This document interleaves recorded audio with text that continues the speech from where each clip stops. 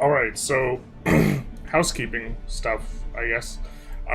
Next week, I think we're going to start on Sundays trying to have discussion for philosophy on our Sunday stream. And philosophy, politics, psychology, economics, this type of stuff. But we're going to be doing it through the Generalist Ideas channel for those of you who are on the YouTube watching through there. And so it will not be on the gaming channel. So just letting you know, hey, Happy Chef, how's it going? That's for you in the future, not you, Happy Shaft, the one viewer who's in right now. So, we are currently leveling our tune here, which every time we die, we're gonna hit the grippers. We're gonna get a grip, and this is gonna make it easier to die in the future. So, hopefully, we don't forearm workout spiral. That would be unpleasant. The addiction continues, something like this. Me in the future. If you watch the VOD, I suppose. I meant the other you in the future. We didn't really take a look at a build. So, it's kind of a little bit of scuffed leveling. But we know that we want to get over here and get the mana stuff. And scale with mana, I think. And I wanted to try and see if we can make the Flame Wall spark stuff work.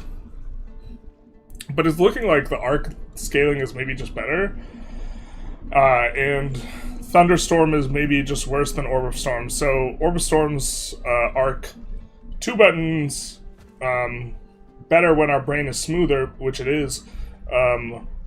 And what we have now requires a lot more buttons, which is maybe no good. But what if we transcend? What if we become better than who we could be? Which, of course, is not possible, because that defies logic. But what if we could? Alright. I don't know where I'm going with that one. I don't know where I'm going with that one. So, let's continue to search the stuff and do the things. What is this Tree of Unholiness? Oh, you've not seen this, Happy Shaft. This is the progression tree. Fret not. If you wanted more customization, this is actually... Not only is there a tree, there's customized sockets for the tree. Yeah, so don't worry. It's bigger than it looks. I admit I caved and tried this game, played about 2.5 hours, stopped around 10-11. It's so different from PoE2, definitely good in some way. I enjoy the leveling, I think, more than PoE1, but that may be because I've leveled PoE1 a lot. Oh hell yes, post-stream? Indeed, a post-stream. We are kind of on a little bit of a hiatus until the economics gets patched. For EU5. Although, I'm pleasantly surprised at the numbers I'm able to do playing PoE. So, I was not anticipating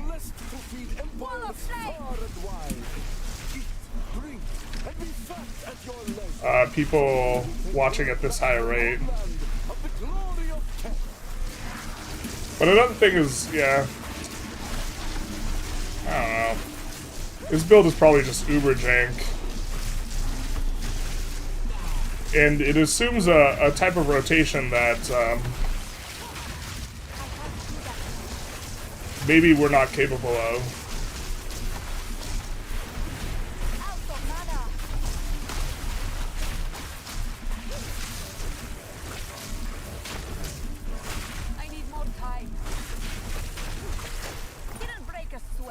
But,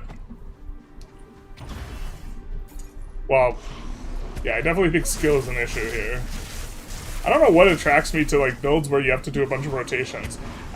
Like, League of Legends, one of my favorite, like, characters to play was Ahri, but back when, like, DFG was around, and play 5 active Ahri, where it was just like, I'm not good at clicking the buttons, so I don't know why I would want to do this to myself, but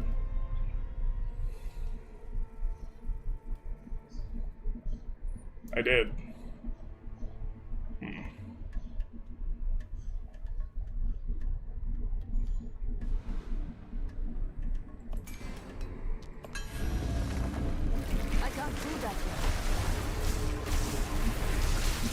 I also do like that we can like wind up a setup with a lot of like we can cast proactively several spells that kind of like sets things up for us. There's maybe a world where we could do frost bolts though as a projectile instead of arc.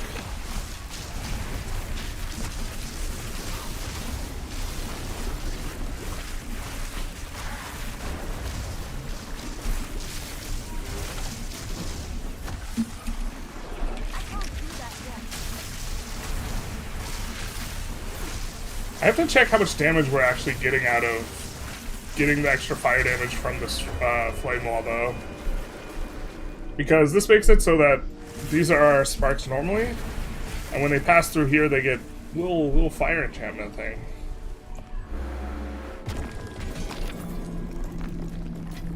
And this build is probably just troll. But what if it's not? Is it a good idea to tariff exports on construction goods? Yes. Kinda. Yeah, I mean, it's decent. So, like, There we go. when the price is better, you get more profitable, but, yeah, if there's a... Well done. Now, It's decent, yeah. Probably just good. I haven't done the math on it. But, like, when you decrease the price of construction, it, like, depends on what percentage the construction good is, like, a national expense versus, like, a consumer expense. And, like, then things get, like, weird with, like, doing the math. So I haven't, like, done the math. Because the math's not, like, straightforward to do. But it's long been the case that,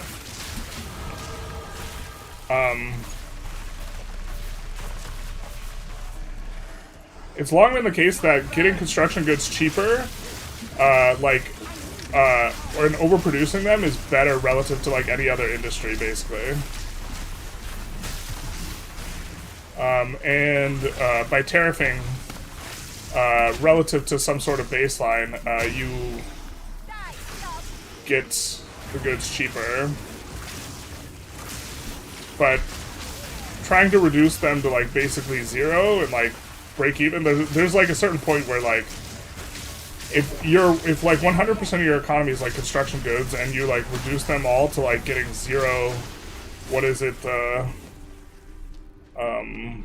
income, then that's an issue.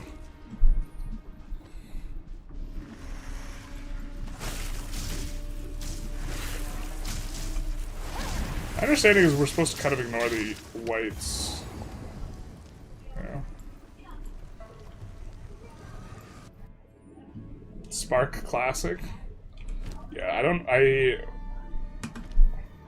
Chad has me pretty convinced I'm trolling with this build.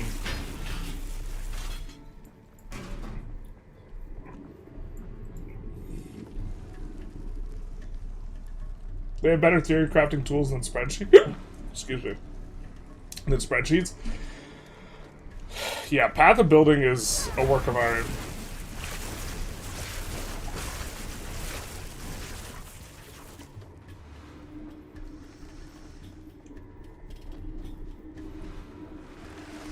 And that's like one of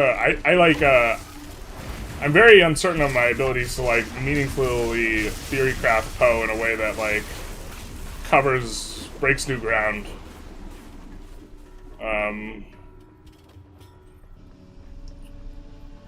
I want to build where you rotate a whole bunch, like as many spells as possible to be good, and that's like kind of what I'm trying to do, but I also have like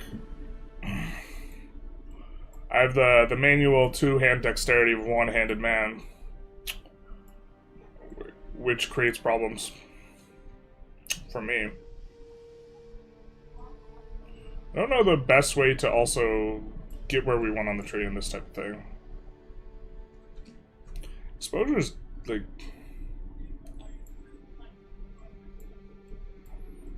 I mean, we want to get... Alright, we're just gonna count. We have to go this way.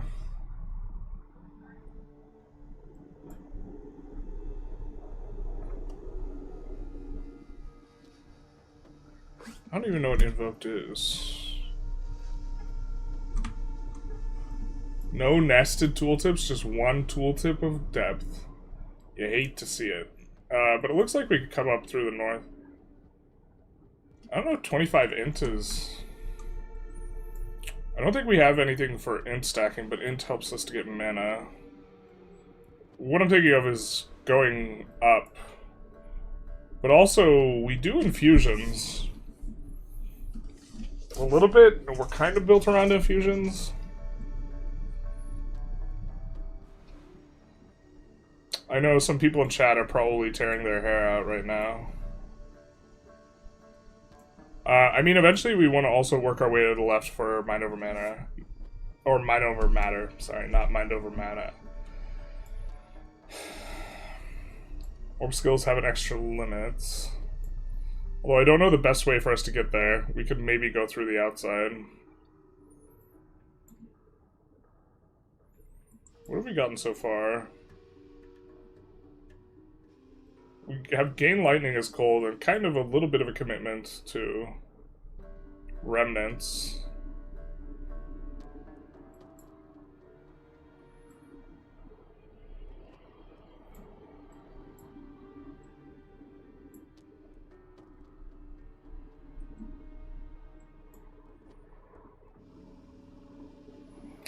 The thing is like, if we're trying to do tri-elemental, then we have to have very particular types of nodes in mind that are just good for everything.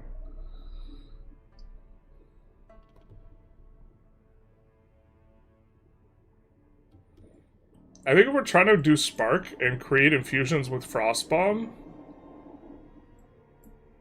and then detonate them with Spark...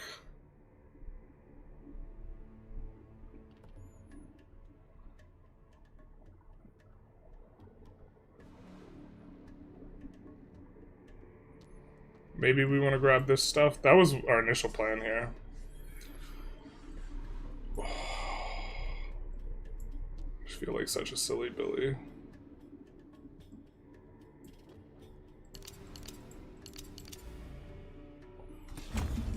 I feel like a silly Billy no matter what we do, though.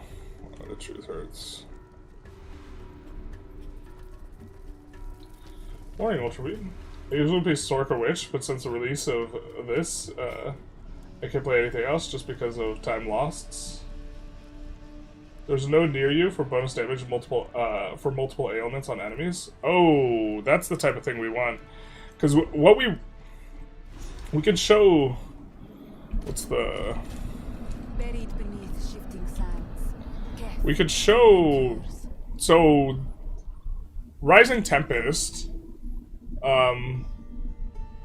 is, I think, one of the big payouts for us to get 36%. How recent is recent? Past 4 seconds. Where we need to have one fire spell that we're weaving, and we have this, and we need to have one cold spell where we're weaving, and we kind of want it to be Frostbomb, but Frostbomb doesn't have a fast enough cast time.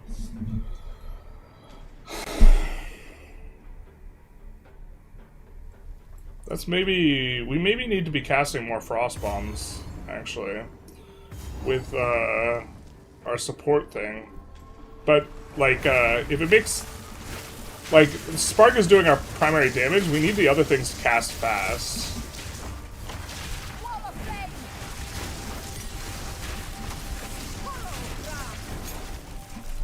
With this idea...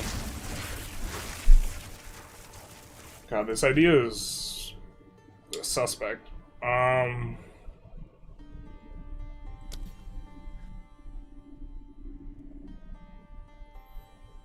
And we tried a little bit of... I know that Ember Fusillade casts faster.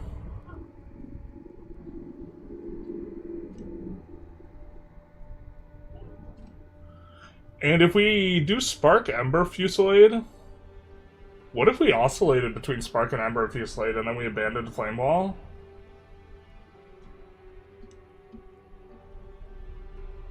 Because the cast time?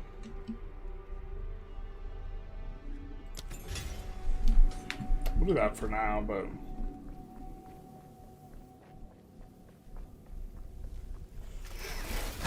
What if we thought with 100% of our brain? Couldn't be me. Instacking is the top right of the tree. Yeah, but do we want to instack? I think we want to try and scale. We want to try and scale lightning damage with mana, I think. And I think that because this is the type of build we've been doing for forever in PoE1, and I can't think for myself in unusual times. And so I just revert based back to what's comfortable, rather than actually trying to use my brain. This is a classic.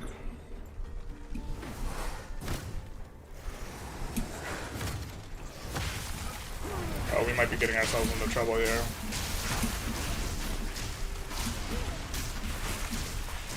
They did make it so much harder to like trap yourself. We're maybe like spazzing a lot and like playing super careful, relative to like when we last played this.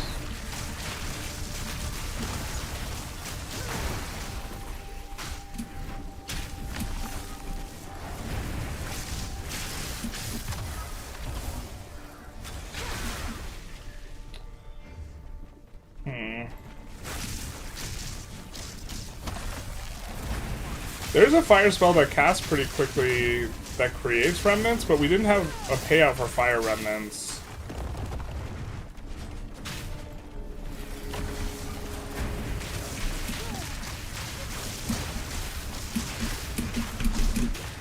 No, we can't get the forearms tired that early into the stream. Int equals mana, Archmage, Spirit Gem. So we just stack, we stack it because it's good for stacking the mana. I can get behind that. That makes sense to me. The thing is, we haven't done like a deep dive look at items for like the endgame build. Who needs brains when you have the forearm muscles? That's what I'm saying. You just click harder. You don't have a payoff for fire remnants yet? Yeah. Is there one like I'm overlooking that like would make sense?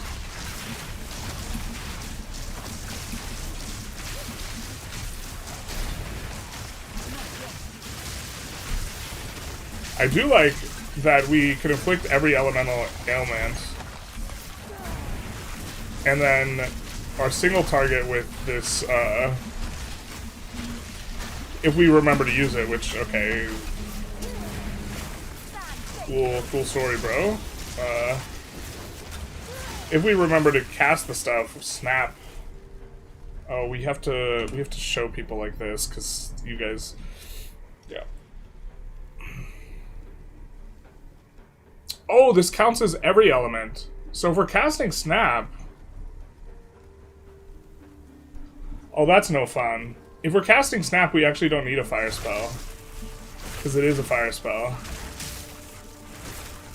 Snap by itself is good enough to trigger the other thing.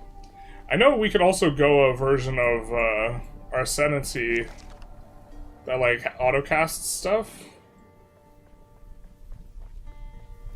Snap creates remnants of all elements though. If we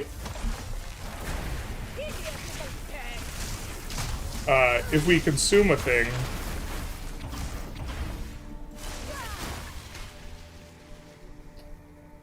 if we consume Ignite or a Freeze or whatever with the Snap, it creates a remnant of that associated element. So, in theory, if we are applying elemental ailments really quickly, we can get 3 remnants per snap.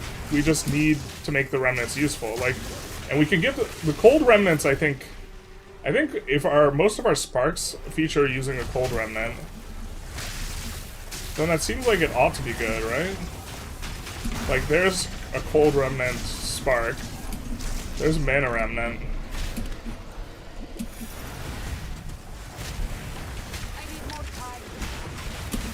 There's us dying.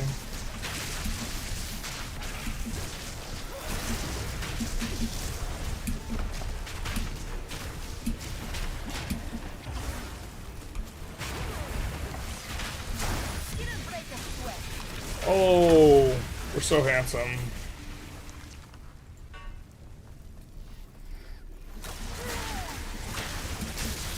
The ninth treasure lives. Grow cold.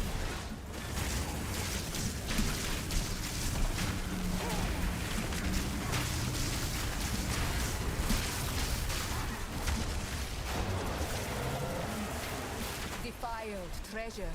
I will remember this day. Ooh, emerald. That's our first one.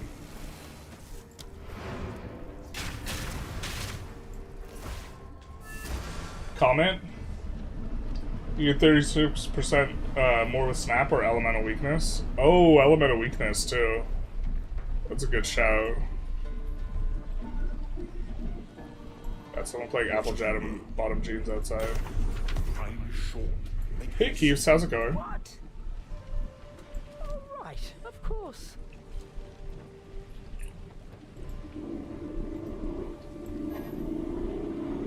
The sentry.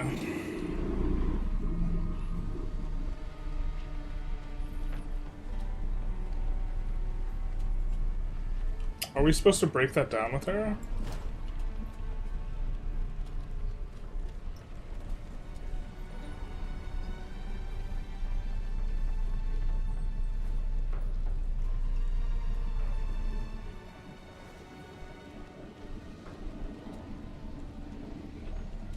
Your life strength ends.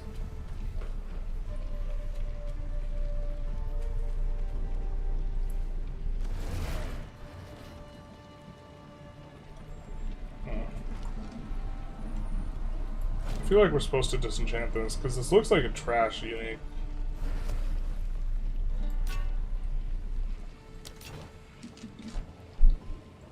Hopefully that's not a massive bump.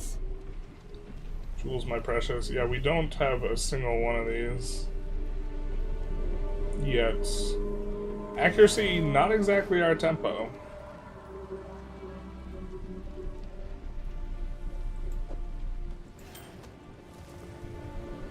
Not quite my tempo. Move speed, life, mana, resists. I think we had that before.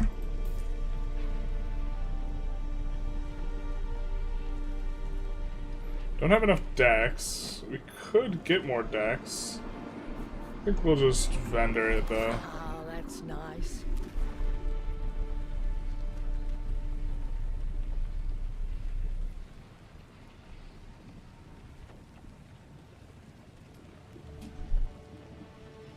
Alright.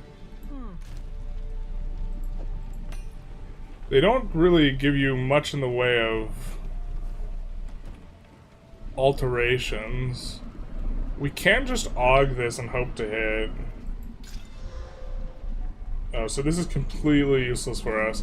So I think we just vendor it. I've got some trinkets. I'll ask Shambrin about this one. That might be a punt, but...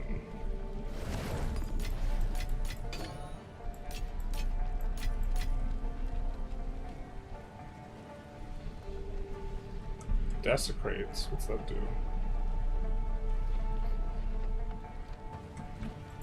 Alright.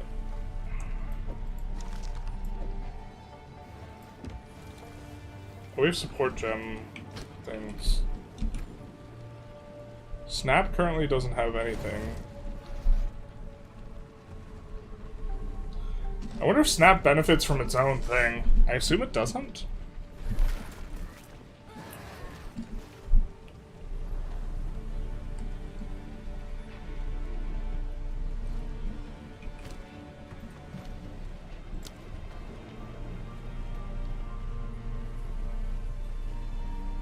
Supports any spells you trigger or use yourself.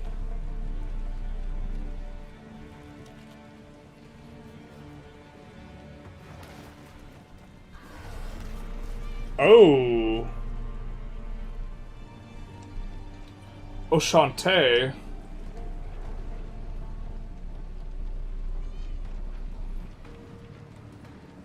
So this would be a interesting payout.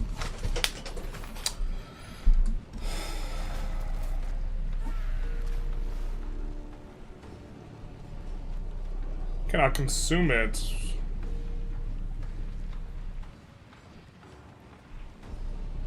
Huh.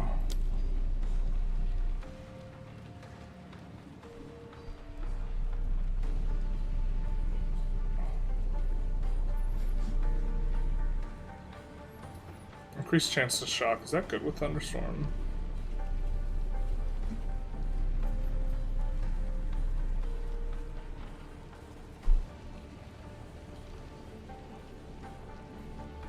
I'd like to use a plant spell because I'm trolling.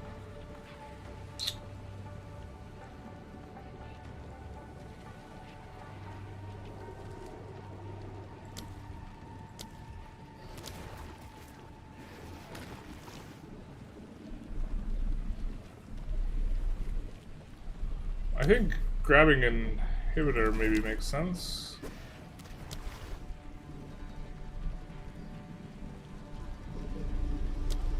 Inhibitor, Rising Tempest.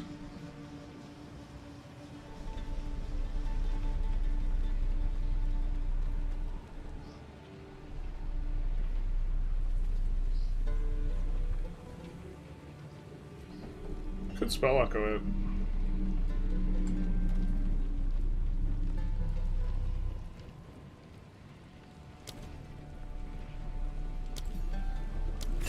But I think eventually we want...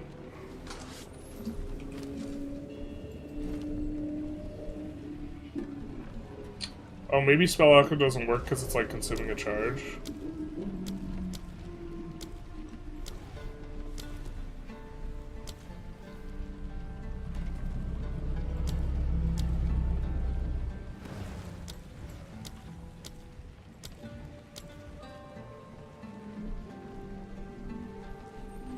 Why is Snap not in here? What? Oh.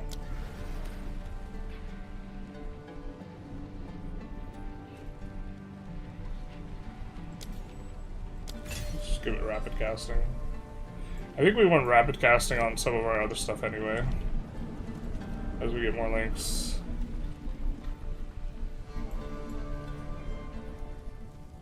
You could shift and alt click to search the market. Shift. Wait, what? Shift alt left click to search the market, like for.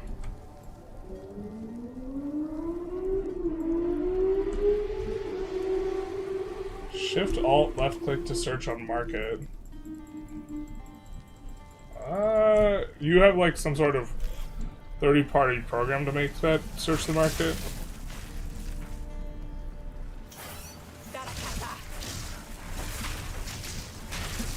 Or maybe I'm not understanding what you're getting at.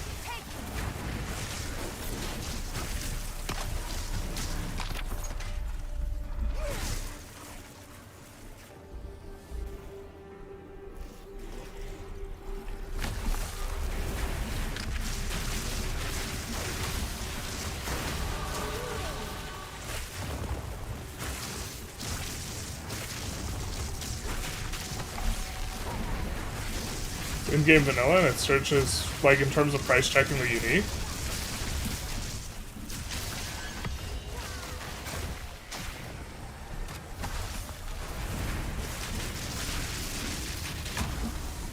I can't do that yet.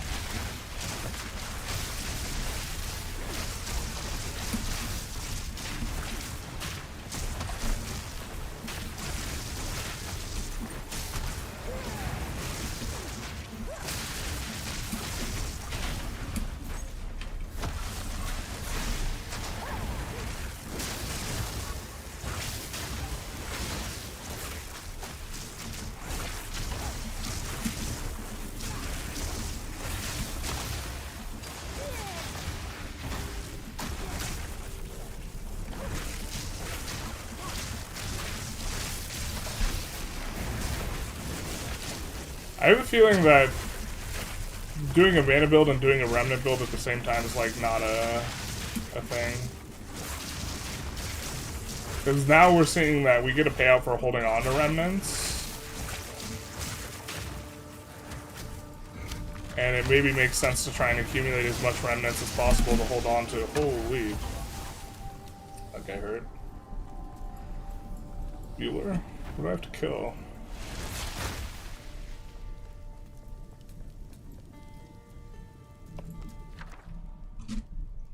Where you see him pile.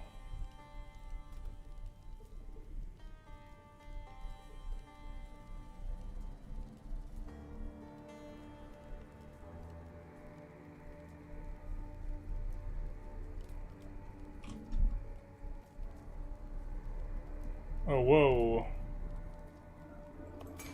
Oh, there's so much more remnant stuff that I am not aware of. Not yet. Okay.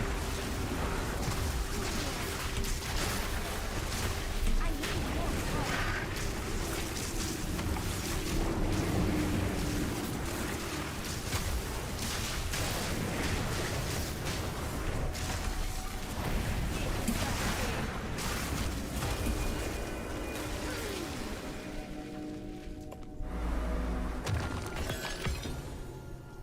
You have to be in friendly territory? Got it.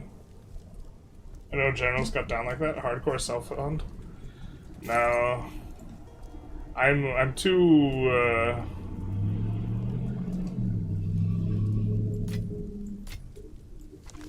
I need more brains to play SSF. Or sorry, I need more courage to play hardcore, that's the one. This is a buff. Okay, so this...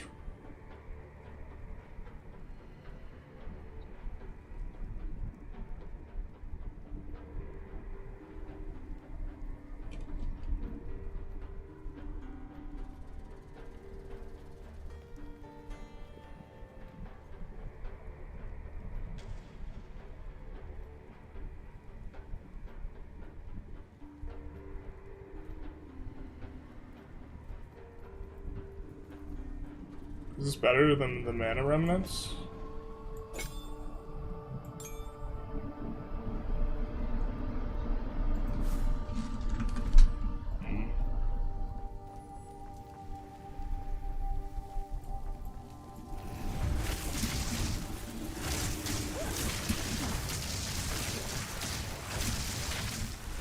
Also, don't know if we're stunning people that often.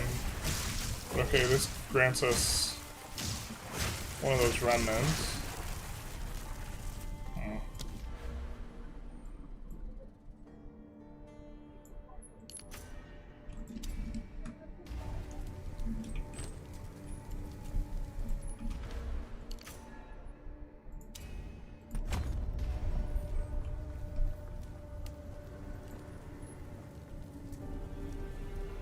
There are new skills which allow you to explode something when you pick up remnants. Interesting.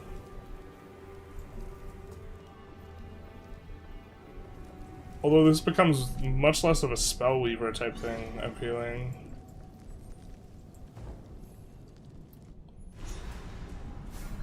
Yeah, maybe casting more than 2 spells is just stupid.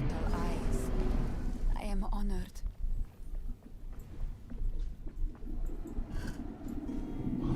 Wow, okay, I was gonna say, wow, those guys who look like guards don't come to life there. That's crazy.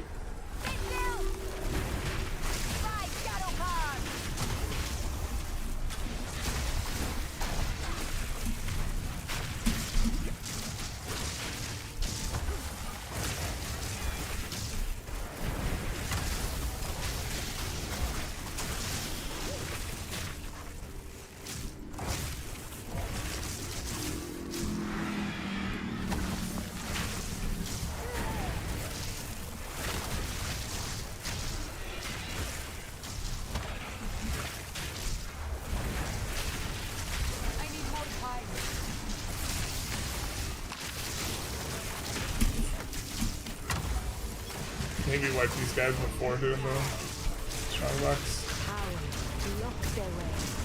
Oh my god.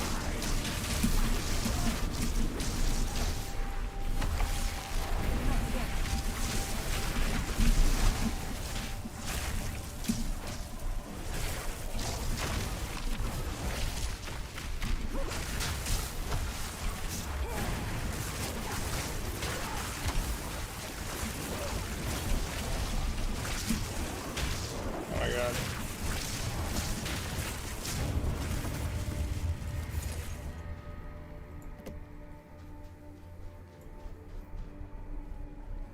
You guess the frostbite thingy and orb of storms? Yeah, the more we like look at it, the more this thunderstorm seems troll. As in, it should just be orb of storms instead. Not the forearm workout, no.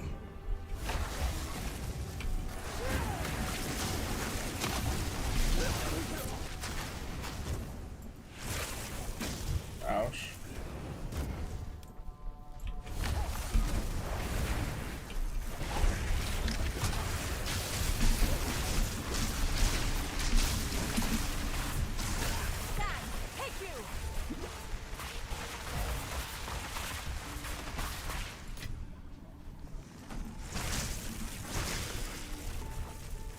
What? No ice?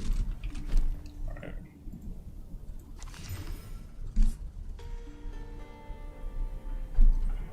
Wow. That's fancy. I think we probably end up selling it, but...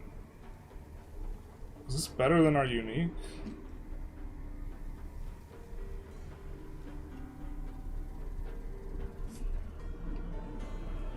I think so.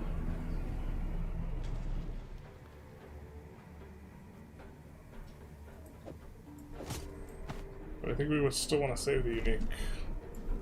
Just in case a splash for leveling.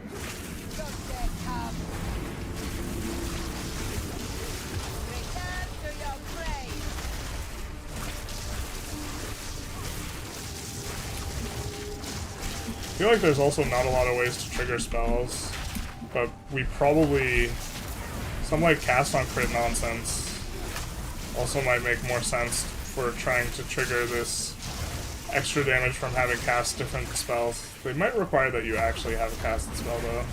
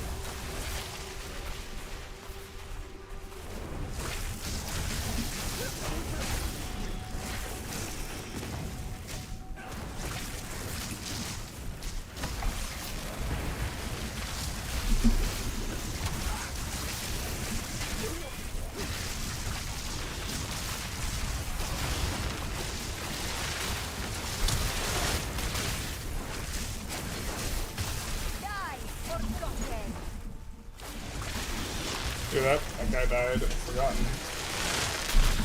They also put short fuse on Frostbomb to get a quick infusion of Remnant. I think that's what we're gonna do. No, I don't mind the backseating. We don't have something strongly in mind.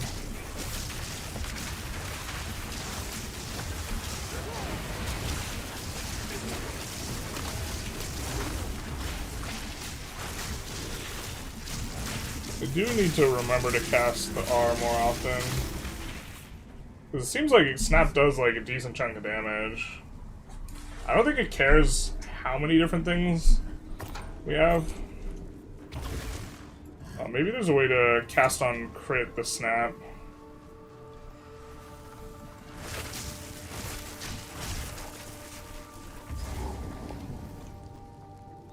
It probably has a high investment to do that. This seems like a big fight. Back, Guardians!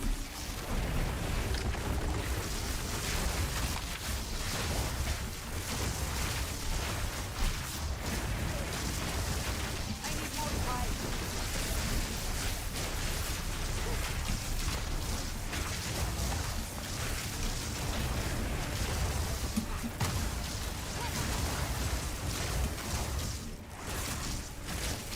That's so satisfying though.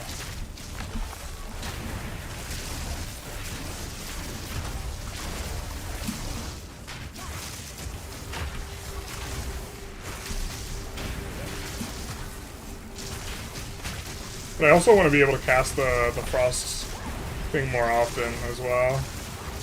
Just because I need to have a more frequent weave, I think.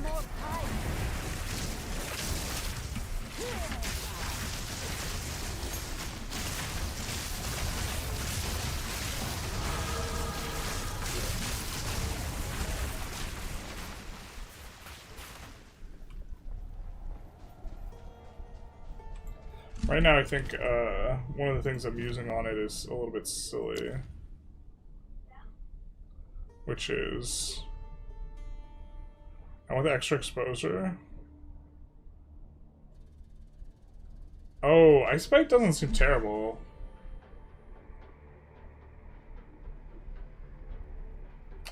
My main issue with Frost Bomb is actually that it... the cooldown's kind of... sucky.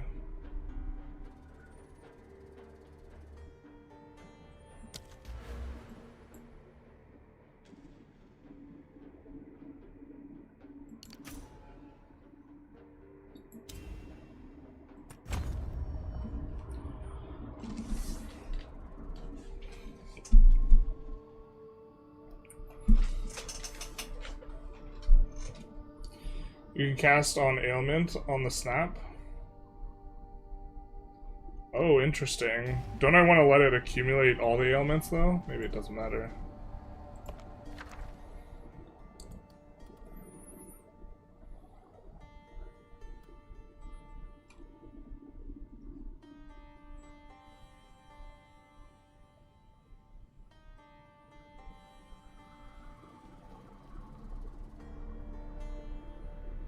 Runic Ward costs... Oh man.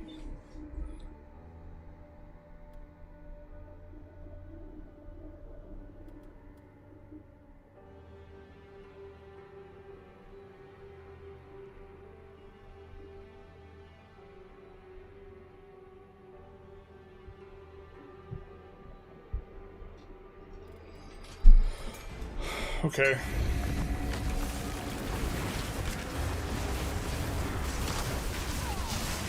I did not realize we were going to have a bunch of additional skills.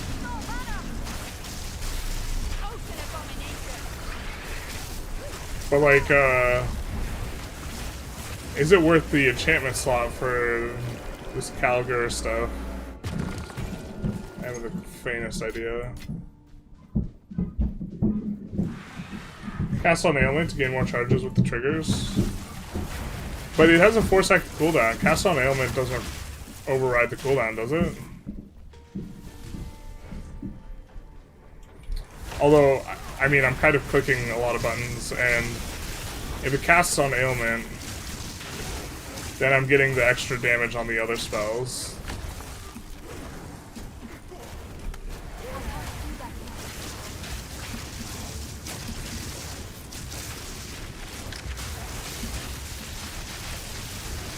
And if it has cast on Ailment, then... If we're Ailment focused, yeah, it makes the Thunderstorm less trolly.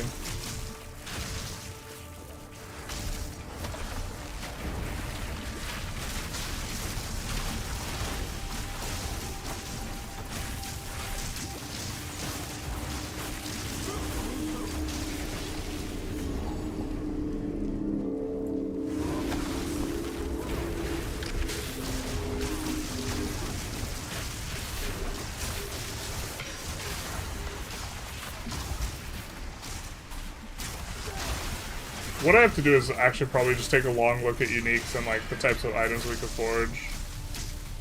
So I'm probably just like out of my depth in terms of understanding these things.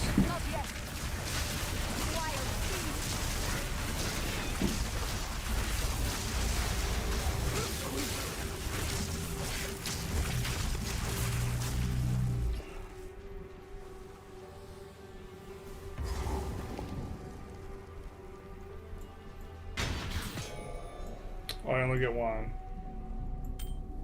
Womp womp.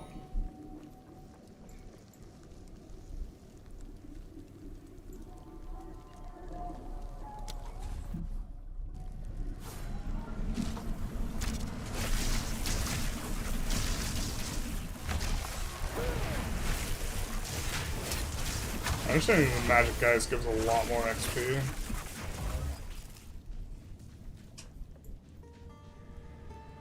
You 10k of the stupid Calgar fragments, I still don't know what to do with that.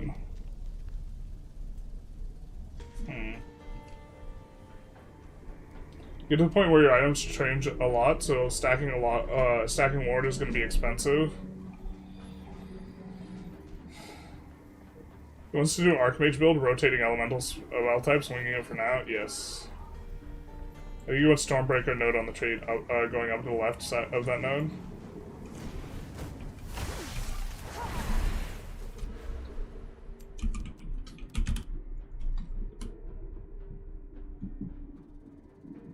Yeah. I think I'm getting ahead of myself going for the mana.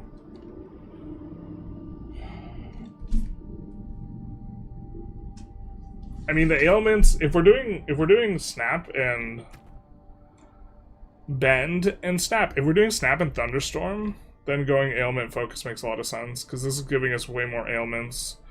But the problem with this is that we get less lightning remnants if we go thunderstorm, right? So we're giving up lightning remnants relative to using orb storms instead. I'm 93 and it makes everything worse. I hear age does make everything worse.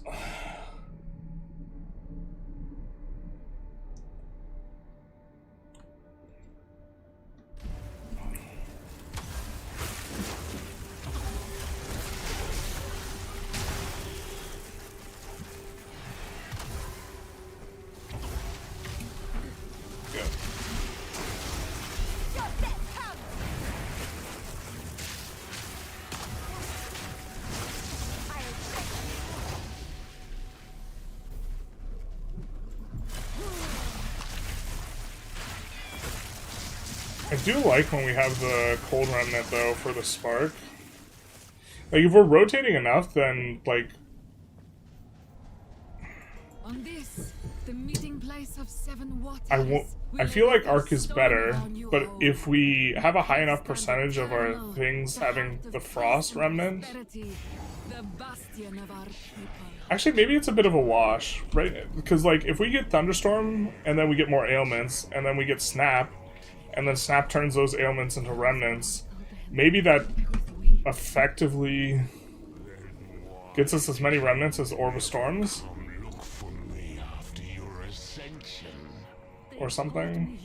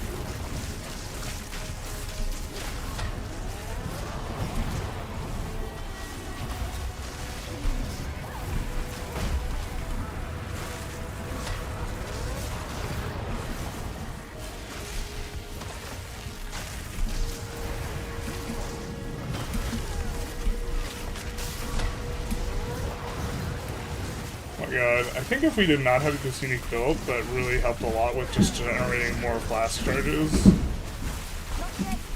I would be dying a lot more.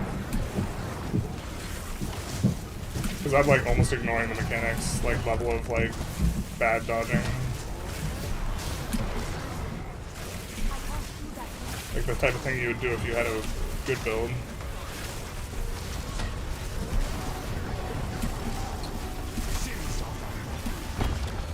Should not be standing in it, huh?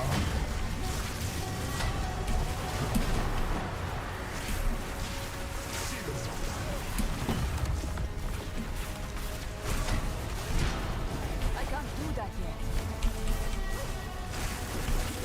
Where's save? Just the middle here?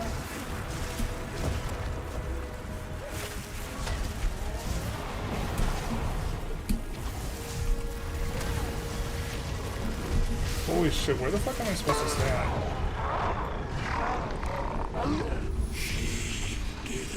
Oh, I don't get any of this. God, that's the second time I've killed a boss?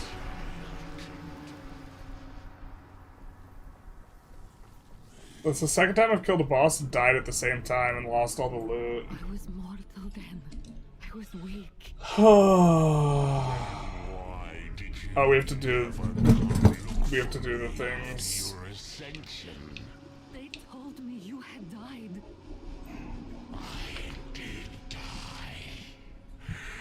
You're doing COA, Cast on Affliction, powered by Verisium, and I use Ward, Ice Bomb Plus, Ice Nova works well. Interesting. And I hated you every moment. If that unique was good, don't tell me. I don't want to know. Please. And my Sabbath followers are long since I ask you, Tail Woman, to use that one element. My opposite. I wish I knew. The Water Goddess? Well, we have all the ailments. Do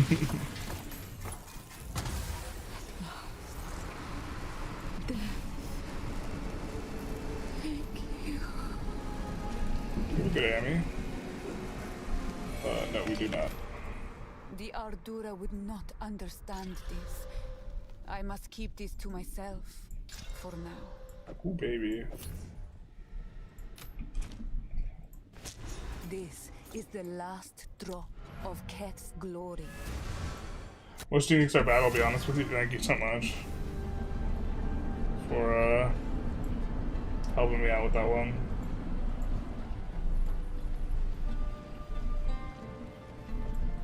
There was a goddess of water lying at the heart.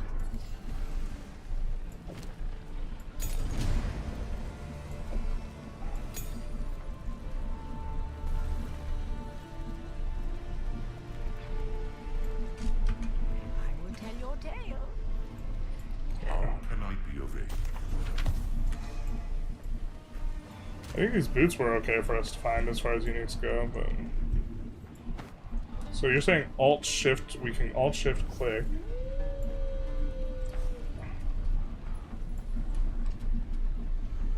Shift-Alt-click?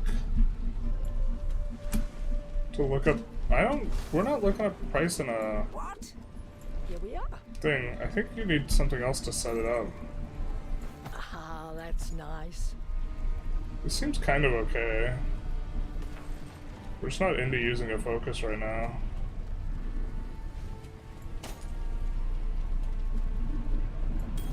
Ah, that's nice. Level 2 all chaos skills. Keeping an eye out for level 3 or level 2 lightning spells.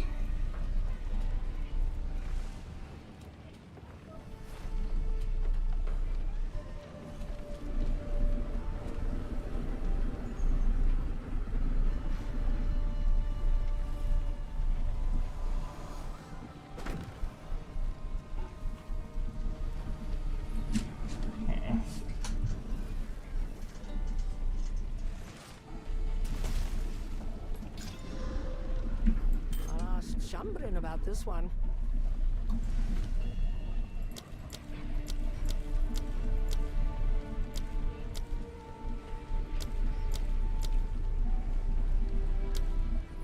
I'm guessing Cast on Affliction is pretty late.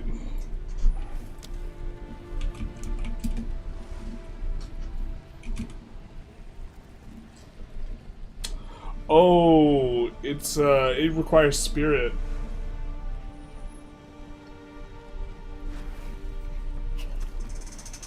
Shift alt clicks only works on the end game, I think, for price check. Okay, that also makes sense. SSF is better. To be honest, we're playing SSF so far, anyways. To be at this point. Stay inside. Maybe there's a world where we use that.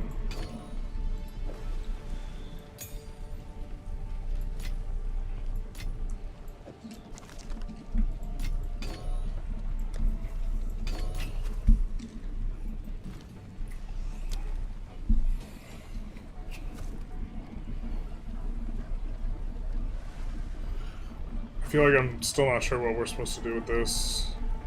Maybe we need to see more of these Gallagher spells.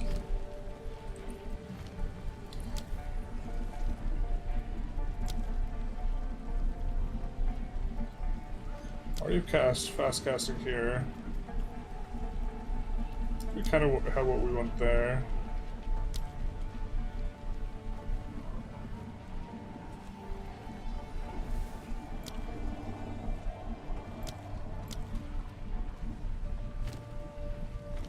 And we have some other stuff where we don't know what we... I guess the Mana Tempest.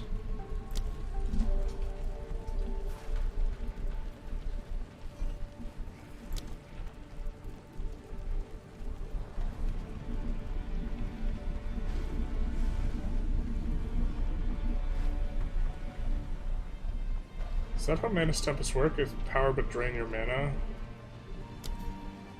Why would this not be the #1 recommendation?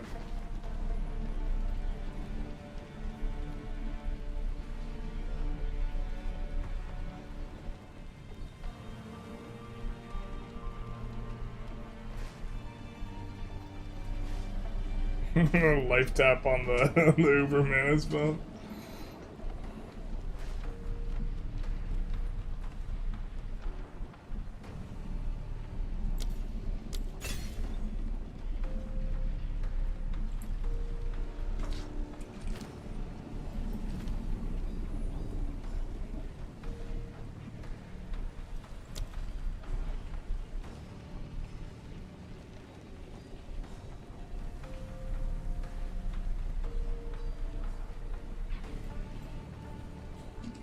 I need to do 1 second wind on there.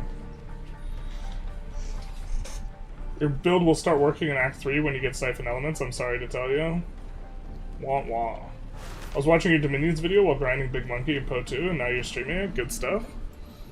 We do like the spreadsheets games. Dominion spreadsheets game, PoE spreadsheet game. Just all different types of spreadsheet games. Although... PoE is like Ascendant. PoE is post-spreadsheets. In a manner. Once the seat of power for our people, now a buried testament to a glorious... Do we have to talk to someone? Alright.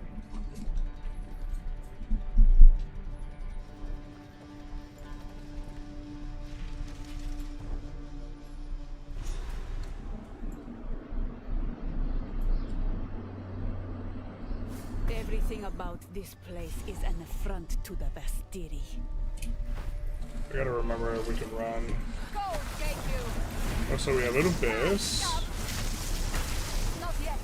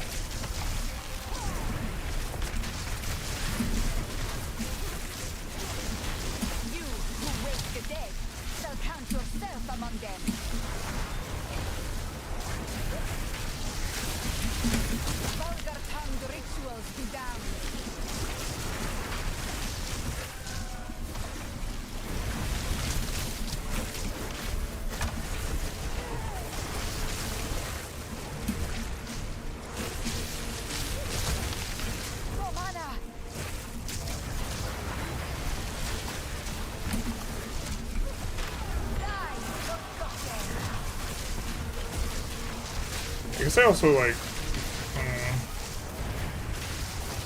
So isn't... Don't we need to use our... If we do cast on Ailment, then we can't do Archmage, right?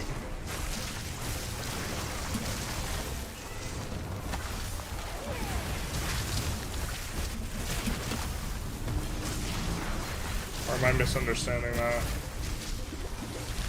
Or if we do both, then we have, like, no other things we can invest Spirit in. Ooh, okay.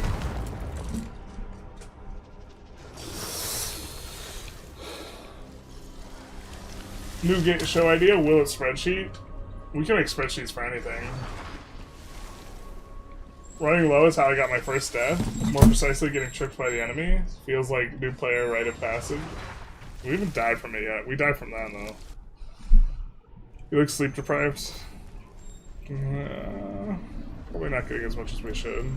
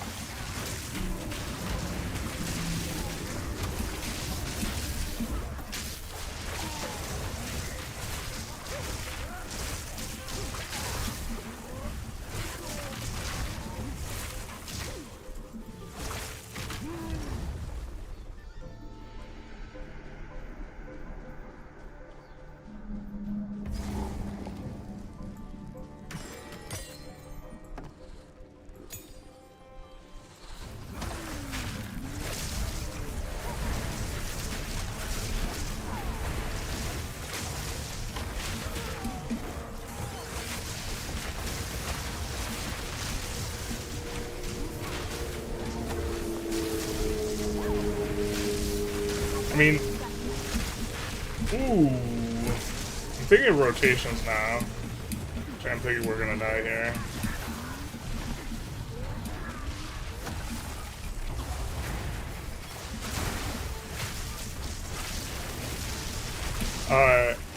And in theory right now, we have difficulty having 100% uptime on our extra damage from casting different ailment stuff. Or different element stuff, but we can cast the Flame Wall and the Frost Bomb, and that'll get us all the ailments, obviously with us kind of casting a bunch of Spark. And then we can pop the,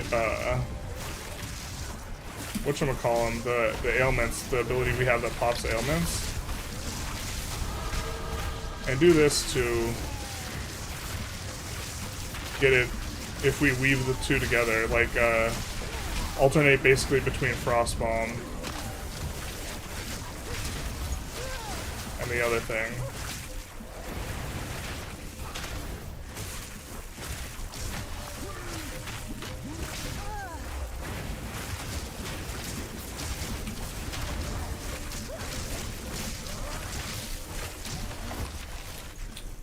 Frost Bomb and Snap.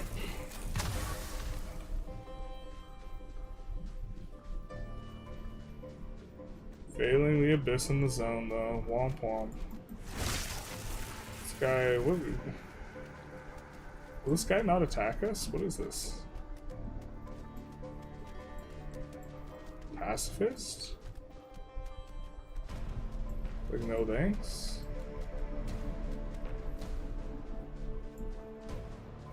Campaign will give you 100 spirit. The Wand Scepter around 250 easily. Yeah, that's a build cost though, right?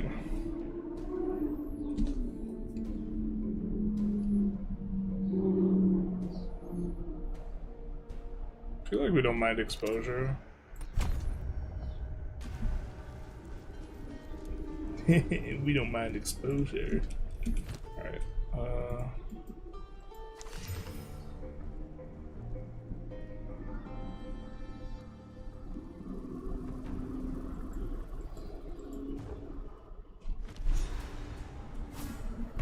More remnants of the abyss.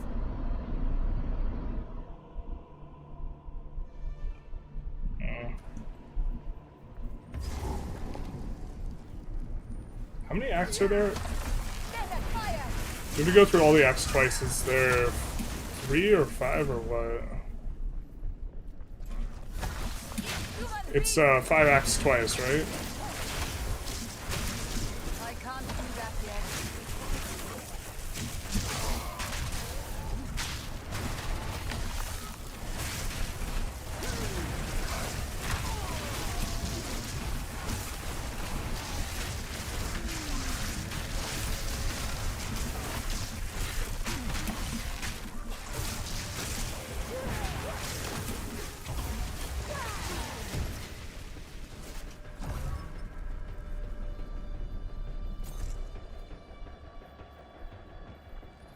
So no idea what to use these remnant things for.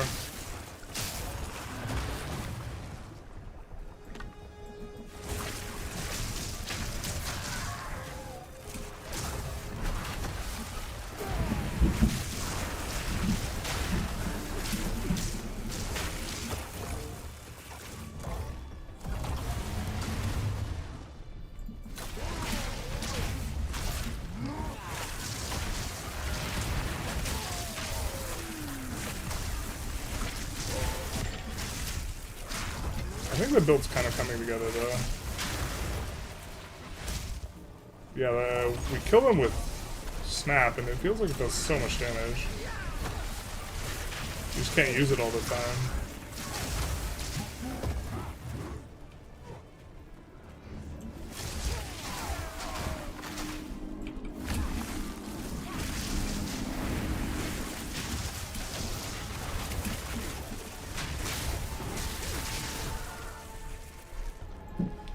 These guys also must be doing chaos damage. I just realized. Probably have shit resist for it.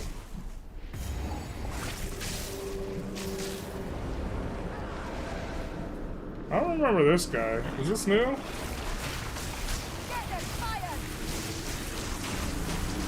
don't remember any of this.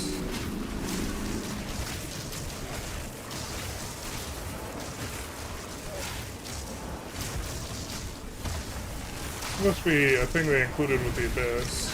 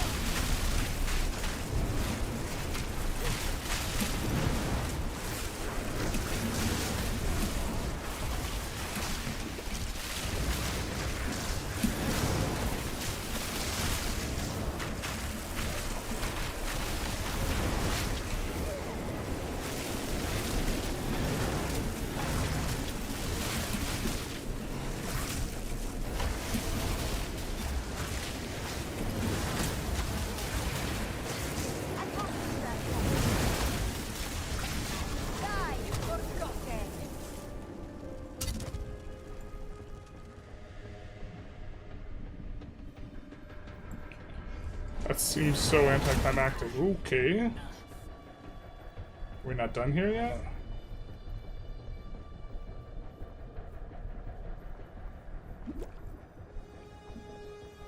Is that it?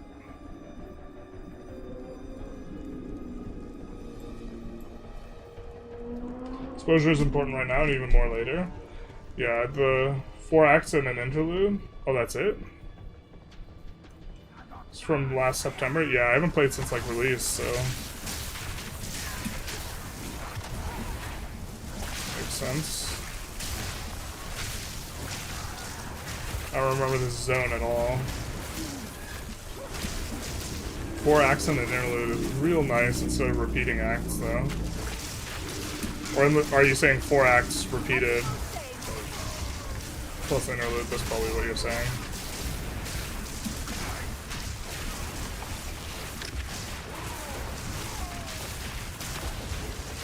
I don't know why we cast that.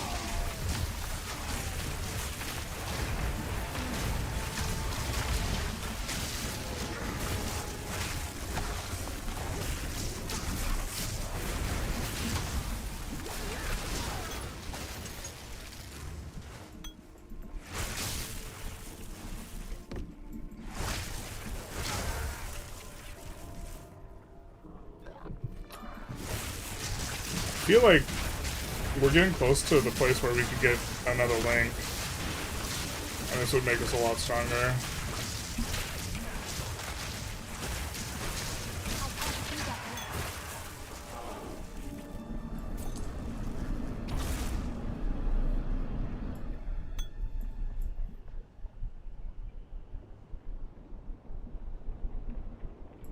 Oh, that seems nice. As a charm.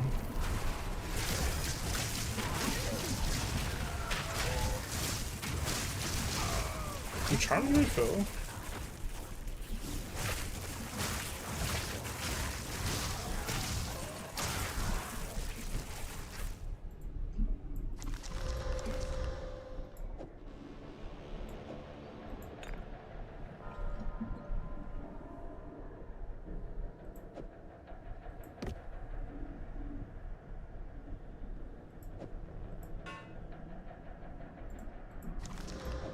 I don't know when.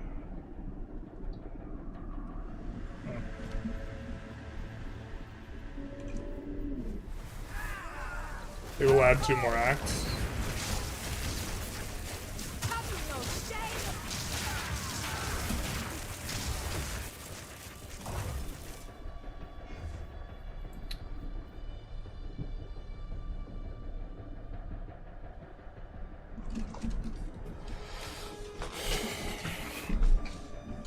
If I manage to capture Constantinople as a duchy, small poor nation, should I move Cap to it or make it a vassal?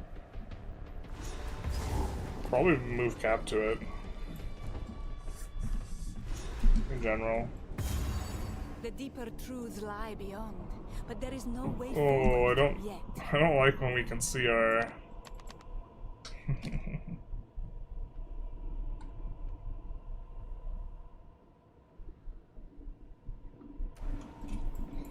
I don't like when we get access to our stash.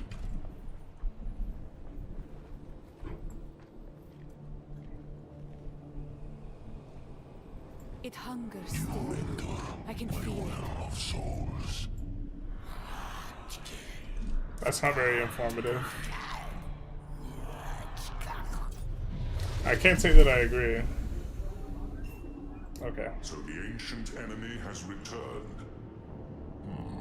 But why is this one not attacking?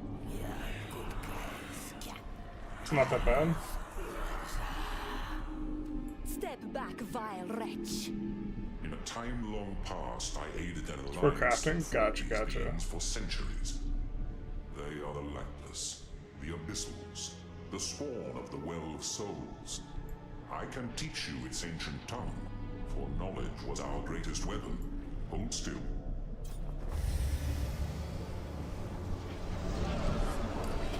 PoE is like an interesting game because I don't know if I've ever ignored storyline more. Tale being told in my mind. You now possess understanding of their language. Tread carefully. In ages past, these Kulamak, the Lich Lord, master of the Alliance, destroyed his body in battle countless times, but the Well of Souls remained beyond our reach. I must go. I cannot risk capture. But you...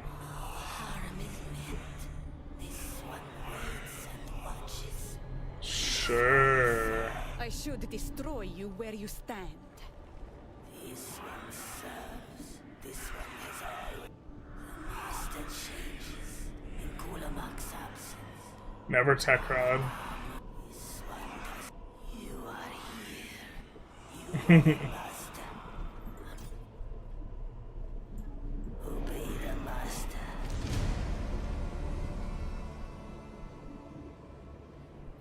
Got it. Well, we don't have any items that filled that bill.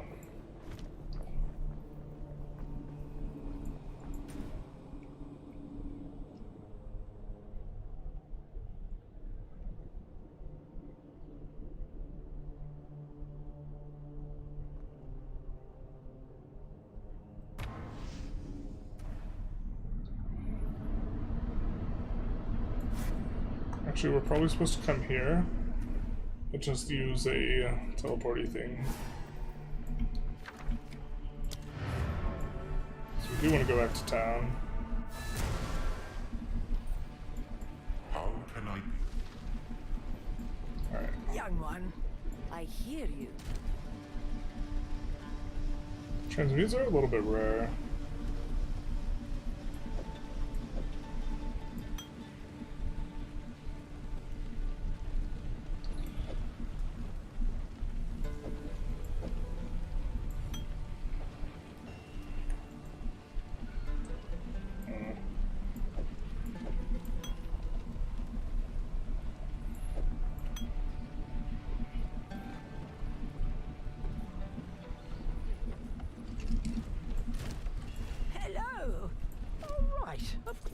useful.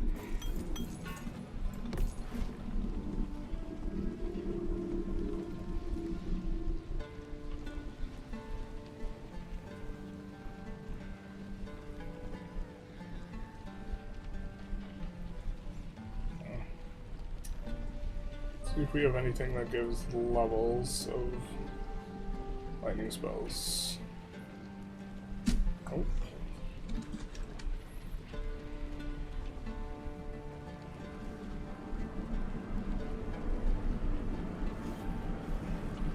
I think we're into that, actually.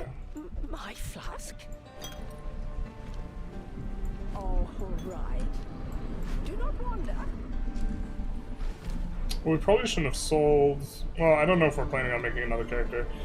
If we were planning on making another character, we should have saved our stuff.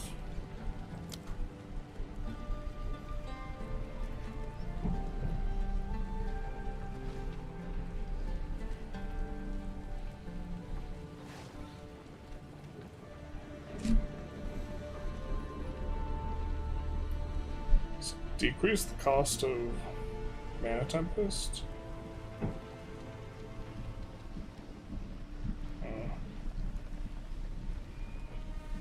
I'm not sure this is worth the strength. Unless it decreases the drain, but I feel like it shouldn't.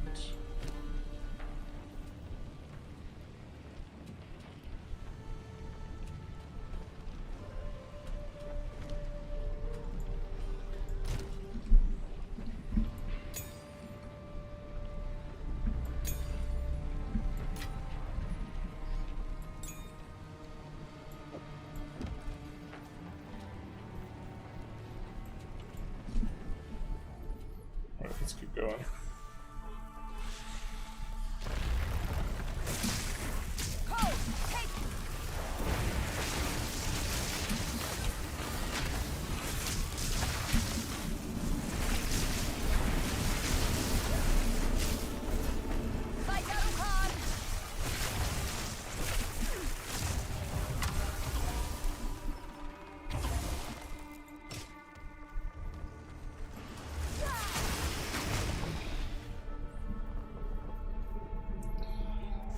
Not sure if we need like Ricochet or something next.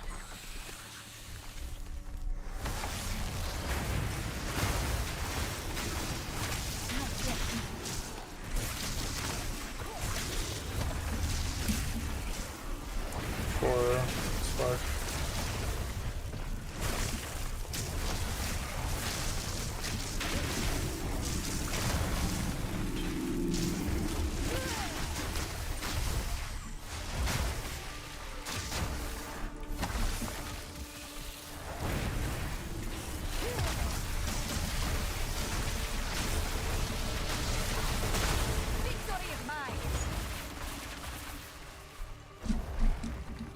Ever vassalize Constantinople? Annexing a megalopolis takes forever, even if it's only one location.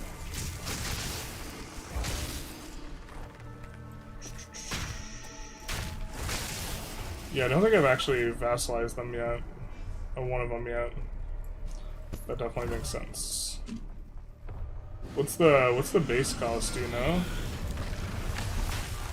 Because the bigger problem is I assume the bigger problem is the 200 base cost just in general, but maybe not. The thing is, like, generally a megalopolis, or I cannot think of a megalopolis that's like not worth like coring quickly if you're like really small. Like, you just accept the culture and then you integrate it yourself, and it's like a huge economic thing.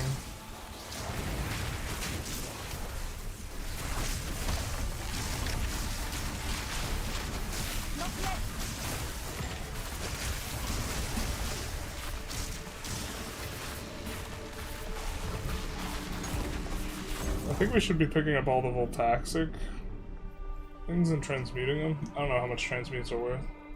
Costs 1,000? Holy shit. That's so out of line with the other costs.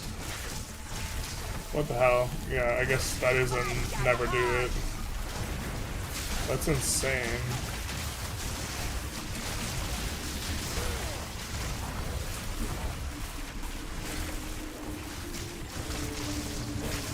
As a cost that, like, was, like, punitively large.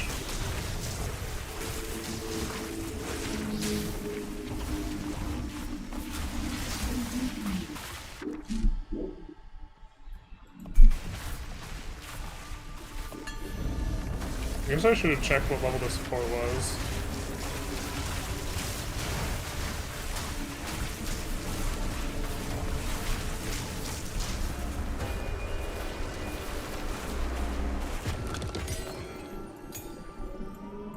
Was this the under-leveled skill gem? No. I guess we haven't upgraded Frostbomb or Flamewall in a while.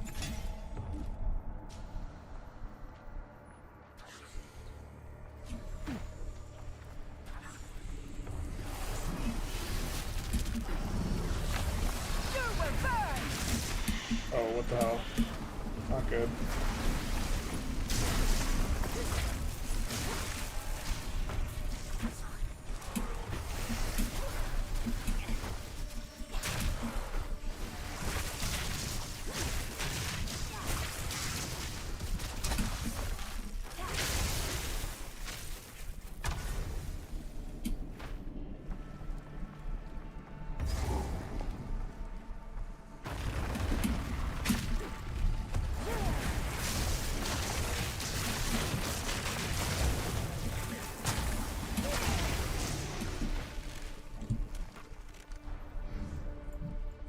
Traitor Balbala has been sentenced to 1,000 traitor. years of suffering as a djinn, bound in this place of her dishonor. Let no woman or man of Mareket blood enter her prison before her time is served.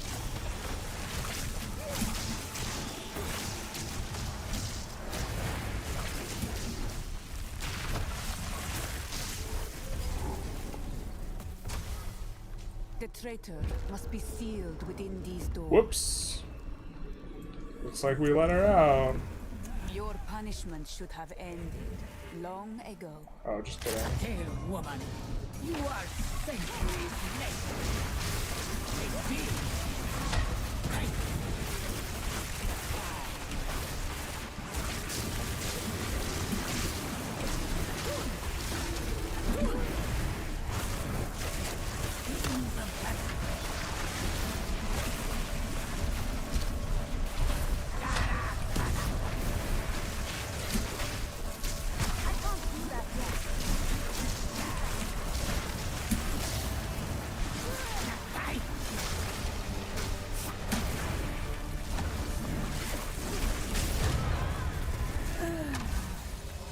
Easy peasy. You fought well, traitor. Hey, how's it going? Agora. Integrating them takes 500 years if I try and keep my culture.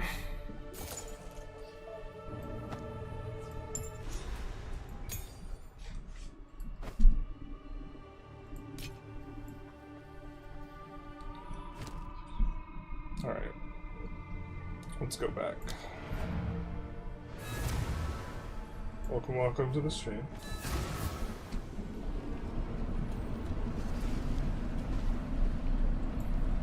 What have you learned? Time is short. Let's ID the stuff. So, you released Barbara from her prison, and she fought well. Good. I'm sure you know what to do next. But touch the barrier and ask her if your time away from the Mareket has failed. My wares are renowned. Okay, let's sell that. I don't think I that's shall good. put this to use. I don't think we Take have. care. I think we're gonna use our transmute on this. That's not it. Ah, speak to Asana. I'll ask Shambrin about this one. There's a 15% move speed and double res. We're into that. Ah, that's nice. actually inside?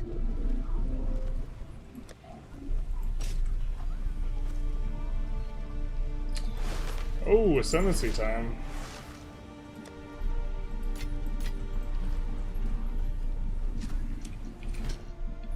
Ah.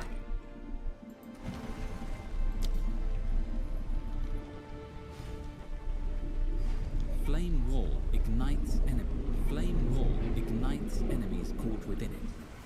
Any projectiles that pass through the wall will deal extra fire damage. Ba-ba-da-ba.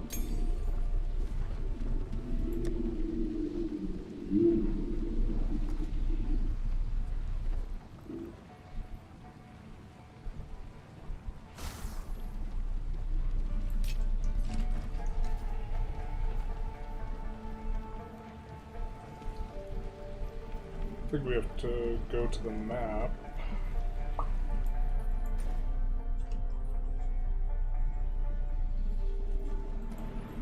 My recollection was this was a massive pain in the ass. It was past the Exile I've ever had. I've never seen this game before. Well, like, it's an AARPG, so think like Diablo. But as far as the ARPGs go, this one has the builds with like the most amount of depth. And so it's like the spreadsheet. Or let's just show you the skill tree. This is the skill tree.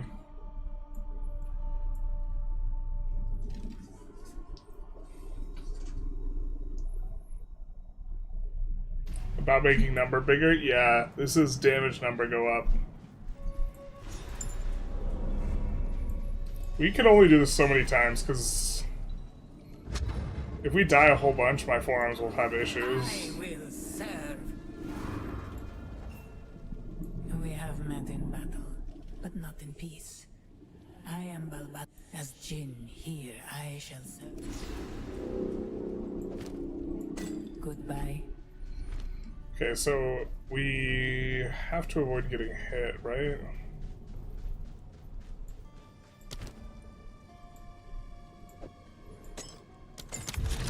Perhaps here, Balbala, we can both be redeemed.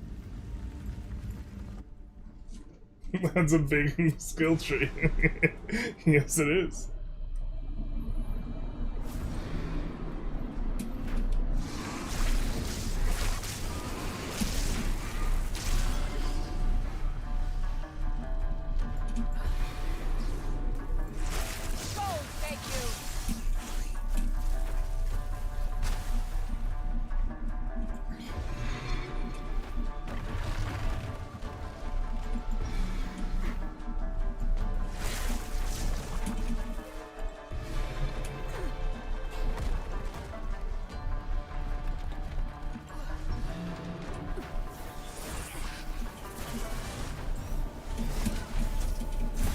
Don't get hit. Alright. Impressive endurance.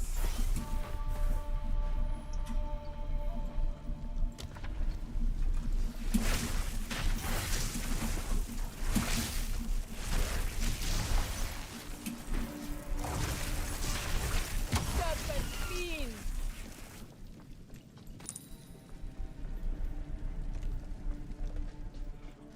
One of? Yeah.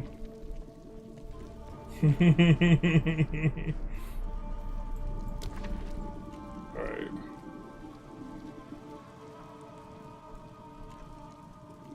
You don't need to restore honor.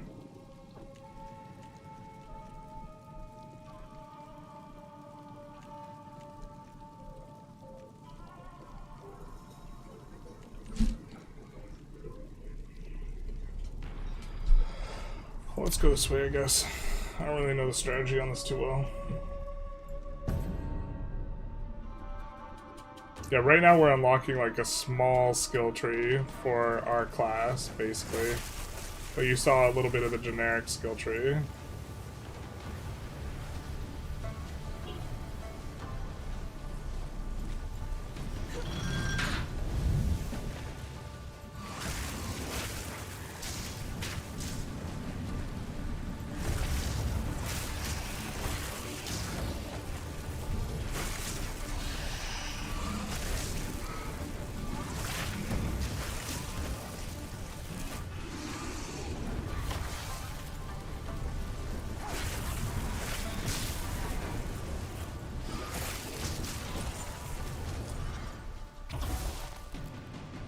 Oh, do we have to kill guys too? Damn it, man.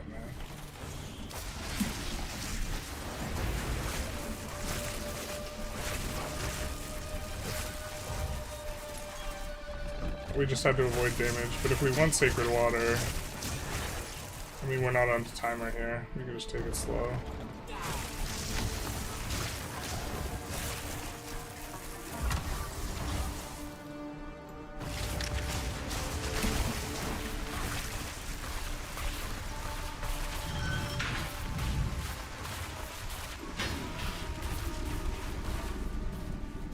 Some of these we will be on a timer.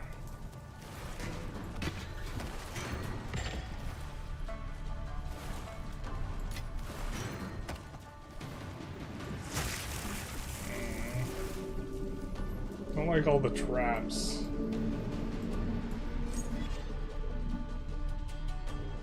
I think it's hilarious when people play through the entire campaign and find out the game is just begin when you unlock mapping. Yeah, like the storyline is like the tutorial.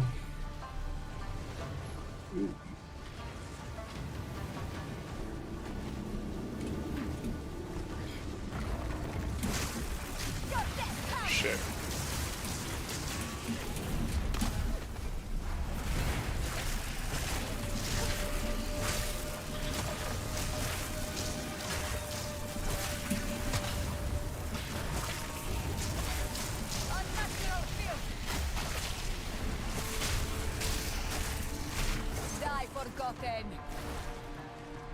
Alright, we didn't lose any honor there.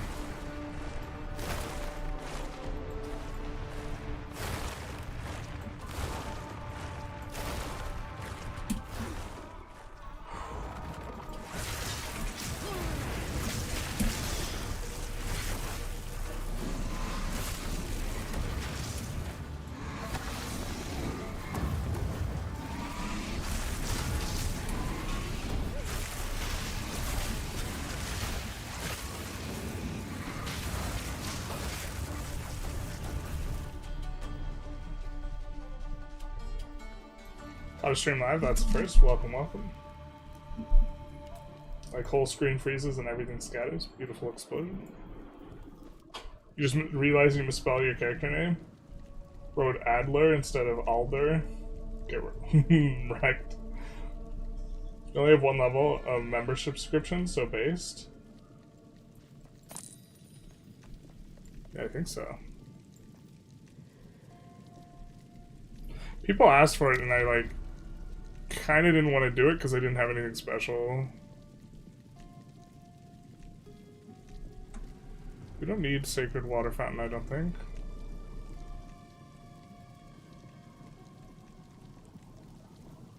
Silver Key, that sounds good. I don't know what Low Rivers is. Let's just do this. You can change your character name? Can you? I don't remember that.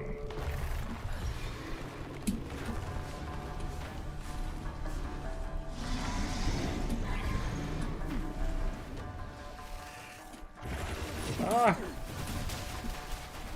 Don't get hit. Don't get hit. Don't get hit.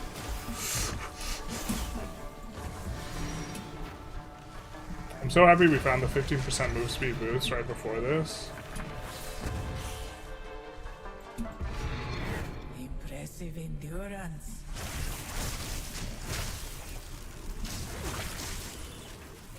I assume it's not worth it to go back and kill everything just for the sacred juice. Oh no no no no no. Oh my god, why did I do this to myself?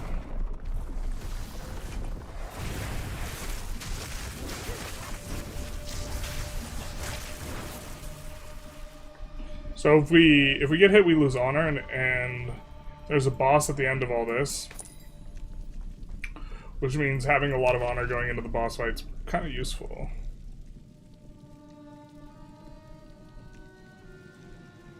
We'll go with this, I guess.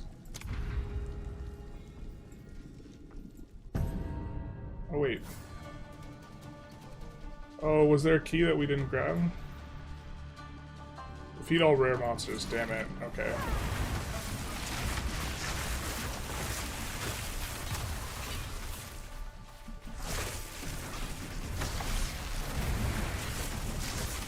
Oh shit, we lost some honor.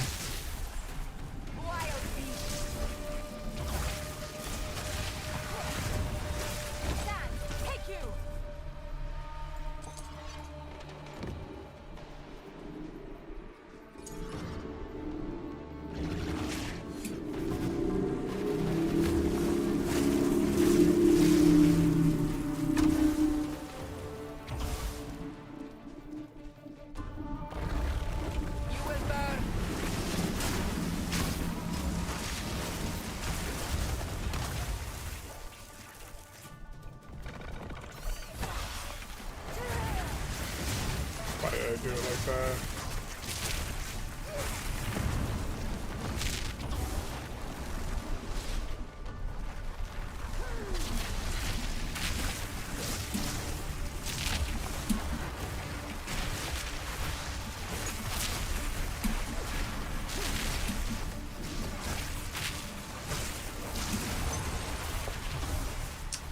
Fuck, I get hit by so much stuff.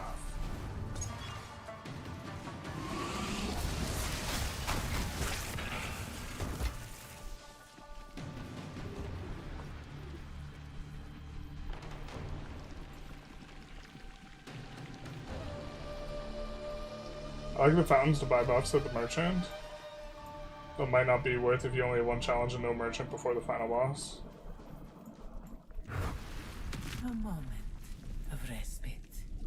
I think we have time. Awards a pledge that can be accepted to change the trial's parameters. I think let's take the key. We forgot to grab one of the keys that we had earned, I think. Okay.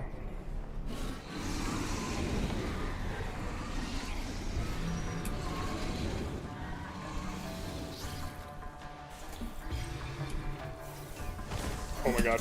Oh my god, why did I run like that?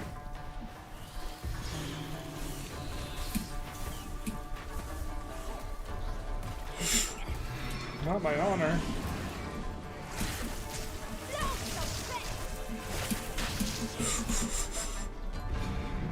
Stand tall. Okay.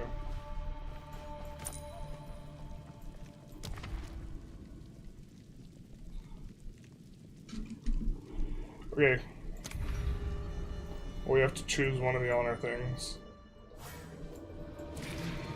This is gonna be nice. We'll get restored. Although, that doesn't mean we should, like, just punt the honor now.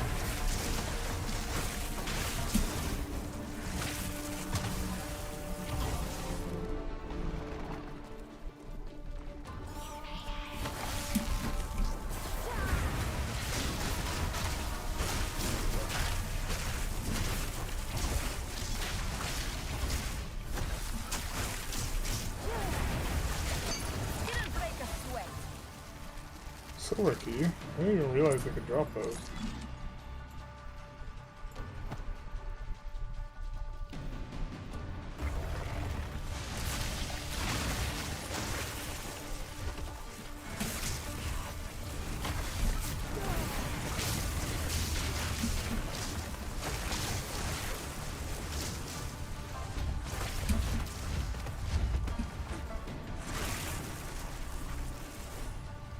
Was that a flag? I don't think our projectiles can pierce that. Okay. Okay. What does that shield even do then?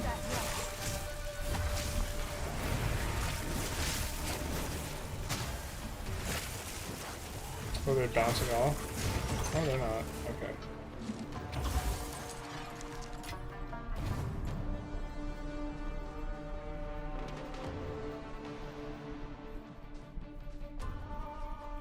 Okay. So I wonder how much honor this goes. 115? That's a steal.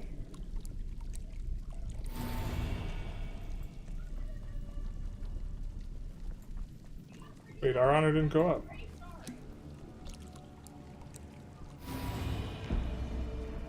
Okay.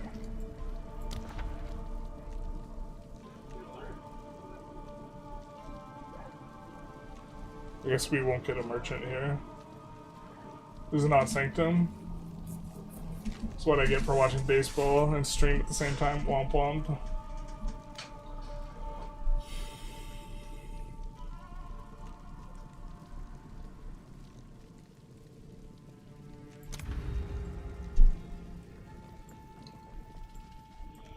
Alright, we have a lot of keys.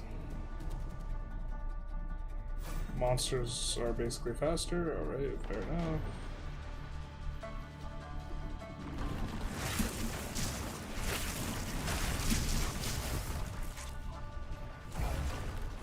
The best form of CC is killing things.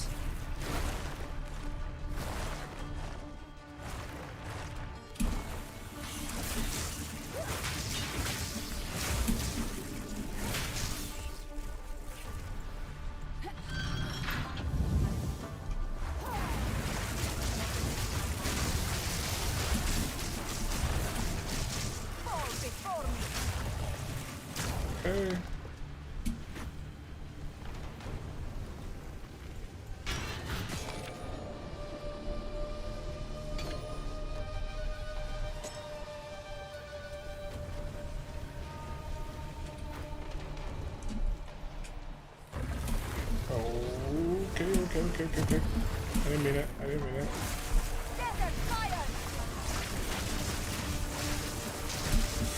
Holy shit. 40 honor, that's not too bad. Right, chat.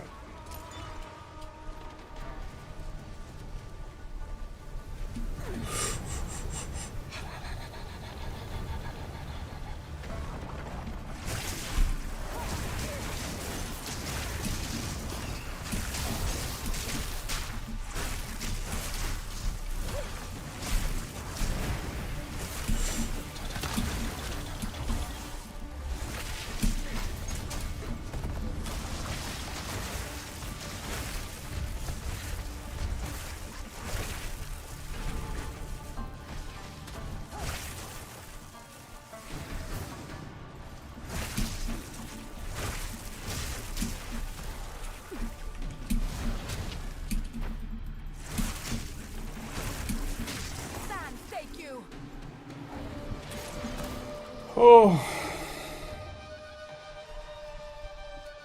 What kind of U5 mod is this? AARPG U5. Let's go.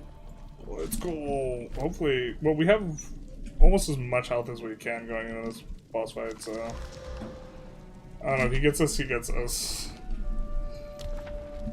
Wait, why is it? Oh, we did pick up the key. Okay.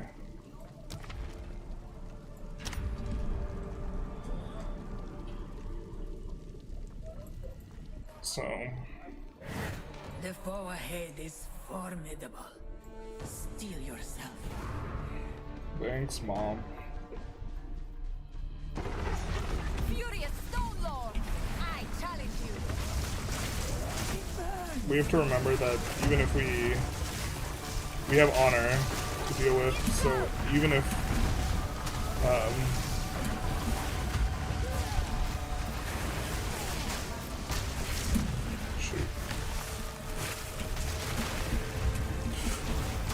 even if we are fine on the front of staying alive health-wise, we still lose if we lose all our honor. It's kind of like real life, really. Beware of what falls. Beware of what falls. I don't like that. You like not give us warnings and just let us live our best life? Beware of the burst. I don't like that one bit.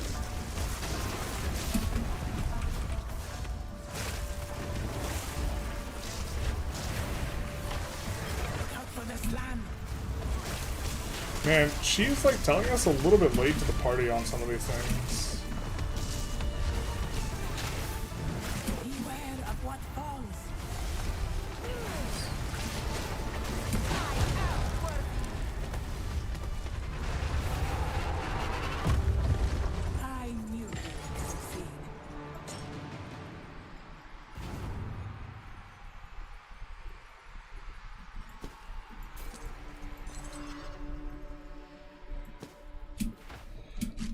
Yes.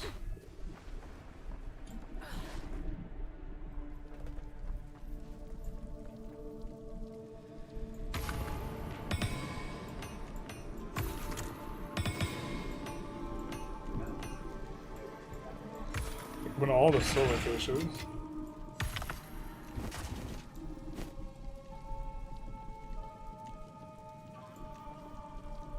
We have 2 bronze keys. Let's do the mysterious cache. Oh, ho, ho, ho.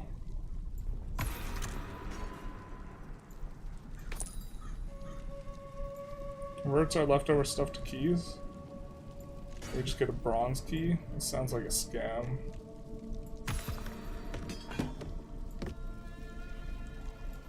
I shall aid you. Purchase items, but we can't sell them. Oh, we could have... whatever. May that serve you. Could have done something differently.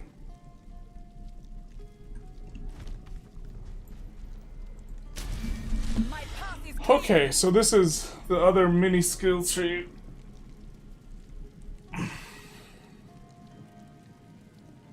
I read somewhere this is supposed to be early access for launch. Yes, not all the classes are even unlocked. There's some areas of the tree that are like the person who's normally supposed to start in them does not start in them. We have Sonic Strawberry Limeade as our drink mix. Disciple of Varasha is best.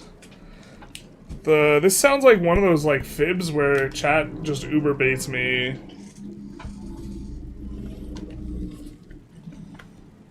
The economic rework we didn't know we needed. So remember when I said I took Constantinople? The Turks didn't like that and the coalition declared on me? I thought AAE was just a number, bro. Direct. Well, that was a dumb decision. What'd we do? Oh no. For sure we want Stormweaver. But we're gonna get 8 points.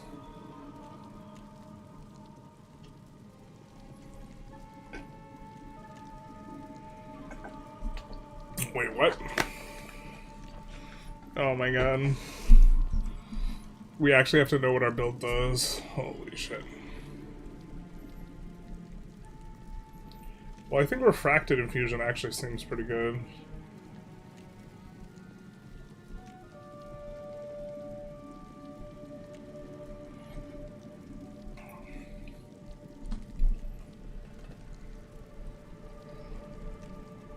Grant skill Elemental Storm.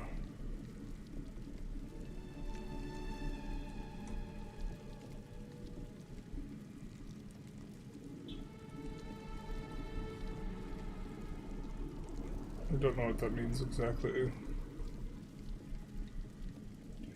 2 chills. Everyone remembers 2 chains, but this is 2 chills.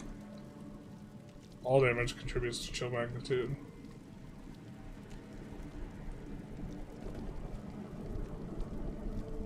So it seems like we want Force of Will and the remnant-oriented things.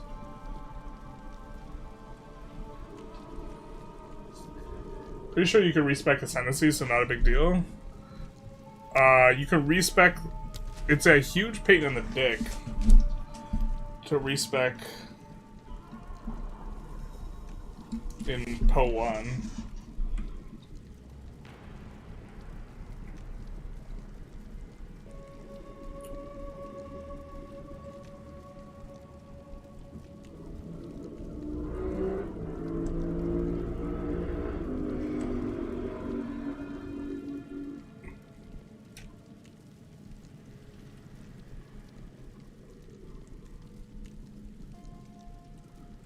%, Ellie taken from whoa Mana Before Life. Maybe this is the correct answer.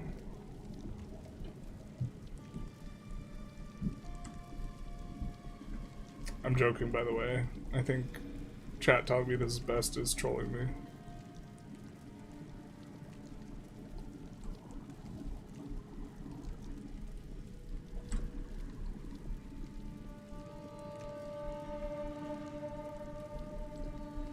Focus while wielding a staff is a vibe.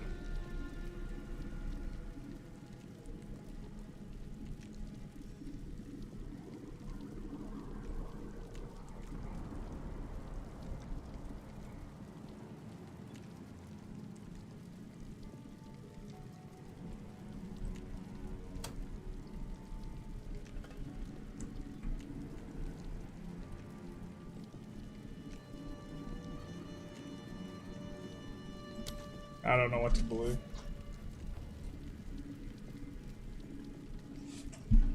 Yeah, you just need to run them again. And it's not like a bunch 20 regrets or something. U5 YouTuber, also PoE2 Giga-based. I'd say you know better, but no good tutorial videos because Journalist is terrible at maximizing AE. Yeah, I mean, like, I undergo to war because I think because expansion is just so good. I don't like in EU5 the people who are like complain that like they don't get enough from expansion. I like I don't know what to tell these people. It's like so OP. Taking stuff is so good and so much stronger than it would be historically. Like so. I don't know.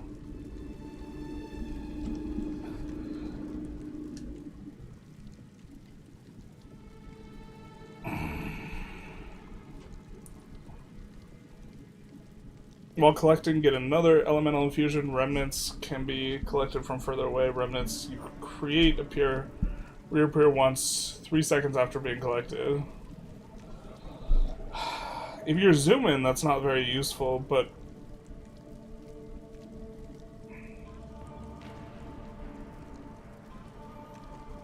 affected by 2 shocks is a lot of extra damage.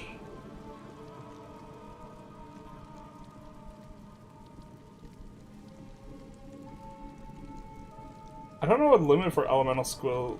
It's just for this Tempest thing. So, I mean, I feel like the only thing we're locked in on is we probably want Force of Will.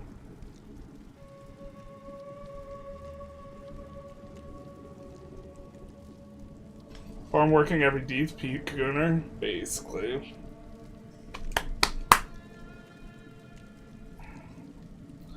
The thing about expansion is the gaining after conquest isn't fast enough for most people. Well, a lot of people just want the conquered lands to be just as good as their core, like, close-up lands. And, like, bro, like, that, I don't know. People want, like, something really unrealistic, and then they want to call it realistic or something. Listen, can you go to the regular skill tree? Yeah, we can. What are we looking at?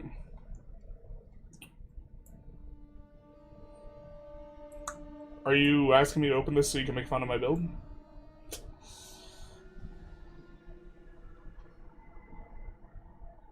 And check out what Puppet Master and Undead Champion Archon, and then you can decide. I'm like actually not good enough at this game to know what I can, but like I'm not good enough to be able to tell if something's bait.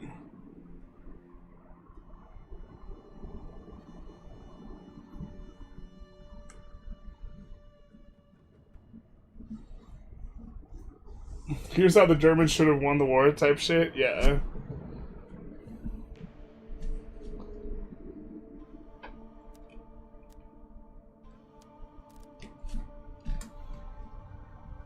I mean, right now we're headed over to the mana shit over here.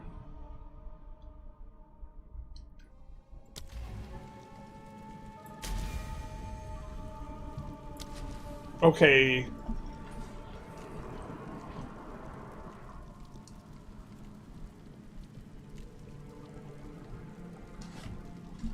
What if we went Chronomancer?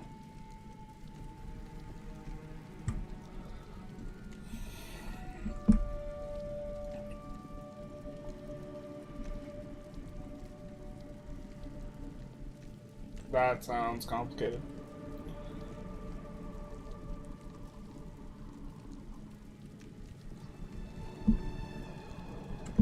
we really just want to click more buttons.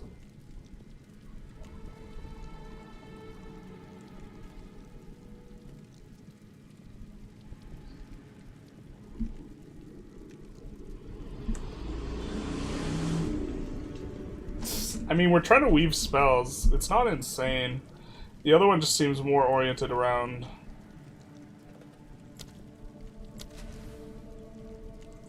some of the mana stuff.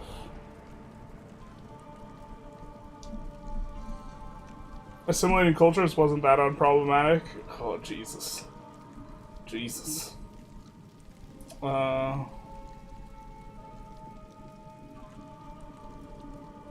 think we're gonna go Stormweaver. I mean, we have Stormweaver in the title of the in the title of the thing, don't we?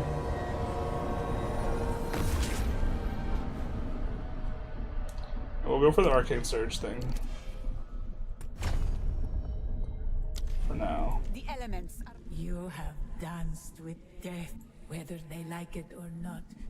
The others must accept you as I am finally free. But I find I do not wish to rest just yet. This place is in disrepair, though it may take another.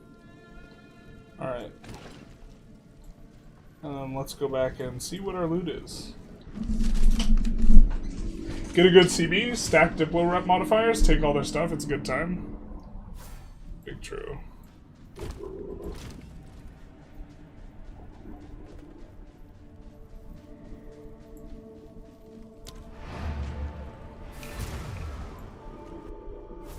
Caravan.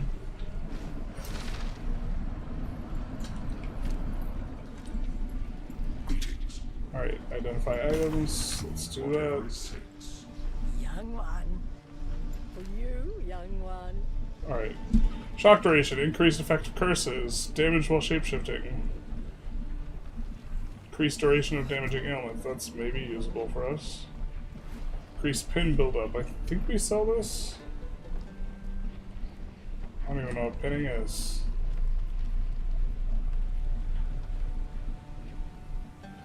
Alright. Daily damage stun threshold. Okay. Ah, that's nice.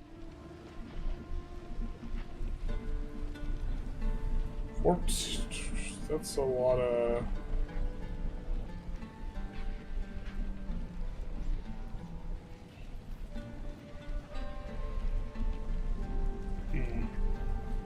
This could be useful.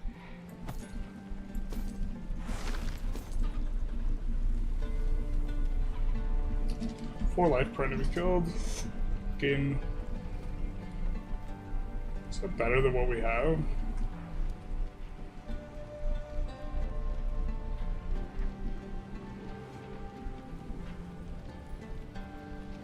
%8 lightning damage versus 69% spell damage. Yeah, have this useless gold. I don't think it's as good as what we have.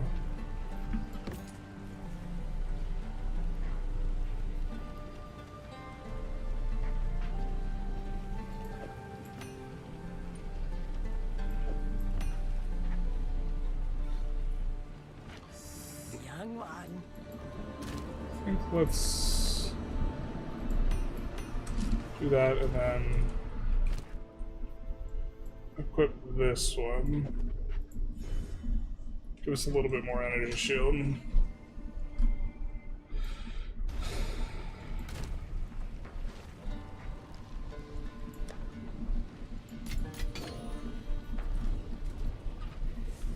Guess I was hoping we'd do a little bit better.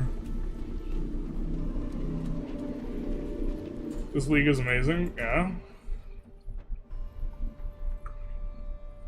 I haven't played recent leagues. Looks like we have to talk to someone in here. Or something. I don't see an exclam over anyone.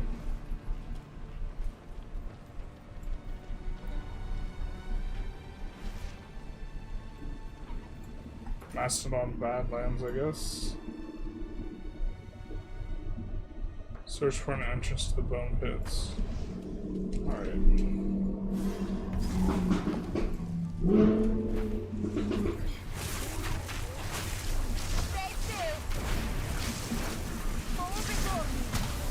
A little smoother. Arcane Surge is making it so we can cast stuff a little bit faster.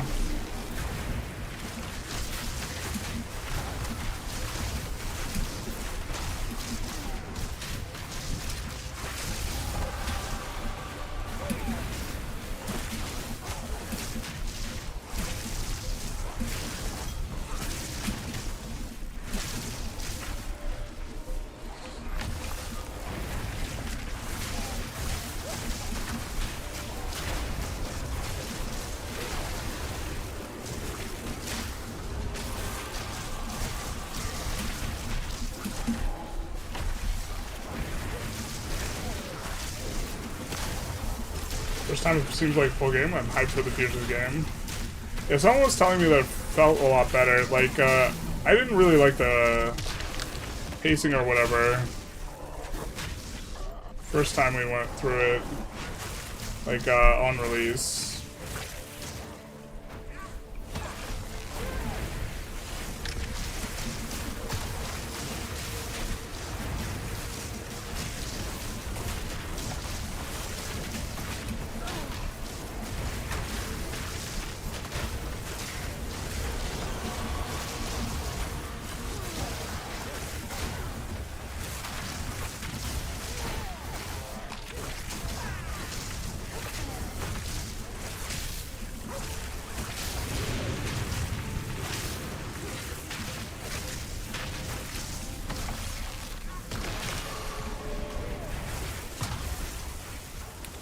They're also adding more and more of the things in. Looks like the Abyss sealed up.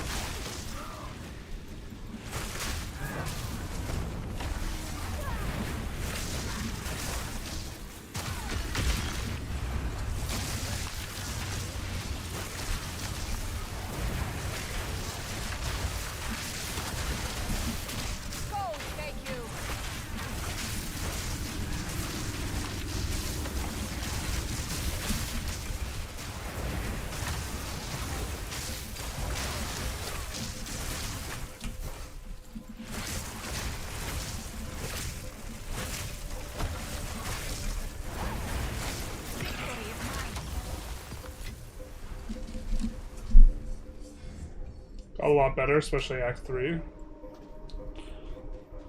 I think we'll be getting through Act 2 at least today.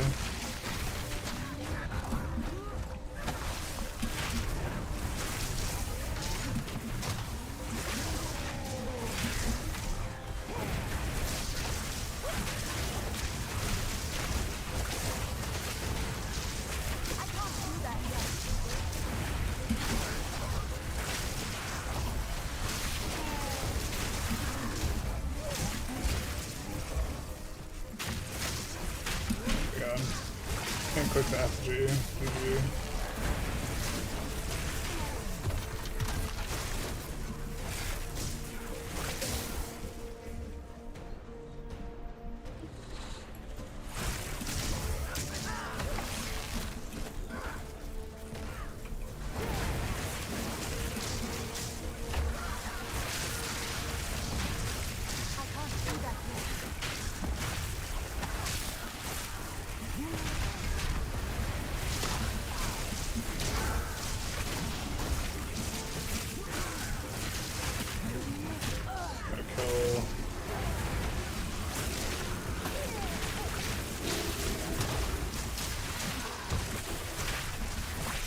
Blue bombs. Oh, we did this zone already too. Maybe we just did the Abyss side quest area.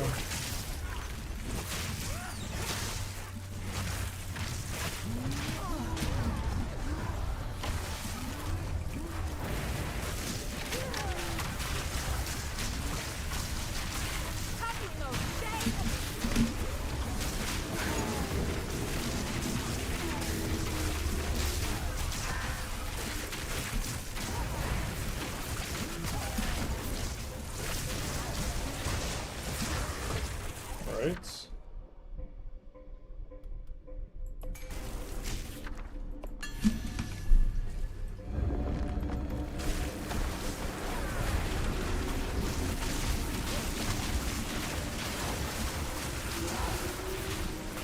There we go. Not too bad. This is the league mechanic for this league. It's like the Calgar stuff.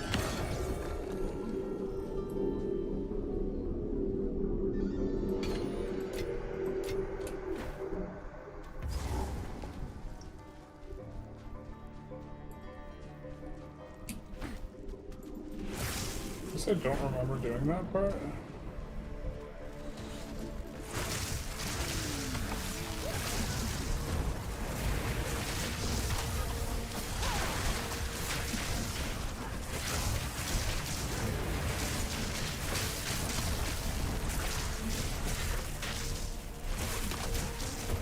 Checkpoint. I think we did the lightless passage.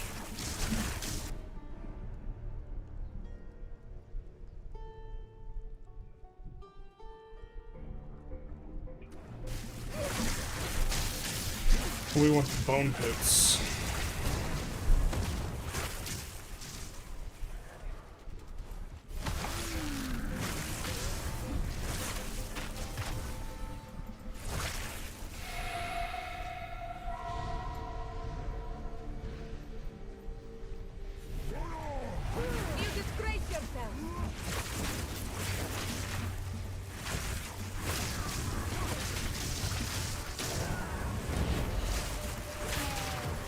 Where'd the spirit thing go? Alright, possess this thing. I can't do that yet. Got it. Another mechanic.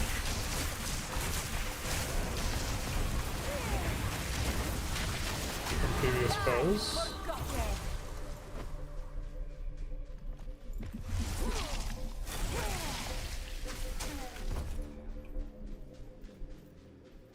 I feel like we should be getting additional links sometime soon.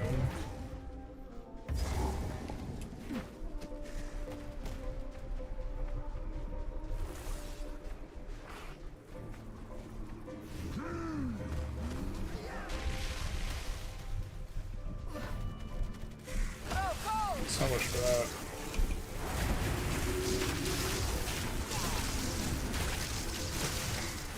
Okay, so it is in the lightless cavern?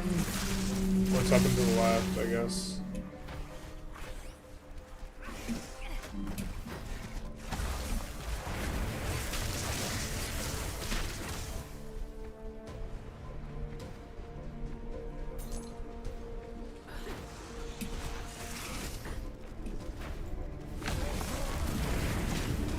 Any spreadsheets for this game? There's like an entire like build simulator called Path of Building, so this is like, we're living in a post-spreadsheet world with this one. Beyond spreadsheets. You should do 10 push-ups with death. Flurry does when he reloads. You know what to do.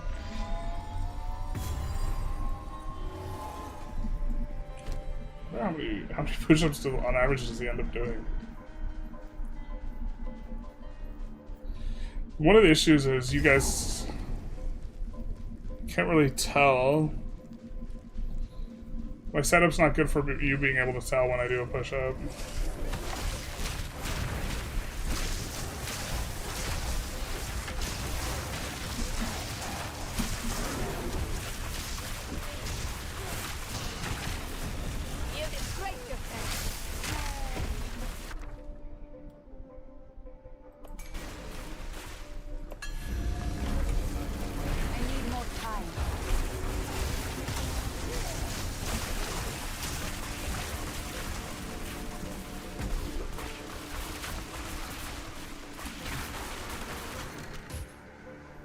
Bueller?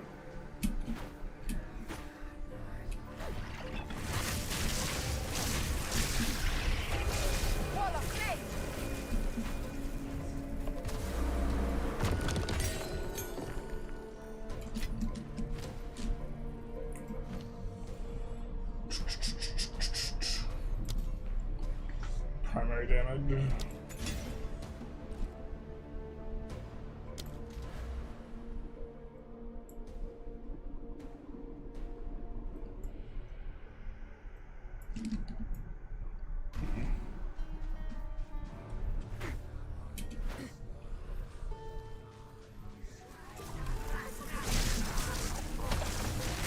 You don't need a spreadsheet because the game is a spreadsheet. Okay.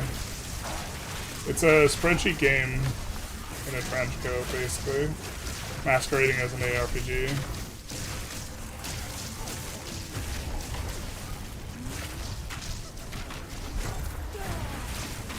I'm not very good with builds, though.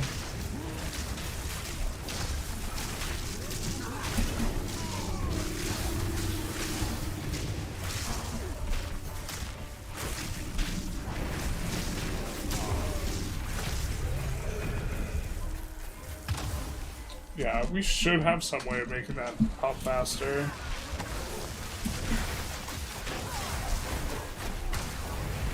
Probably.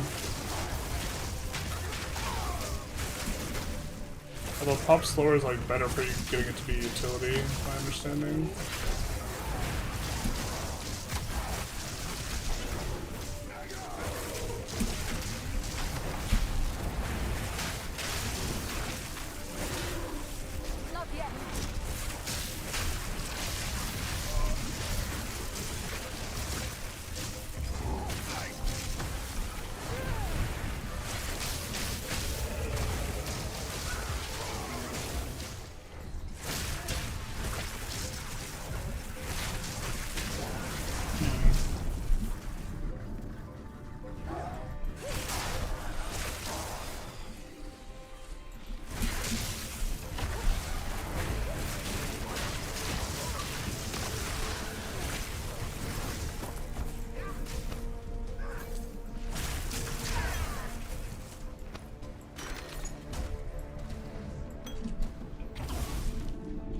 Almost time to go back to shop. Let's actually just do that now. When the philosophy stream? I thought about doing it today, but then I realized I wanted to do more prep, and I was planning on probably doing it next week. On the Sunday. I have some notes. Quickly. But Time is short. Make haste. Hello! All right, of course. some thought experiments Here, have this and stuff for morality. I've done a presentation for morality before, so I can kind of remember a big chunk of it. Ah, that's nice. Fire damage is extra cold.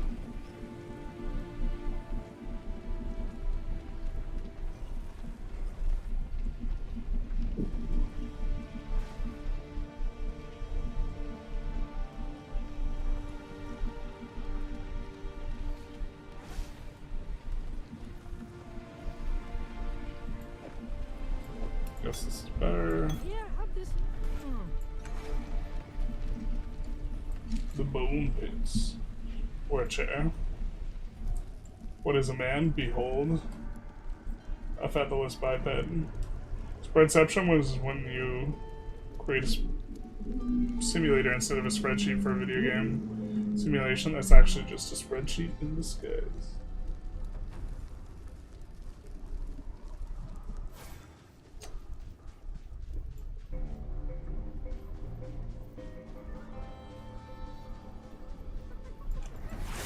But yeah, the philosophy stream, I have another YouTube channel, Journalist Ideas, that I occasionally do, very occasionally do, ideas just chatting oriented streams.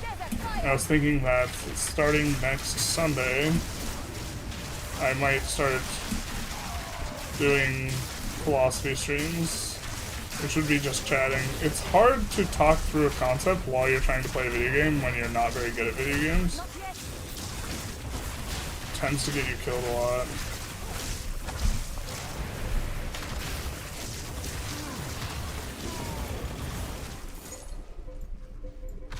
Or at least with the ARPGs specifically.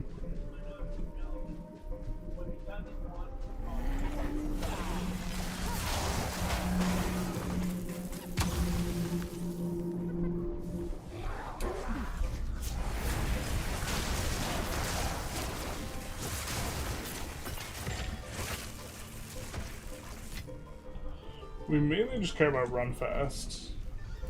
Oh, YouTube is the Twitch as well. Well, the Twitch, I only have one channel. I don't have two separate Twitch channels. But for the people on the YouTube, they won't get like the notification or whatever if they're only subbed to the gaming channel. For the Twitch, so generally speaking, when I do the idea stuff, it tends to be more of a Twitch crowd. Boss time.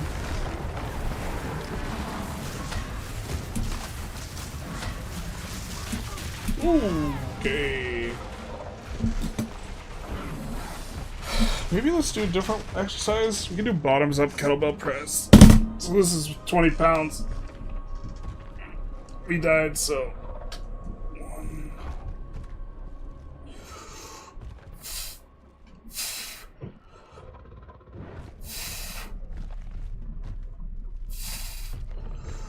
Let's do 6 each. It's a little bit hard to control, which is the point.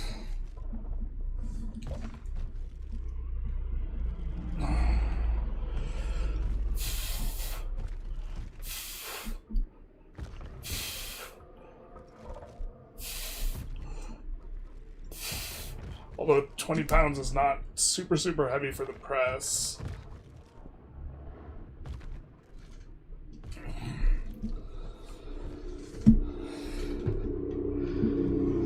I would really like to see defensive layer spreadsheet on this channel. I want to know the alternatives, Cloak of Flame and Lightning Coil for damage splitting. But don't you just kind of POB it?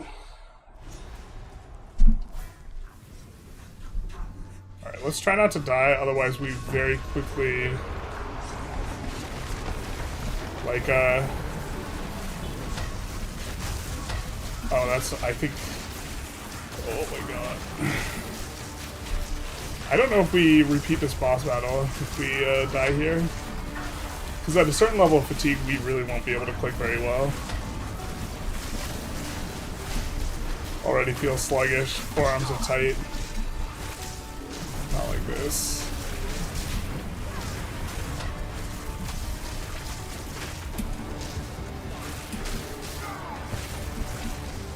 I think we have good damage though. There's probably a strategy here where you're probably supposed to kill one before the other as well. We'll focus on the steed, I guess.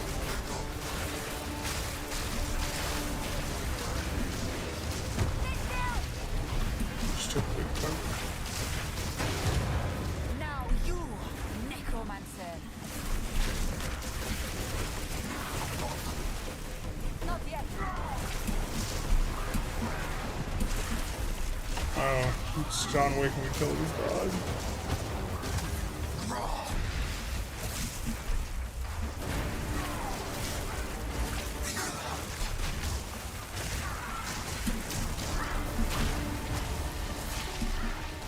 Oh boy. Oh my god. I should have taken a moment. Not the best.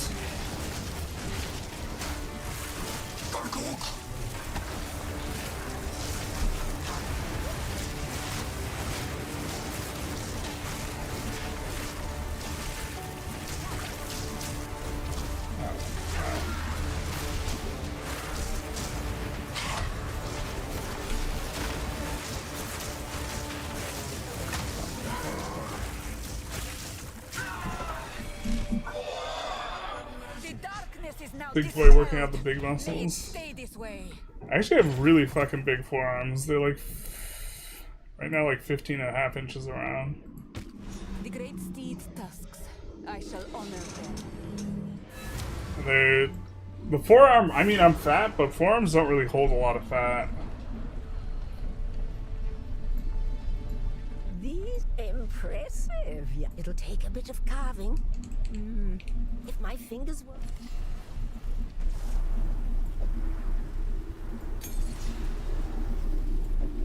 This is an immense honor. Let's have this guy. And the items. Take your time.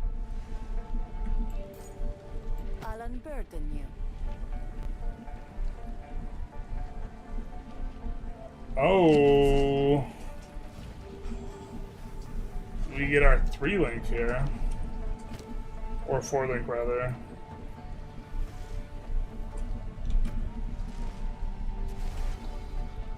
We'll look middle, we're gonna do it with Spark.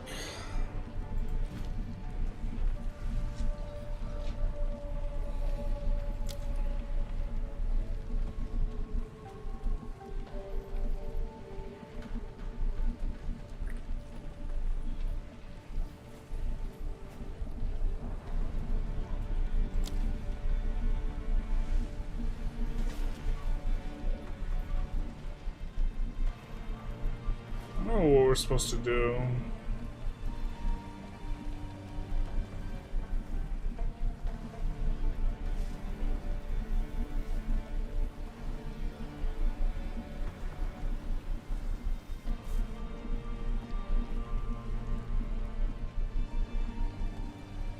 Less skill speed, I don't think is what we want.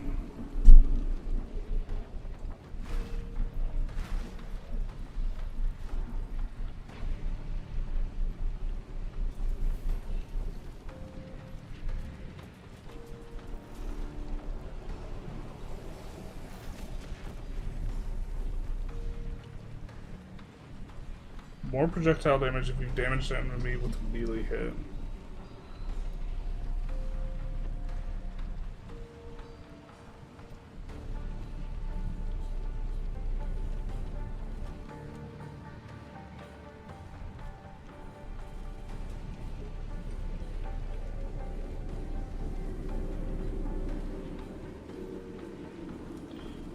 This was an interesting one. If we have multiple things that are doing lightning damage, I forget exactly what electrocution does.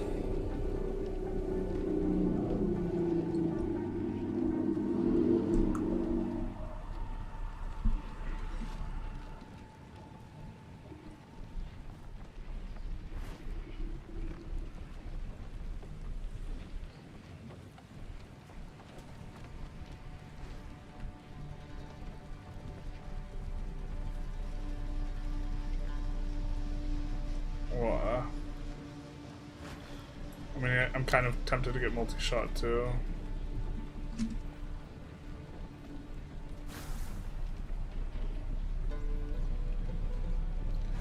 Zenith, I guess, can be really strong. I don't know if we're typically going to be super high mana.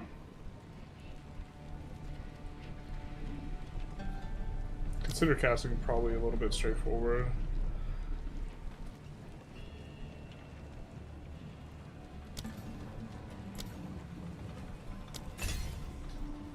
Do that, I guess. The U5 dev map is a bit stupid. Florence got to 100, the rest of the world was red. Yeah, some of their Italy stuff is a bit overtuned.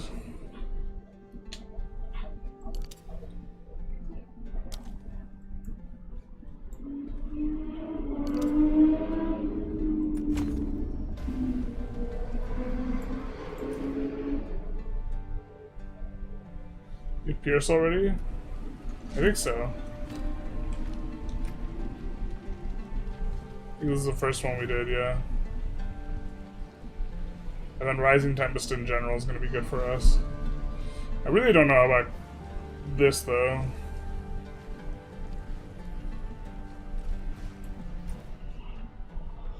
Someone just adding Tarkus out of nowhere? I think Tarkus tends to watch on YouTube. Faster casting is better. Alright.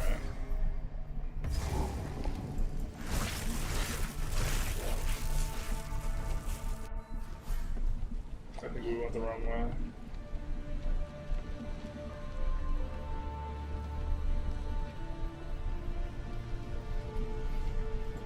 He's not like always.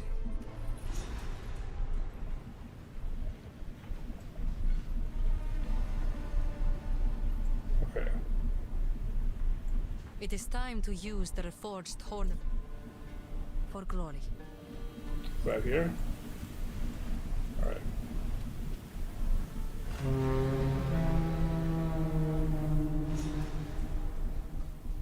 There we go. enter Deshar and take our vengeance upon the Ferden. For glory. Travel to Deshar? Deshar. Faster casting, I think, also fits better with the build when we're trying to weave stuff. As we approach Desha, the others cannot know of this, for there was neither sickness nor... If you happen to find Lyle, Sans guide you. Can we wish for some philosophy topics? Yeah, what are you... To protect our honored dead. What are you feeling?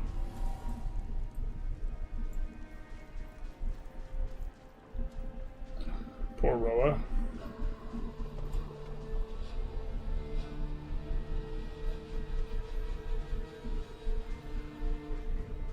Although, yeah. I think, in general, also people just have a pretty wide...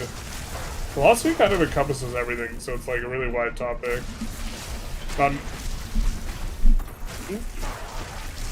And I'll probably tend to try and stick to stuff that I either have knowledge in or are interested in acquiring knowledge in, topic-wise.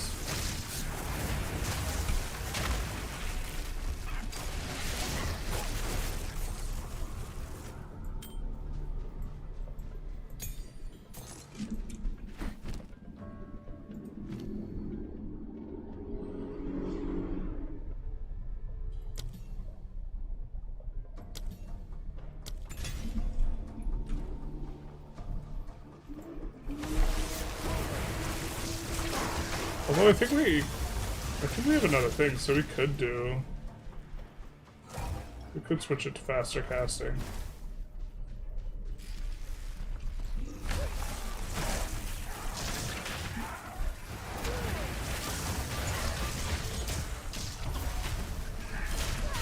Maybe we just need more remnant pickup distance too.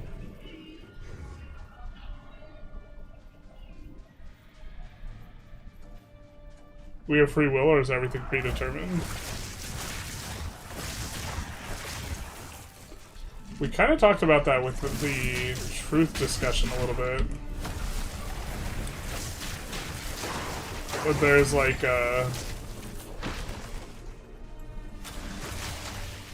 if you like game theories, there's kind of like an interesting way to think about it, in my opinion. Which is, you can view there being like a payout matrix. We probably gotta recall the town and open up some paint to express this. Actually, you have to derail the campaign a little bit. Feels like, what is this? That we have something here. Burials in the... I don't know about you. So I guess I could try and explain it without the visual. You can view free will as being a two-player game between you and reality. Okay, and reality has two choices. Reality can either have free will exist, or it can have free will not exist. And you, the player, can have two choices. You can either choose to believe, allegedly, that free will exists, or you can choose to believe that it doesn't, right? Because, and this is a question of not does free will exist, but should I believe that free will exists, which I understand is a different question. But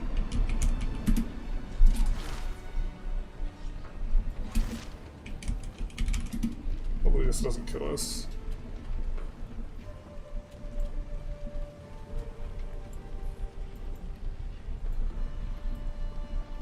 Okay, so this is reality. It's one way or the other. Free will either exists or it doesn't. Or we're going to take this simplified view, perhaps, that it exists or it doesn't. And those are the two different options that reality can play.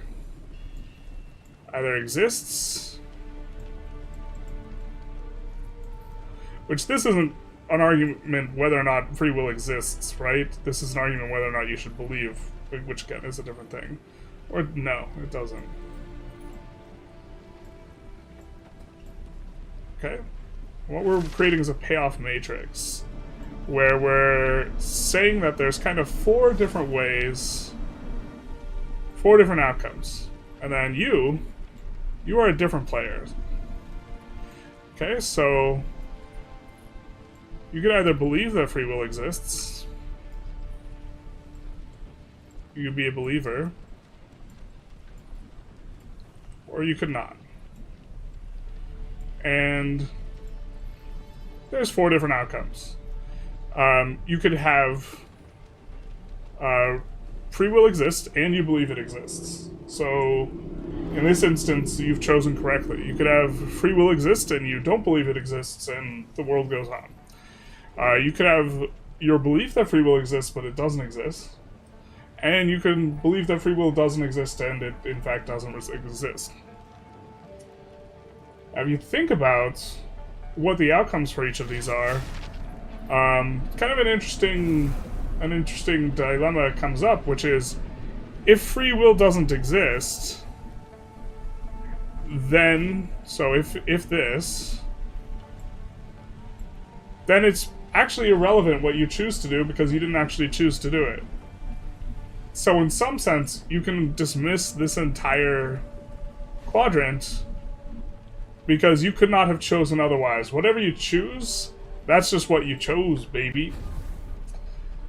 Which, again, this is not an argument whether or not free will exists. It's an argument in belief. But if free will does in fact exist,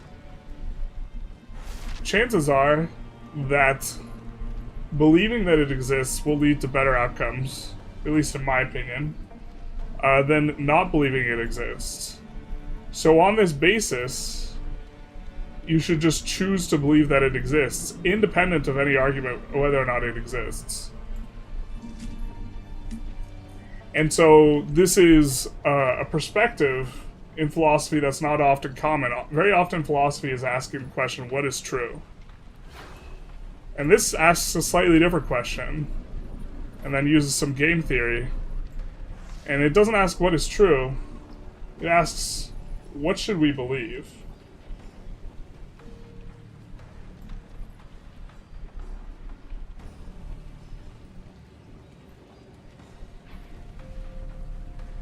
Yeah. Could we have a moment of lucidity? Probably not. This is the new League mechanic, where you open up MS Paint. True.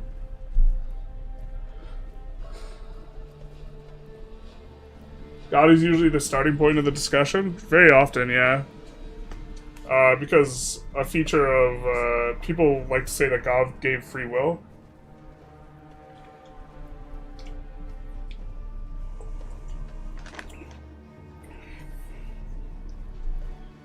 Debates over free will are pointless. Society will always operate under the assumption that individuals are agents, as to otherwise would constitute a complete abrogation of morality, law, etc. I mean, not if you just say that something is a deterrent. Like, you can take the perspective that we should punish people because there's a deterrence. A lot of people who deny the existence of free will still believe in laws and stuff.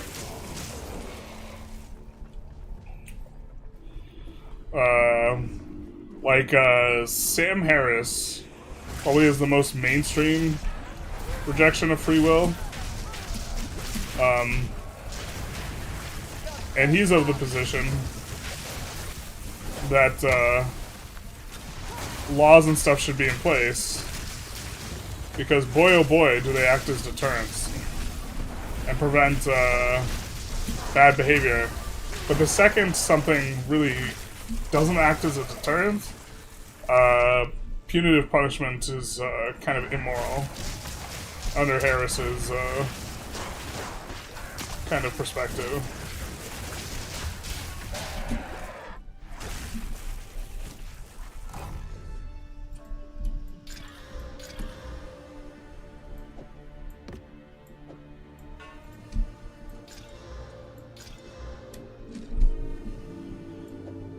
Probably should only aug them if we roll spell level. It's kind of what we're looking for. I am too late. That That must be Lailuma.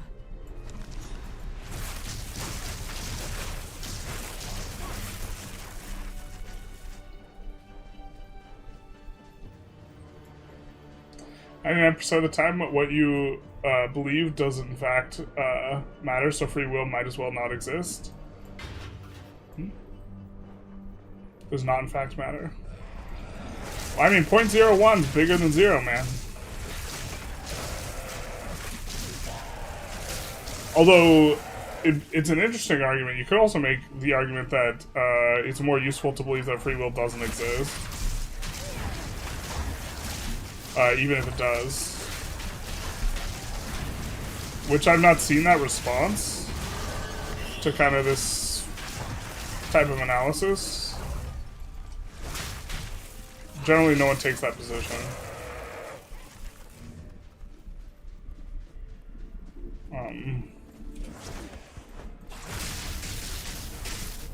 Yeah, I don't even know how you would argue that, but...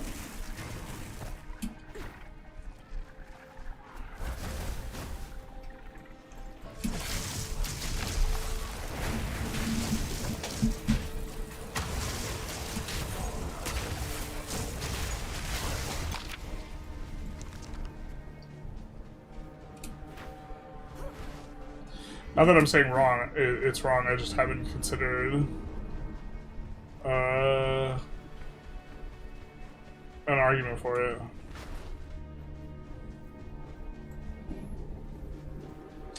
I think that, generally speaking, believing what is the case is, like, the default, and that you need to, like, present an argument why believing what's true is not useful. Although sometimes it's the case that focusing on what's true isn't useful, but that's like an argument having to do with more attention than like the way the world is or whatever.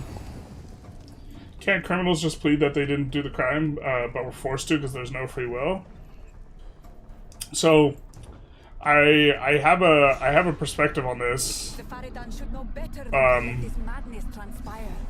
In regards to, well, so first of all, the like Sam Harris type response would be like, well, we don't care because the punishment here really isn't about you.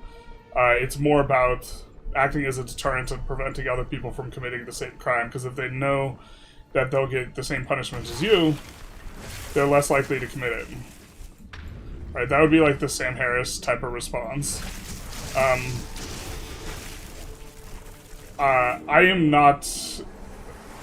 don't have like the same underlying belief as Harris.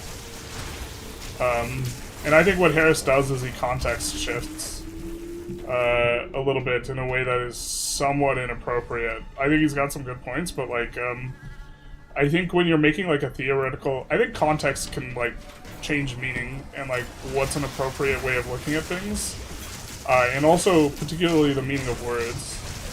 And when we kind of talk about someone as being an agent or having free will or this type of stuff, we're talking about who or what is the cause of it in the context of like society and law and agency. So the context is we're talking about a societal thing, and I have a short where I was talking about this, but if Frank murders Bob, right, and someone asks, what was the cause of Bob's death?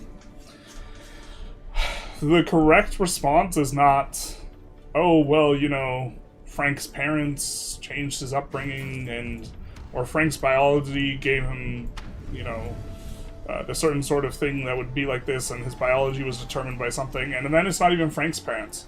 It's actually Frank's parents' parents, and Frank's parents' parents' parents, and Frank's parents' parents' parents' parents. You know, turtles all the way down until you're like giving a response, something preceding the Big Bang, I know not what. And I think if you ask, what was the cause of Bob's death, the type of response of, oh, something preceding the Big Bang, I know not what, is entirely inappropriate. Which is to say, like, the context of when we're investigating Bob's murder, we care about responsibility in a particular type of way. And that particular type of way is one where we assume that people are responsible for their actions, basically. And not only assume that they are responsible for their actions, but we are assuming it in such a practical way so that we can, you know, govern ourselves through laws and act justice and this type of stuff.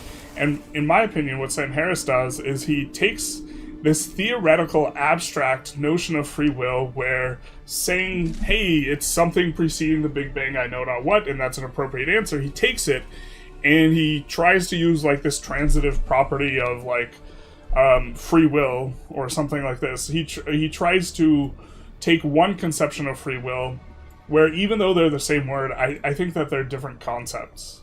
Like the type of free will that you are invoking when you're talking about law and governance and this type of stuff, I think is a different thing. But they just happen to use the same word. And so there's, I think, in my opinion, an inappropriate, like, level of substitution.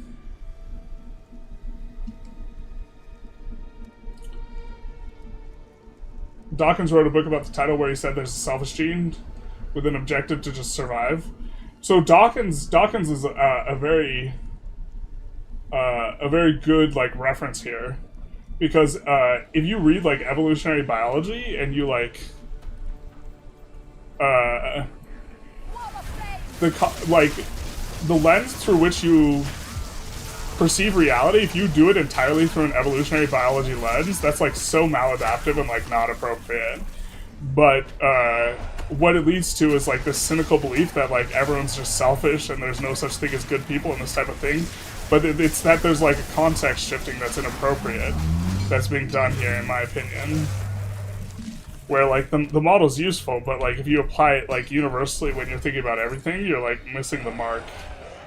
In regards to evolutionary biology, but there's a lot of people who use it to kind of take a very cynical view or argue a very cynical view, and I think that the problem is that like, models aren't always, like, universally appropriate across all contexts.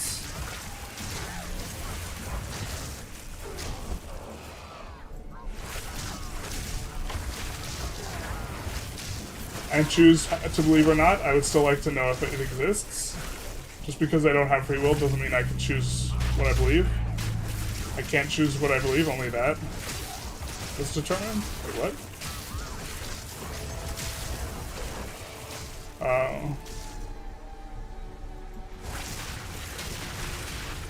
I think if you don't have free will, you can't choose what you believe. But you could have, like, a mixed type of model where, like, the only thing you can choose is what you believe or something. I can't do that yet.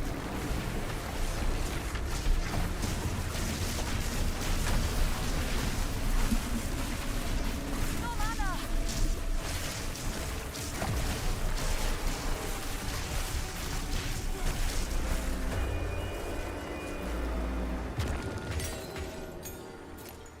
I don't know why I did that. We don't even, like, really want the support gem. I guess we could swap this for faster casting on the Spark, actually. Rapid casting, whoops.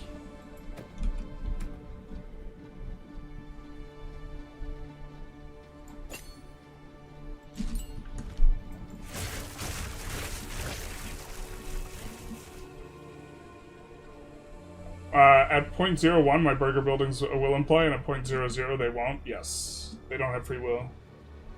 Okay. It's like physics people come with all kind of ideas what lies behind the observable universe, so when we have zero means to verify any of it, I don't see really the point. I mean, like, that's just their job, yo.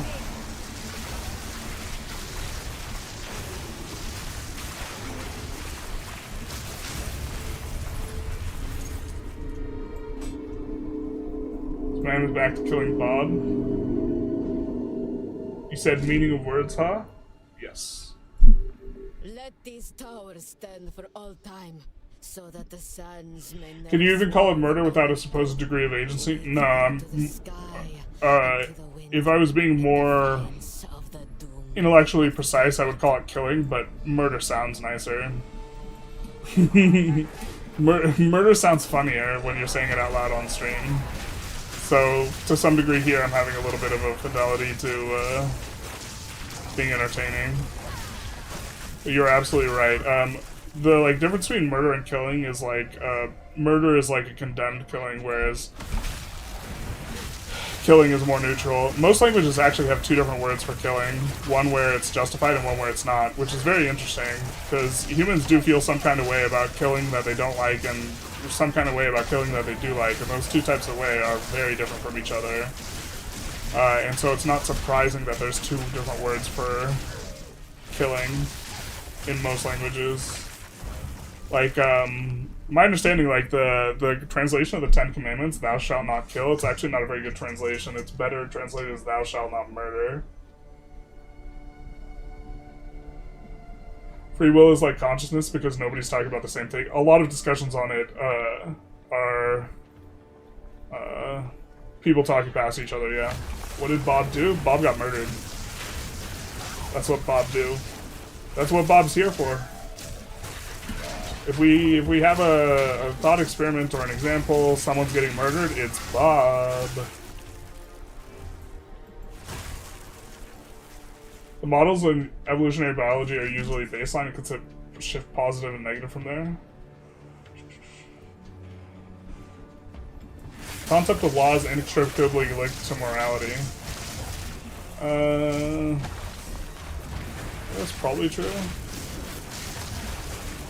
I think you need a funny definition for either morality or law. You could probably have a funny definition, though.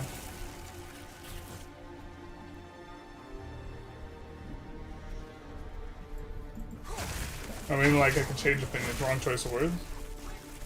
Okay. I'm sad because in my country you can only learn philosophy in the year before the last year. Oh no! We're dying! Too much philosophy. Not like this. Too much reading of chat. Yikes. We need a build that is more resilient, is what we need. Ooh, murder! Yeah, see? The chat loves it. Nothing chat loves more than murder. I mean, if someone was getting murdered on stream right now, I guarantee you no one would leave. Murder sounds nicer, don't quote me on that. I didn't mean it like that. There's Assassinate too? Yeah, Assassinate has like a legal definition, which is that it has to be like politically motivated. You are relentless. Maybe we grab some levels and stuff. Someone was saying that we should use this. Get to this.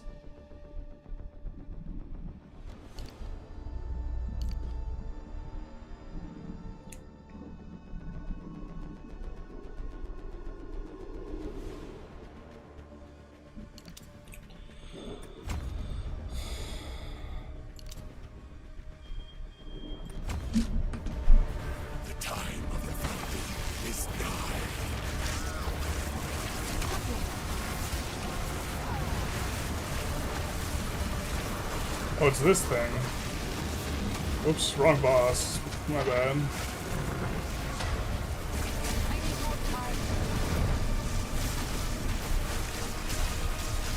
Oh my god. I'm forgetting what those buttons do. Hey, yo girl, what them buttons do. We'll catch up on chat once we murder this guy.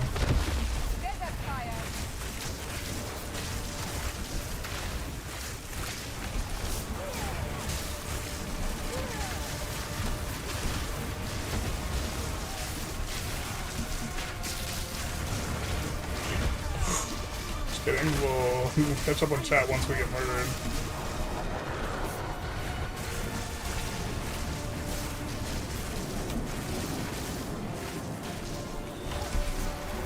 If I had a bigger brain, I could play this way better. But consuming our charges, or the various elements we've gotten on him to do additional damage. Actually, I don't know if it does more damage if we do more consumption.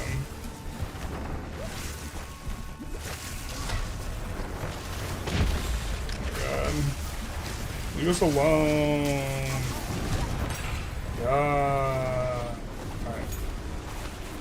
Shaman-Ra will pay for raising the Defiler.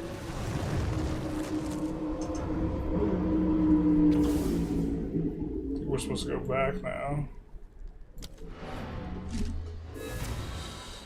Pour one out for Bob. Yeah. The guy who never makes it. I'm trying to get bored. Let's kill Bob.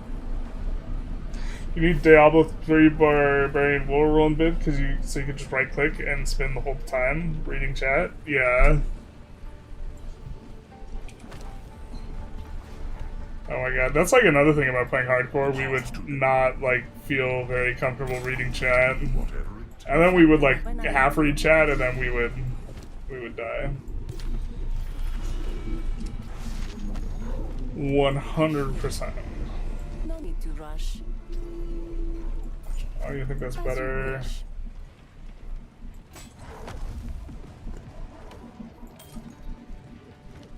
Sands guide you.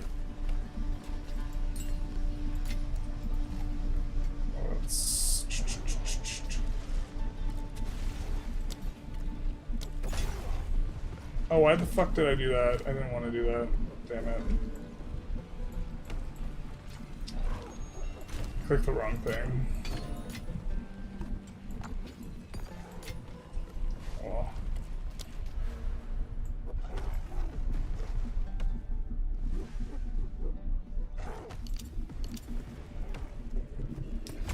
We're consuming the ailments, though. This might not actually even be very good.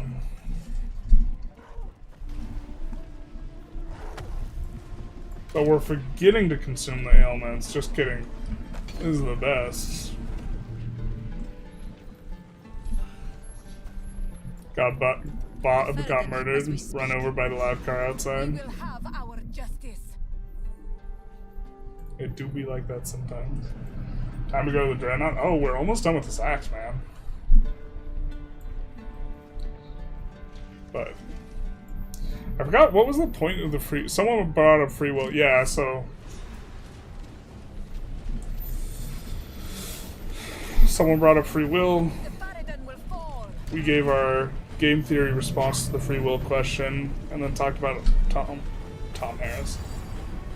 It's not Tom. Sam Harris. And context shifting conceptually. That one's like always like, I think that's kind of like a really weird argument to make. Like if you accuse someone of like context shifting, like they almost never like buy it like as a counter argument that's like, or this has been my experience. It's always like, the response is always like the word's the word. Bird is the word. Which, I think it's just because that's like the easy response to make. But like, if you like, it's especially obvious if you like study multiple disciplines, because multiple disciplines will often like have different meanings for the same word.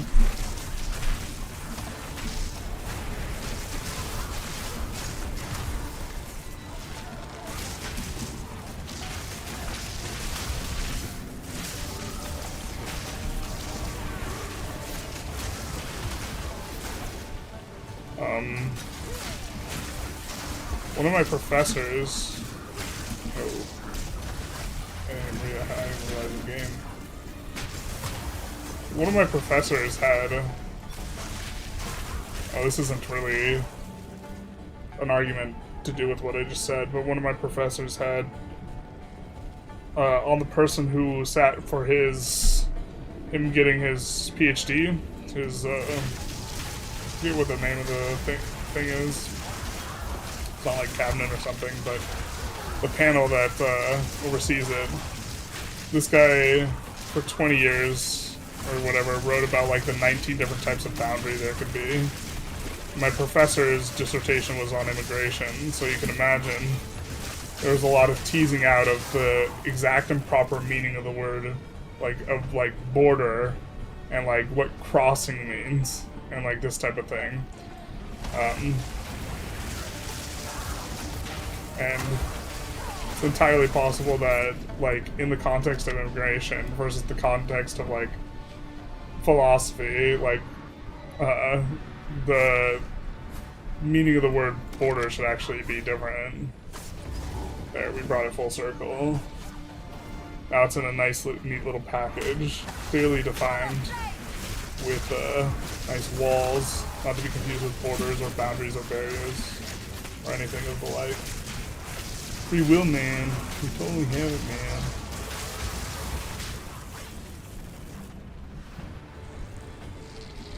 man. Yeah. I kind of just dodged the free will question, just generally speaking. Kind of somewhat to do with the analysis I made, which is I just think, like, it doesn't matter. Like, you should just believe it exists either way. But I think an interesting question, a more interesting question to me is, if we have free will to do anything, what are the things that we most clearly have free will to do? Like, if we could be said to have free will, there's like I don't think it's incoherent to say that we are more free to engage in some actions than others, and if that's the case, which actions we have the most control over? And this question I find very interesting, and was the subject of a lot of consideration. And I think the side at which we probably have the most control, if I say don't think of the pink elephant, right? What most of you will do, unless you're on second monitor content, you're not really paying attention. What most of you will do is you'll think of the pink elephant, right? So that the pink elephant enters your attention, that's not really, it's not something you consciously chose, right? And so I don't even think what enters our attention, and like sometimes you like, you see a weird looking steak or something, and then you just like say to yourself, everything I see makes me think of her, like, you know, and you didn't like choose to think of her, but you do. And so like, I think what enters your attention even, I think it seems to be the case that you don't really get to choose this. And this is somewhat pernicious because in order to like undertake an action, unless we're talking about like something that's so trained it's become automatic, but we can kind of circle back to that. In order to undertake an action, you have to consider doing it, right? So if the consideration of taking an action doesn't even enter your attention, then you don't really actually have the agency to take that action.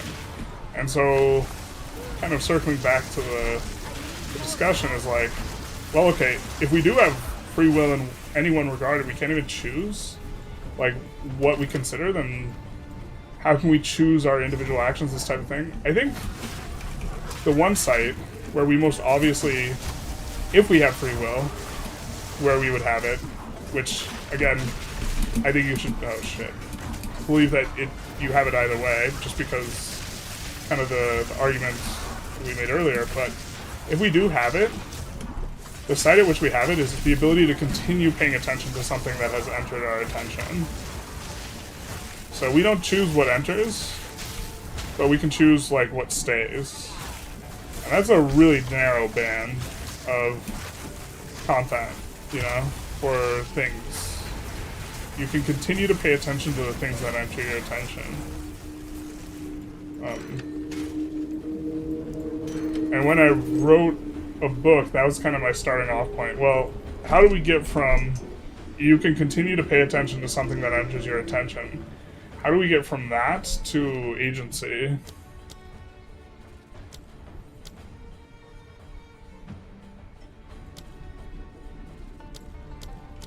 Yeah, we don't need the...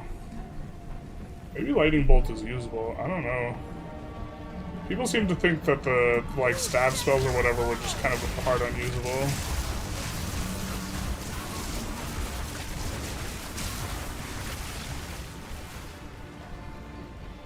I imagine some unique staffs have some highly usable spells, though. I didn't even think about that. If I had free will, I'd definitely kill Bob. Hell yeah, brother. Shiny, do you have a PhD? No, I don't. I was like applying to grad school when like COVID hit. Doesn't context matter? Isn't the point of the discussion to find common ground and have a baseline? Depending on context, outcomes differ. I guess everyone tends to be subjective on what context matters. People are very subjective on what context matters. Yeah. Elephant? Yeah. Except people with aphasia who cannot physically imagine a pink elephant? True. Perhaps the more aphasia you have, the more free will you have. This is what we've learned here today. The fool under the hooded one's sway. You wrote a book? Yeah, I wrote a book. Know what he is. Or like, it's like You'll find my king mostly written. I didn't fully complete it. What you're supposed to do with nonfiction books, like as a matter of practice for publishing them, is you're actually supposed to just like propose the idea and then try and get a publisher rather than write it. And so like I wrote like the entire skeleton of the book, and most of the first chapters are like actually complete. And I read through it entirely on my ideas channel.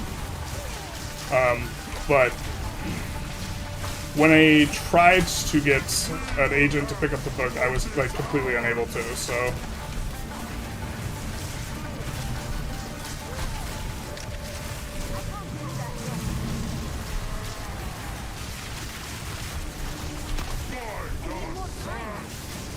Oh, what are we supposed to do here? Oh, she blocks it. Yeah, okay.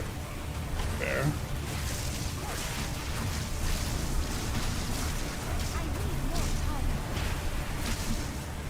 Holy shit. Can we not clear this-ish?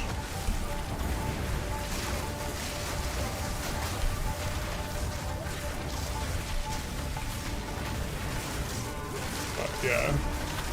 I don't know. I was actually pretty happy when I was writing, but like, I don't know, you can't just like... That's something I was thinking about the other day. But now I'm starting to get further and further removed from like my philosophy education and like thinking about ideas, like this type of thing. But the premise of the book was, or the book was about agency.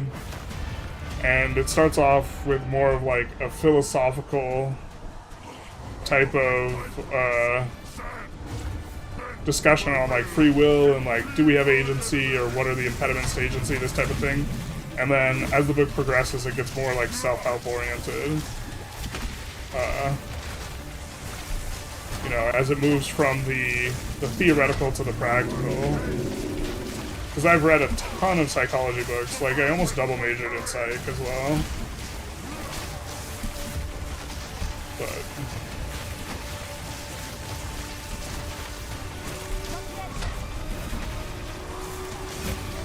ouch. Ooh, that's a big one. I want to travel through the lightning thing, but it's kind of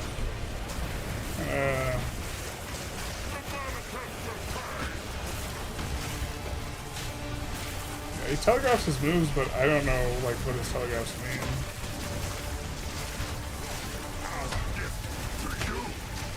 Guy sends a message that was like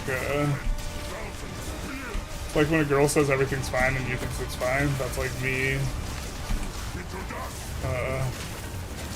hearing his thing where it's like the alarm bells are going off, but I don't know what any of it means. Terrible. Oh Jesus.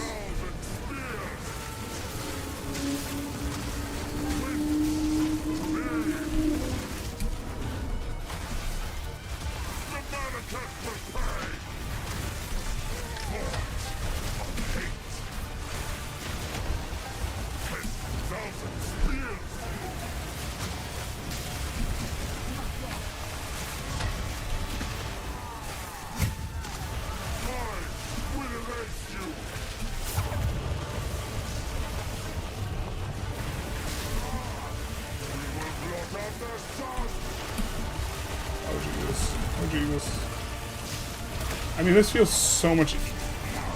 The first time I played, like, on release, I died so many times to this guy. As you can tell by me dodging literally nothing.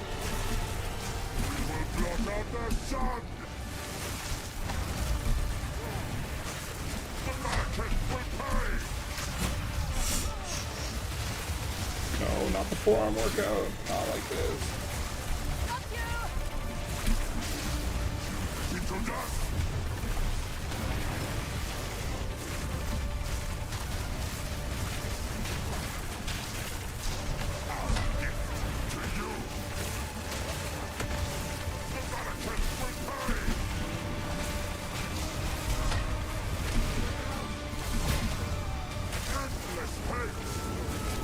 Did I animation cancel my own shot?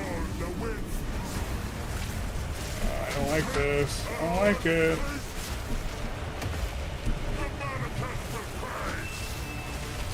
I don't like this.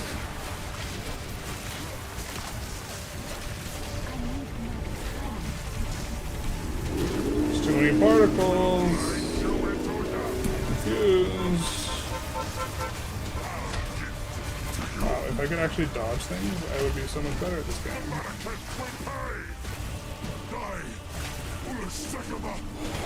Is he dead or no? Okay, he's not.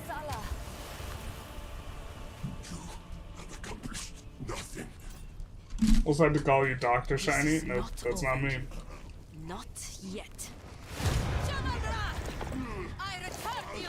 So if diminished ability to have your free will and things makes you more free, do people in the comas possess the most free will? Now you're thinking. Now you're thinking. Yeah, I of course, I think I'm joking when I say the other person has the most free will, but maybe I'm not. Is over. I have given him an honorable death. This may prove to heal the wound. Jim Manra got nerfed since release. I must address my people. He's still a filter boss, mostly especially terrible builds. Are you saying our builds are not terrible? You saying that you think you think I'm pretty? Like type energy? Which Avengers was that? I think it was the first Avengers. Dead people are the most free? They're not controlled by anyone, that's right. I hear you. Oh.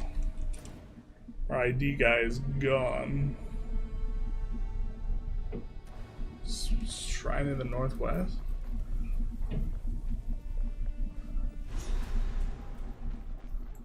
We now have their trail. They will fight to the last.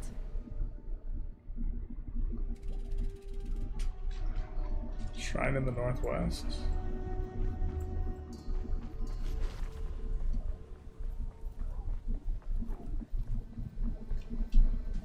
Okay.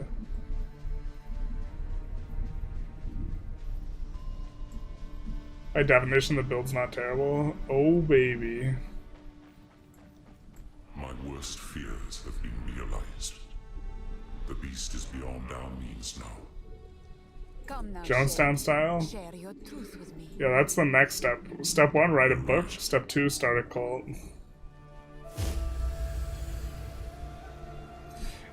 All this time, I thought you worked as an accountant or a rocket scientist due to the spreadsheet fetish. I don't even like spreadsheets, man. I am sin. I just hate being wrong more. And like, The seed of corruption that now threatens to all I can ask. math is like, Knowing who I am. with these games are like all math.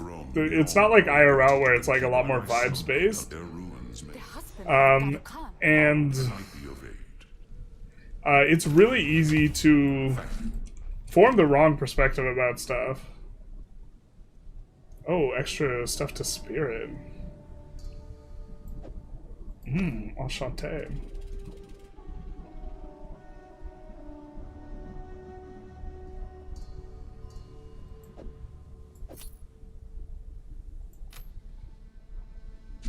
It's very easy to form the like a bad perspective about stuff.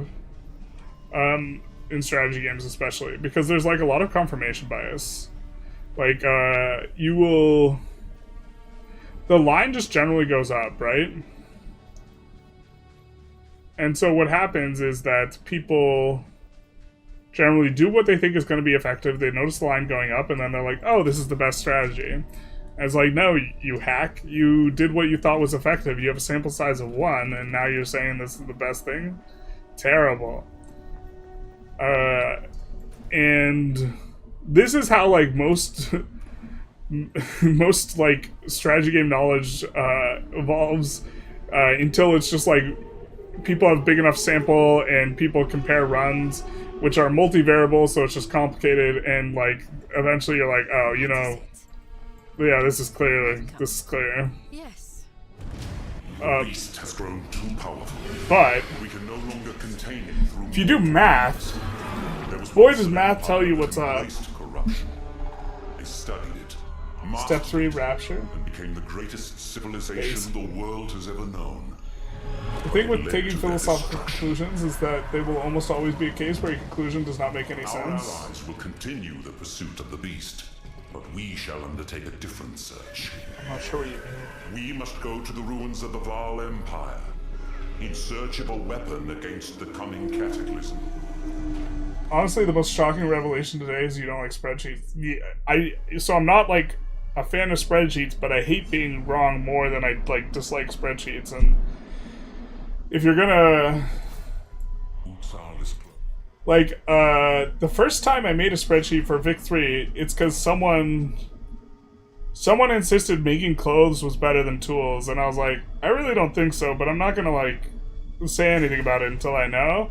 And then I check, and, like, lo and behold, lumber's just the best thing ever. And it's just so much faster to, like, solve, like, what's good with, like, a spreadsheet, because you could actually just, like,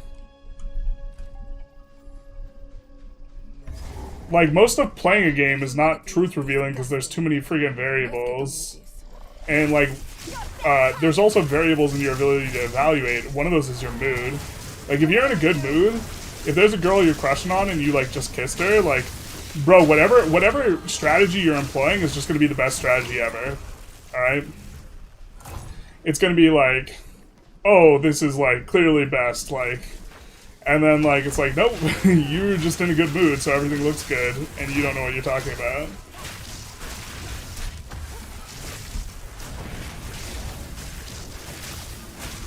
I can't do that yet. And so, by looking at things in isolation, it's much, much easier to determine, like, what's effective. And, like, a lot of my motivation, like, in terms of when I put out information about stuff, a big part of the motivation is I just, like, don't want to be wrong. Like, I don't want to put out bad information. I feel really stupid when I do that. Good thing I never do that. That, of course, is, not the case. Oh my god. Yeah, we're gonna kill this thing.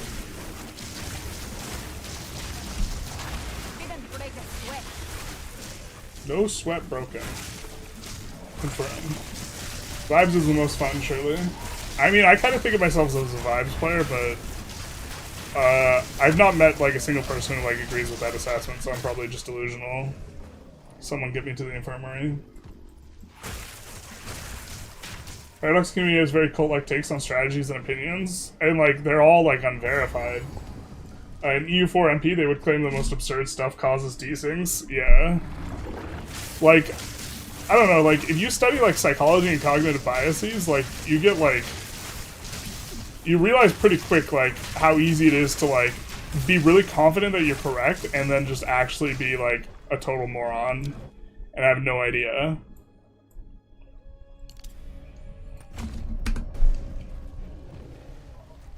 Not like this. Not the hanging tree. Oh my god. This hits me right in the American. Get me out of here. Like, one study was one where the person had a button. Okay? And they were told... I forget actually the prompting, but I believe that they were told that if they push the button in a particular way, they will get a reward. And so what these people would do is they would discover these really elaborate rituals, like pressing the button in like a theme to a certain music, or like at a certain cadence, or a rhythm, or a pattern, or even doing stuff like jumping, you know, up and down on their foot, or something like this. But I don't know if it's exactly jumping down on their foot. And they would do these rituals, and then they would get the reward. Okay. But what the experimenters were actually doing is giving them rewards at random intervals. So it didn't matter what they did at all, but they would swear up and down that they figured out a way of getting the reward, or they figured out the sequence or whatever. But it was just completely random. They had no idea what they were doing. And this isn't a controlled environment where they're trying to figure out something, right? This isn't just some environment where they're like vibing and doing another thing and learning like passively. Like they're actively trying to figure it out, and they were not able to tell that something was completely random. And then they would insist that it was like, oh, I just entered the combination wrong, but there is a combination, and the combination goes like this, and this is how you get the reward. Right? When you read about a study like that, and then you like think about like people like just clicking buttons and trying to figure out what's best, it's like, brother, you can't just like, you can figure stuff out like that. It takes a huge sample size, and it's so unnecessarily slow. If you like actually want to figure stuff out, you have to like look at numbers, and it's not like I like doing it. It's just like, that's how you don't be the guy hopping up and down on one foot while you're doing your freaking, like, building your tools workshops, because you get better tools if you jump up and down on one foot, you know, in-game. You know? It's like an information hygiene type of thing, where, like, once you, like, realize how easy it is to be really, really wrong about stuff, you just, like, you either have to not know, or you have to like do the math. Sounds like you need to do dating advice stream 2.0. How to kiss the girl you have a crush on and not take it into your video games such that you form the wrong inferences. Isn't that what humans do or are known for pattern recognition, even if the pattern is self-imposed? Yeah, it's just it's really. Yeah, humans are really good at pattern recognition, but they will notice. What kind of stunt was that? They will see ghosts on the machine. They will see patterns even if there is no pattern. So. Somewhere. Move swiftly. Hey. How long until you try another Dominions multiplayer game? Explorer after my own heart. I'm not sure. That run is doing really bad in terms of viewership. So I don't know how we're. Can we even afford to give up the cold res?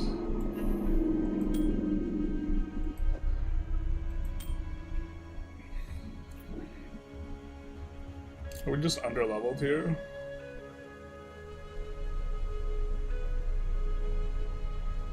We're just criminally underleveled. Okay. She doesn't have. Oh, we can pull randoms from her. I forgot about this.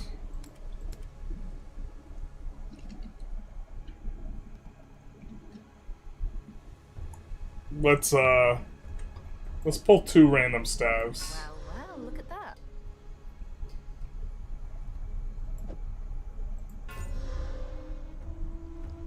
Alright, neither of these are him. Seems like a good deal.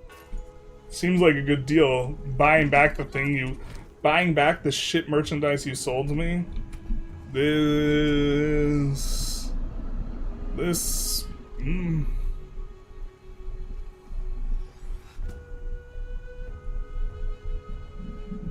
individual... Alright, we don't have a support channel?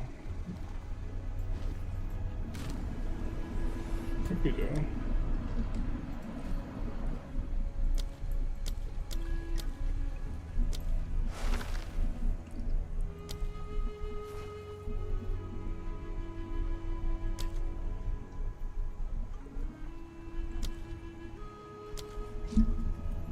So short fuse, we could have it pop faster.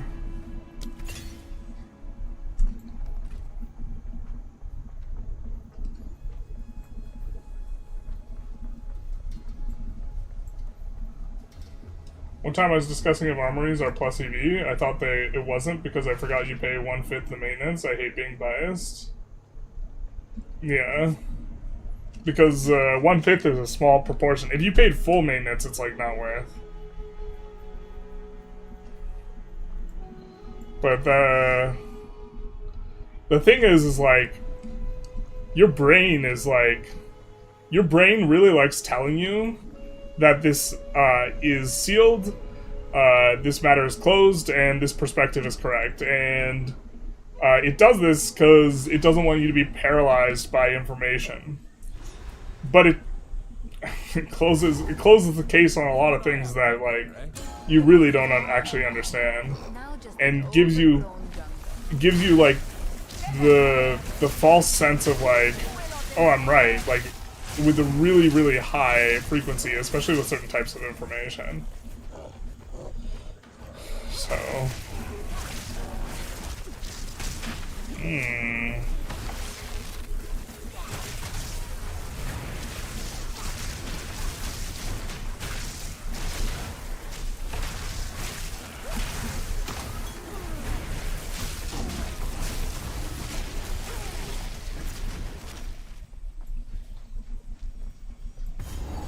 we invented animism because we saw the tree blowing a certain way and some fruit dropped.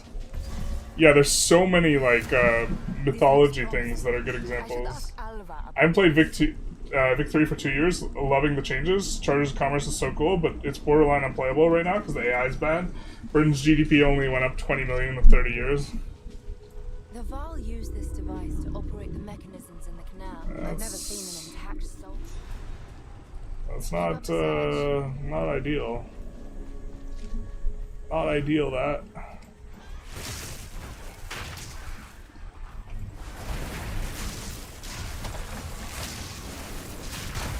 Wow, that doesn't feel faster at all. You know what? This gem that says it does it faster, it must not do it faster. I have a sample size of 1 here, okay? I think I know what I'm talking about.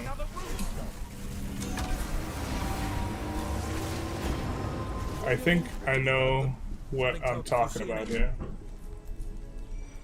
So in essence, we don't have free will. The brain is the one calling all the shots. Well, I would refer to Thinking Fast and Slow by Daniel Kahneman here, in that we have like a way of thinking that is slow, deliberate, and considered, and we have a way of thinking that's fast and automatic. Most of our thinking that takes place is actually the fast and automatic way. It's really useful because forming opinions on stuff rapidly is useful, but it gets in the way when we're trying to figure stuff out in a definitive type of way, or come to important conclusions. And so it's not that this thinking fast is bad, it's that we need to have a certain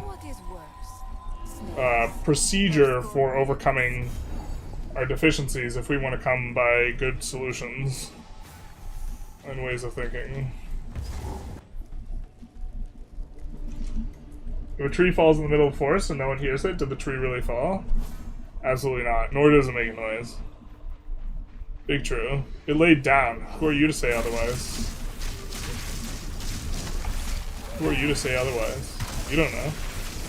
Have you ever seen a tree fall in the forest? But actually, have you ever seen a tree fall in the forest? You have n equals 0. Terrible. You mean to say you have no first-hand knowledge of this thing you're talking about? Damn it. It's gripper time. Oh my god, the fatigue is starting to get real. Especially carryover from yesterday. I don't normally do grippers in terms of forearm stuff. Well, maybe I have to get a new forearm implement. I have some stuff downstairs we could use. That hurts. That hurts. No more rips. No more rips. No more rips. I can't take it anymore. The forearm workout is just so insidious, like, relative to, like, doing push-ups or jumping jacks or some shit, because it makes you worse at video games.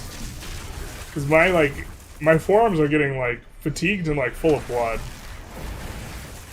And so the clicking is getting slower and worse. If we encounter one boss where we die to twice, that's it. We're just dying forever, and we're just gonna get jacked as fuck forearms, so that's gonna be it. Actually, we're probably just gonna end the stream. Oh, no. Alright, well, maybe we need to actually even level. If a tree is in a coma, but the free will was imagined by the chainsaw forcing it to lay down, does it make sound? No. Have you seen the short story I Have No Mouth but I Must Scream? It's exactly that for the tree.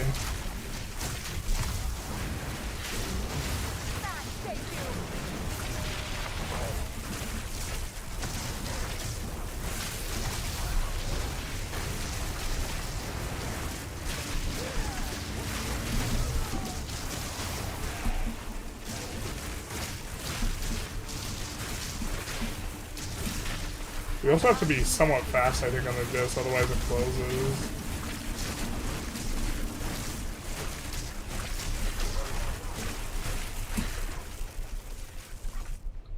Hey, where's that other guy?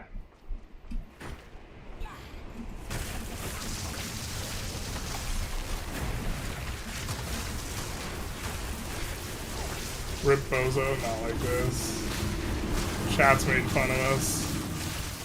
God, what will we do? It's terrible. Called us a bozo. Terrible. There's no recourse here. There's no recovering. Once a bozo, forever a bozo.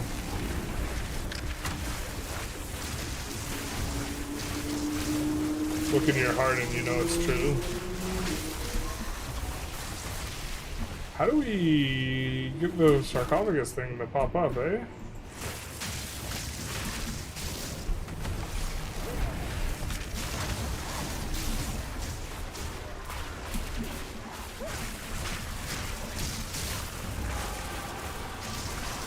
Okay.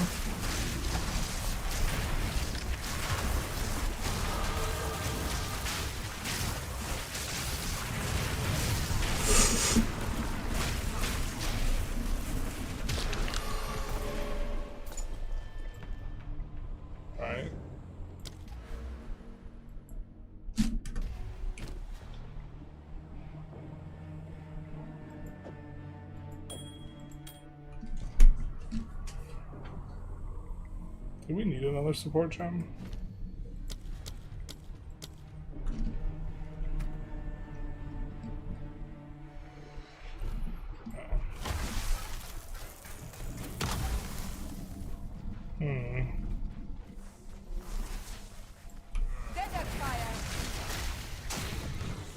I don't know how we feel about all that.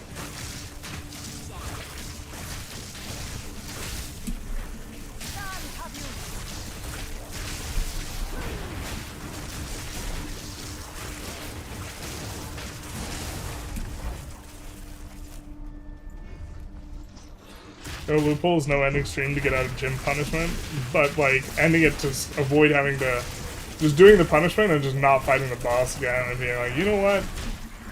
We'll take this boss on tomorrow. Type shit.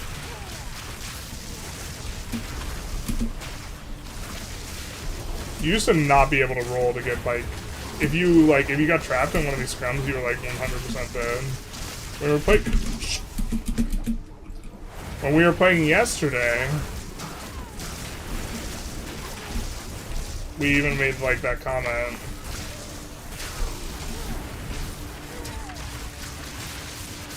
Like, oh, we're dead, like, super frequently when faced with anything.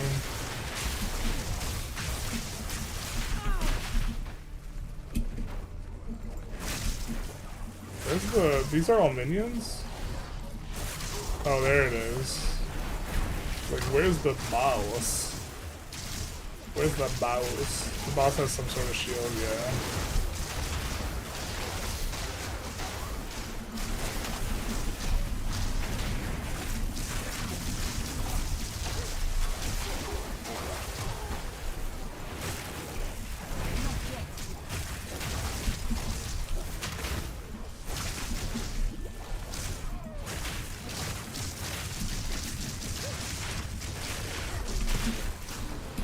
break a sweat.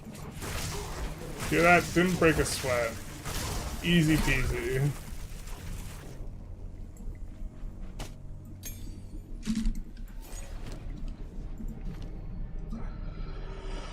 Oh.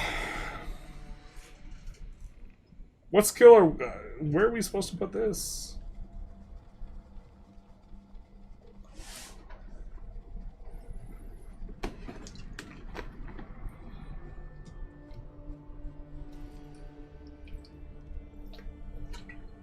Does this move us or no?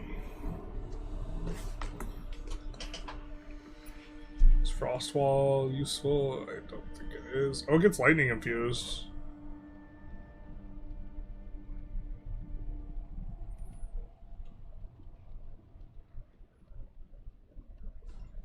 I feel kind of inclined to just upgrade Spark here. I'll think about this later.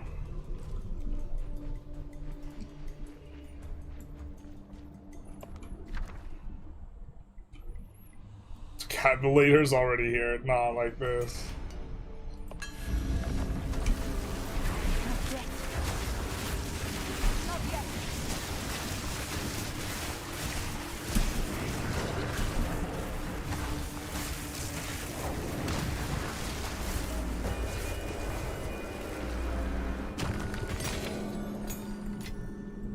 I think in theory, like, weaving spells could be underdone, considering, like, you can take a bunch of stuff that makes the spell cooldowns way longer, which obviously makes them unplayable, if they're your primary.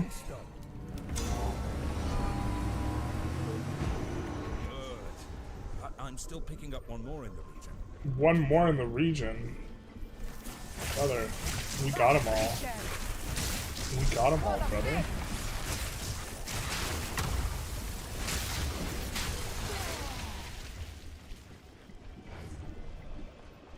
She has the look of a shame.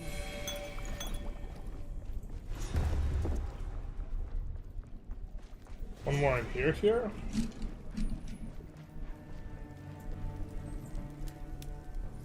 Will we get a Romance at the Three Kingdoms dating device stream? Maybe. Low Kirkin technological low Stally looks like it should. Not like this. No offense. Yeah. Respectfully. I found that I say respectfully, like I say it and like mean it sometimes, but some of the times I say respectfully, I like mean to be disrespectful.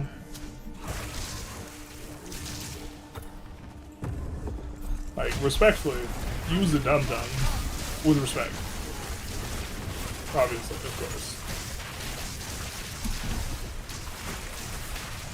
Or maybe it's not that I mean to be disrespectful, I just mean for this person to know that they are inadequate or something like this. Wow.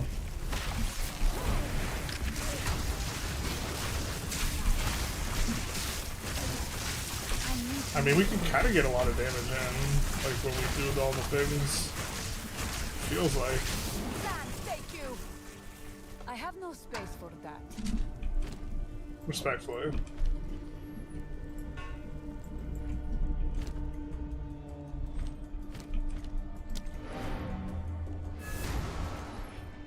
We get called Bows of the Clown. Yeah, the truth hurts. You'd rather be concerned with the excessive use of the word like, respectfully, or disrespectfully. Maybe. It's a placeholder. One of the things is trying to talk with close to 100% uptime is difficult, and then trying to talk and play at the same time and think through something and play a game at the same time, it's not it ain't easy being cheesy. It definitely does feel like a bit of a challenge Feeling bold? in some ways. Oh, that's quite pretty. God, we're back to the same old thing.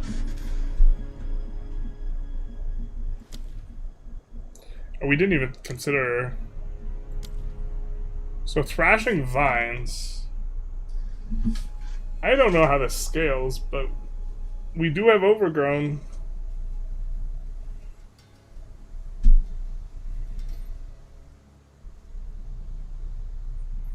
If this is just CC, like...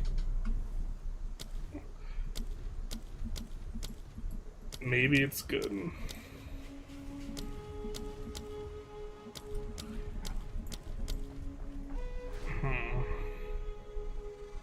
So maybe we want to upgrade our thunderstorm level.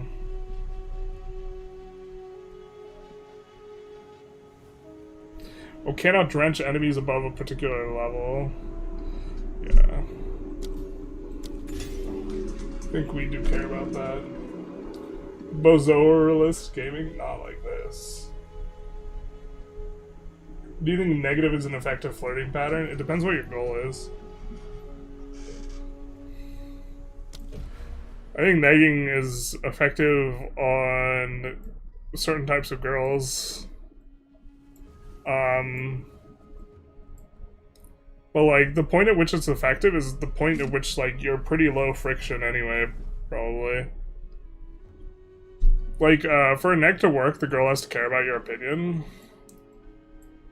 And like if you've passed that bar, like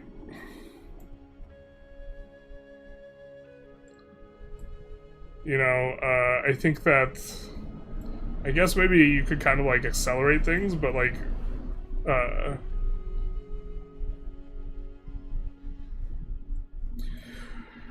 it's probably just generally more effective on girls that are insecure. Which like kind of raises like the question is like, do you want to date a girl that's relatively insecure? I don't know, the entire framing though might just be counterproductive for whatever your goals are though, is potentially an issue. Because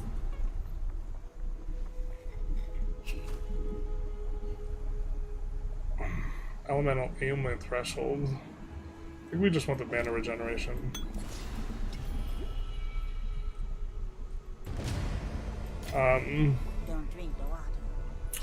I think women are people, which might be contentious to some, but okay. And the type of framing for interactions you have, such that like you view negging as an effective strategy, is one where you're viewing your interaction with another person as being rather procedural.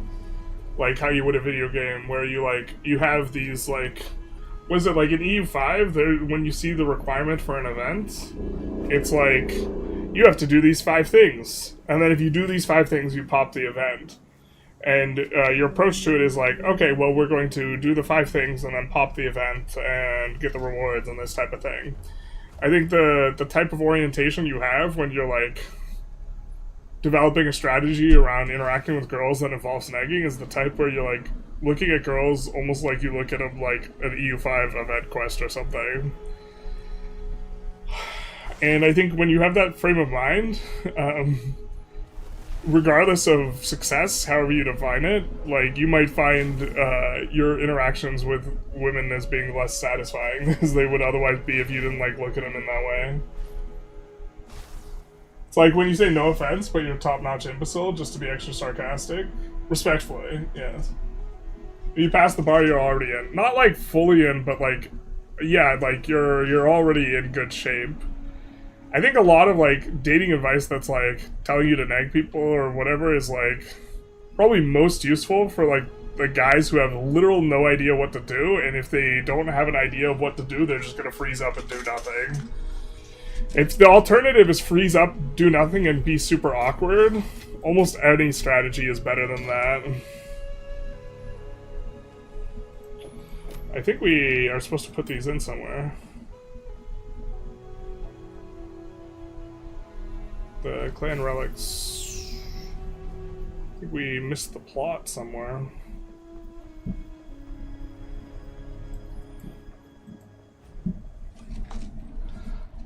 Women are people debatable. Have you ever heard of hypergamy? Yes, yeah.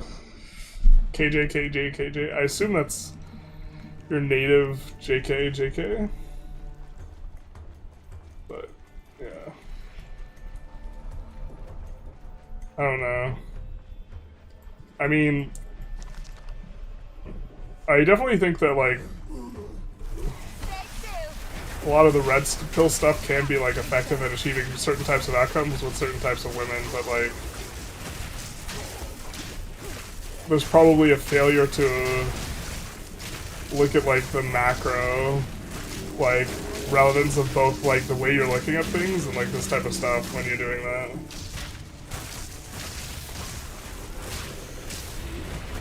Or, like,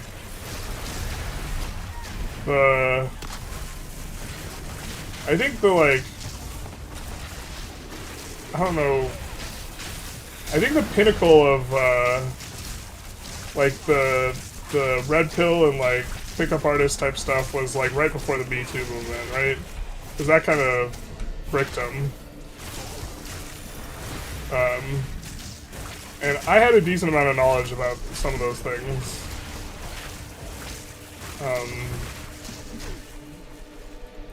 And it definitely makes sense that, like, Me Too, like, kind of, made a lot of that, like, perspective unpopular, and now I think it's, like, regaining traction with, like, Manosphere and this type of stuff. But I worked at a nightclub as a bouncer.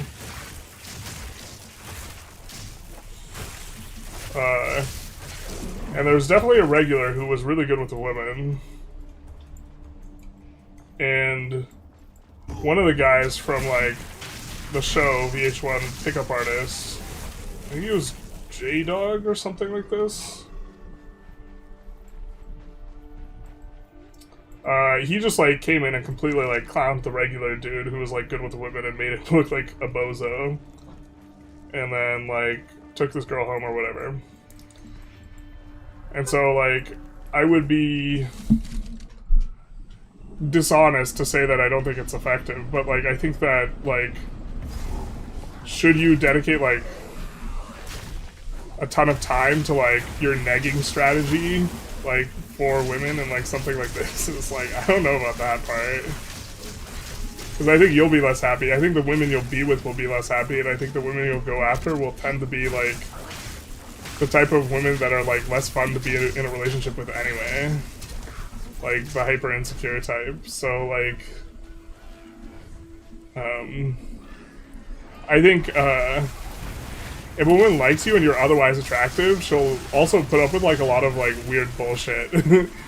Like, and so, like, even if you're, like, negging is counterproductive, if you're, like, otherwise attractive, you might not actually get the feedback that what you're doing is actually just kind of stupid and, in fact, annoying the girl that you're with. What do you mean you worked at a strip club as a dancer? I was a bouncer in a nightclub. I didn't say strip club, I said nightclub. Did I say strip club? I meant nightclub. I was a bouncer.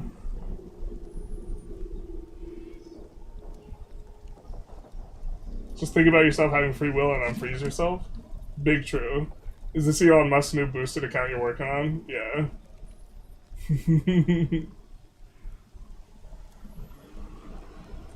Procedural orientation as a non-native speaker is so humorous to me when you use a vocabulary. I'm used to hearing 200 IQ videos.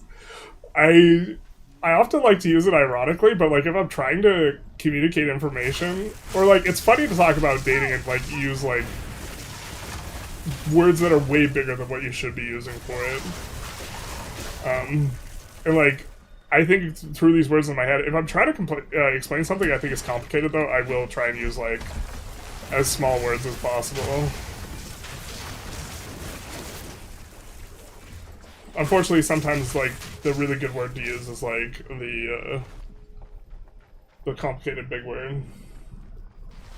So we're back to personal biases. Using negging while being attractive means it's the best strategy. Yeah, I mean, but the thing is, like, you could do anything when you're attractive. It doesn't matter. Like, I think you just, like, if you gave, like, really shit dating advice, right, that actually wasn't effective, and you got a person to just, like, execute the shit dating advice, like, I think a lot of the problem is like people are attractive are just like really fucking insecure, but they're attractive, and so you could just do like anything and it would be relatively effective. And also, if you're unattractive or the person's not attracted to you, it doesn't really matter what you do. But if you do enough volume, like eventually you're gonna find someone who finds you attractive, or you pass a certain threshold, or whatever it is. And so like, just like doing the thing is like the biggest part of it. And so like, to that extent where like negging gives you something to do, then like it's gonna be effective. Like compared to a strategy where you just like don't say anything and act awkward. Are we at maps yet? No, we're not at maps. Someone's shipping us back to reality. I worked as a fine cloth handler in a warehouse, but they shut down and reopen all the time. Interesting. No need for a large sample size? True. It worked, so it must be the best strategy. I don't know.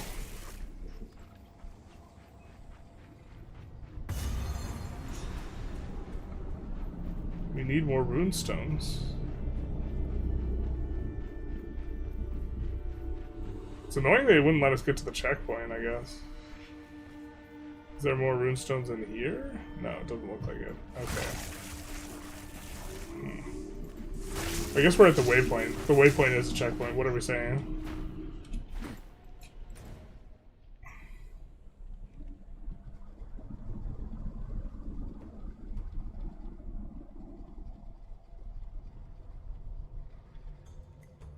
Maybe we should see if we missed anything in Act 2. Well, we know we missed the ascending thing. I just don't know where that is. I guess it's here. Let's go do that. Big sample sizes are for spreadsheets. Yeah, I mean, like, if... You could also talk to, like, 100 girls and, like, record what your strategy is and have some metric for success. Although, unfortunately, like, that's, like, subjective and hard to come up with as well.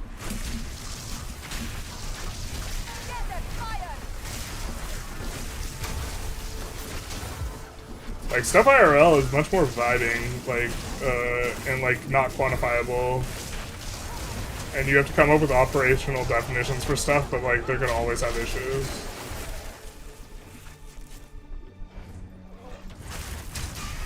IRL victim of Chinese Padua strategy.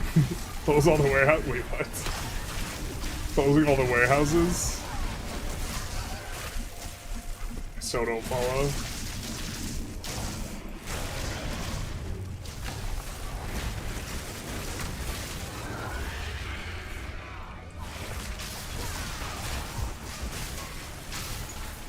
I gotta say, Not yet.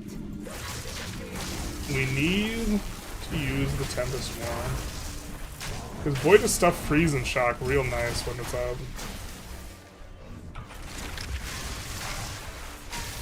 Look at that! All those things cleared. If only we had a bigger sample size. Warehouses, EU5 reference. Oh, I don't remember saying warehouses. Not like this. Okay, so if we do that...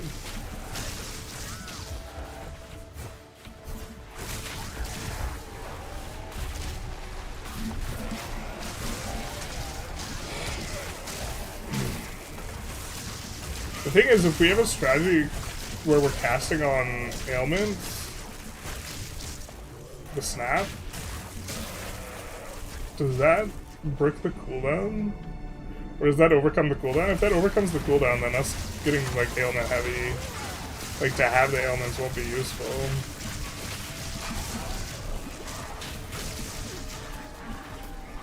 Oh, we're also one-shotting stuff because we're in the... Never mind. We're also in the previous area, basically.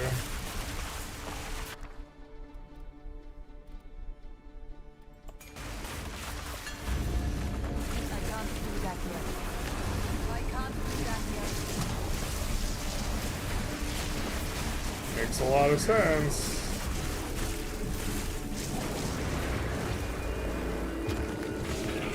Wow, some of the art assets here are so cool.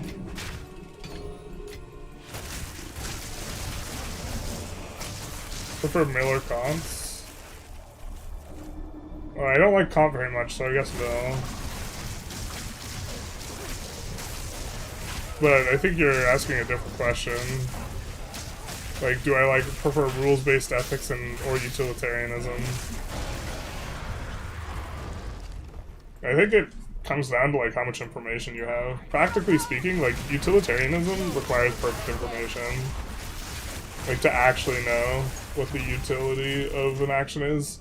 And a lot of the bait and switch things for utilitarianism I think aren't really strong counterexamples.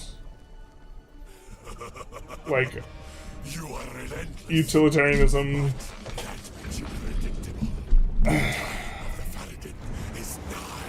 utilitarianism forcing you to if torturing someone on live television created 1 unit of utility for 50,000 people and a negative unit of utility for the tortured person of 4,000, or negative 4,999 units of utility, then since it's plus EV, you should torture someone on live television. These are some of the gotcha things for utilitarianism. And the thing is I actually in a lot of those instances, I think a lot of them sound bad.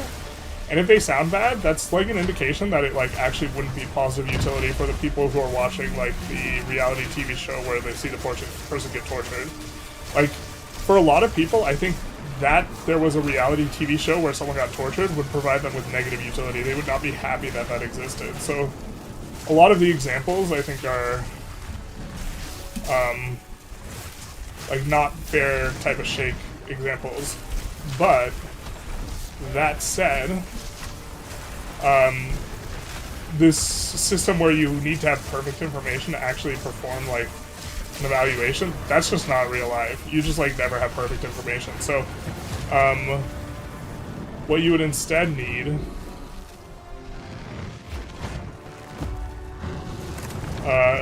I think a better way of looking at it is utilitarianism is effective if you have perfect information. But if you don't have perfect information, rules-based ethics tends to be good. If you don't know what the outcome for your lying is going to be, it's a good, heuristic to just not lie, right? If you don't know what... so a lot of people, they're fan of killing baby Hitler, right? Well, in that case, the murder has plus EV because, we killed baby Hitler. But if you don't know what the outcomes of the murder are going to be, you maybe shouldn't murder people, right? So, this rules-based ethics tends to perform a lot better when you don't have good information, is kind of the way I look at it. When you do have perfect information, yeah, utilitarianism can kind of work. I think it's a little bit more complicated. Often people who are really good with moral theories, there was this interesting study where the people who understood moral theories the best, they actually found were most likely to be immoral, which seems to indicate that knowing more, being better with the moral calculus actually just makes you better at justifying your own bullshit.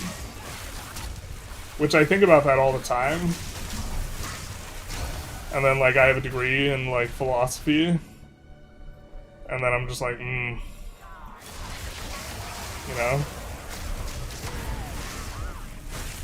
more likely to be immoral per the studies. That's not a guarantee, but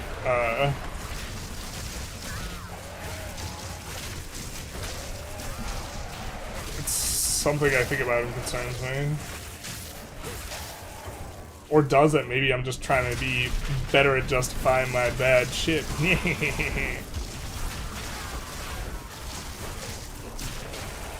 Although that's also an interesting thing is a lot of people don't actually care about being moral, they care about appearing moral. And a lot of people don't actually care about being smart or having a good worldview, they just care about appearing smart. And that they have a good worldview. And like those are two different activities. Like admitting you're wrong as a strategy when you're trying to appear smart, terrible. But if you're actually trying to like develop the most robust worldview, you like have to change your opinion on things because you're just not going to get the entire world right the first time out. But talking to someone in front of other people, recognizing their position's better than yours, and then like backing up and taking the time to learn their position, that makes you look like a goober. That makes you look not very bright from most people's perspective. I mean, if you recognize it as like a good thing to do, like and you see someone else doing it, like maybe that helps, but for the most part, most people feel that that kind of makes you look stupid. And most people don't actually care about developing their worldview, they only care about winning arguments. Where are we supposed to go here, dog? We missed content, where is it? Dog. Good night, gotta go. Godspeed.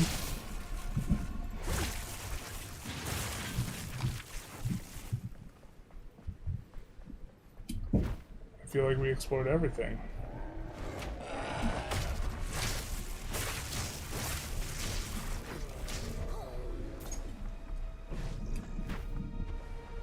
Was there a thing to do some things?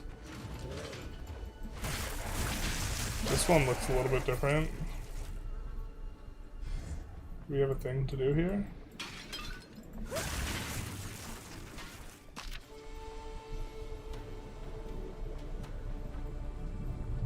I don't like this. I remember it being like a mountain temple thing. Like serial killer Dexter? Learn the rules so you know what you can get away with? I guess.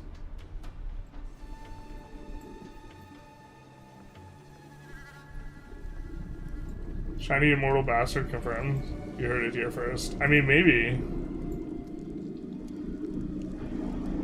But like, you know, maybe.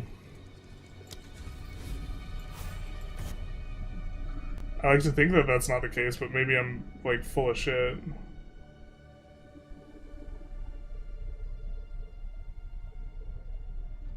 How do we do this? Is it on this, the Path of Mourning instead?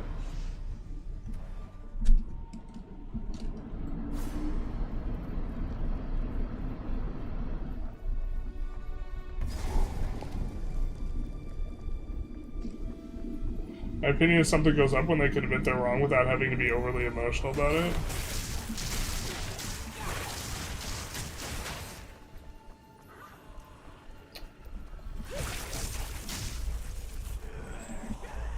Yeah,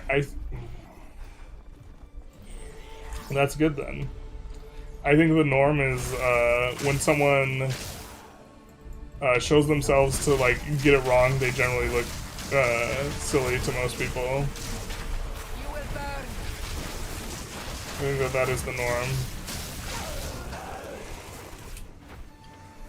But also often like people won't say that they do this.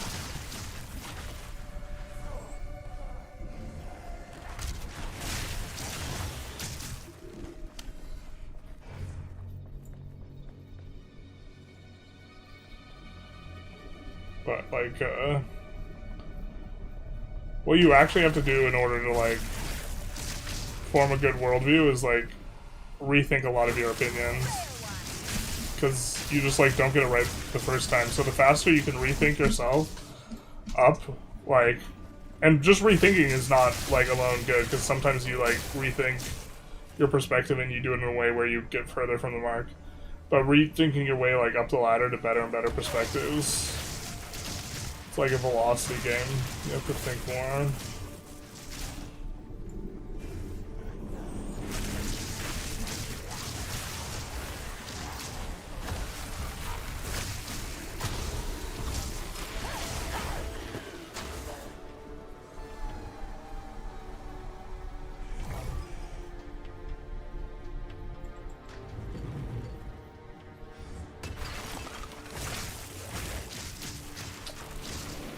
Where does this thing go? Where it stops, nobody knows.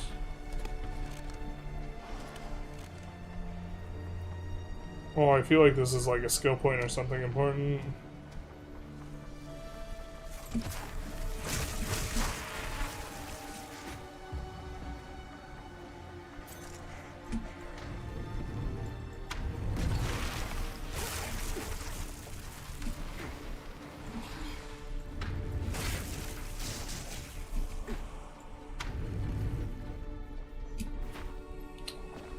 I remember it being like a mountain though, so like the aesthetic for this is all wrong. In medicine rounds is designed to give you opportunities to be wrong publicly and be corrected by your peers and superiors. It feels horrible, but it does encourage a culture of learning. That's good. Like, med school does some, yeah. That's good, that's good. Med school does some practices I'm, like, not a fan of. Like the sleep deprivation, but that one seems like a good one.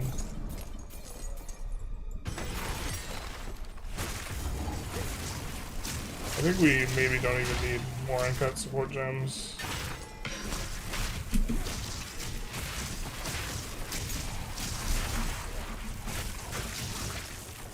I must travel light.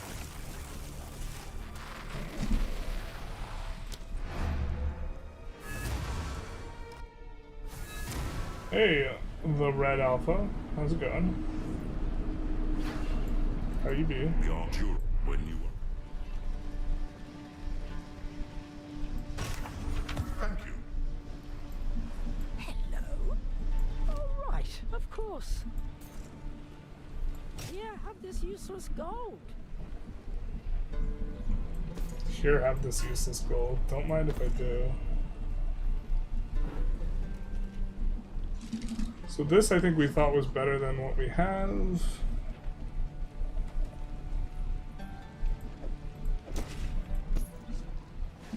Ah, that's nice. And this was a way to get more spirit, and we just weren't sure if that was going to be something we were into.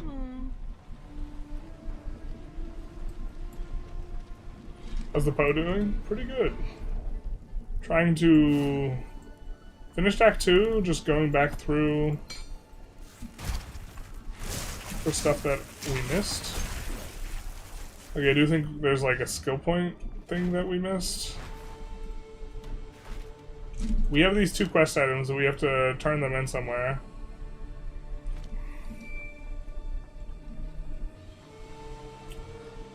I suspect it's around here, but I'm really not sure.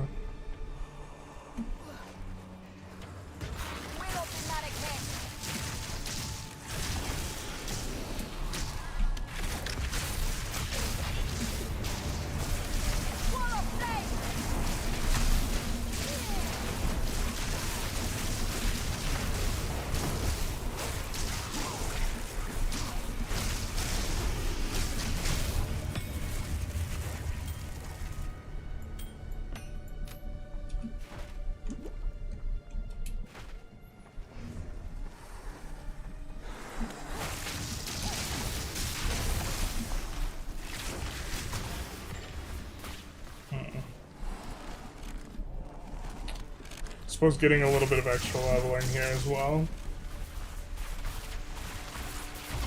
The sleep deprivation mostly phased out. Med students consistently required to take 24 aren't consistently required to take 24-hour call anymore.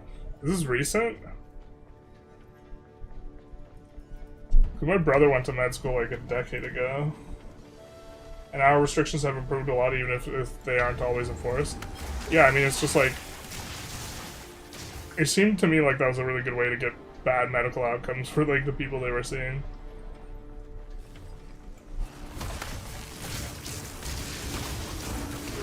Find a use for the relics, man. I know they go somewhere.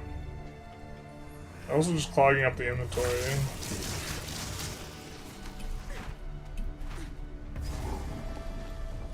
Spires of Deshard. This seems promising. Or is this where we were? This is where we were. Son of a bitch. Sisters of Garu Khan, I think, is the thing. I don't know how to get there or what it is exactly.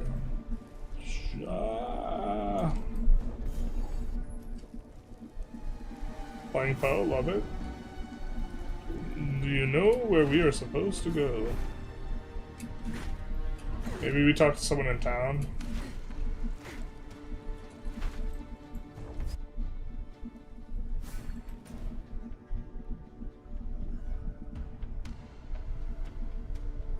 Is this town for us? No.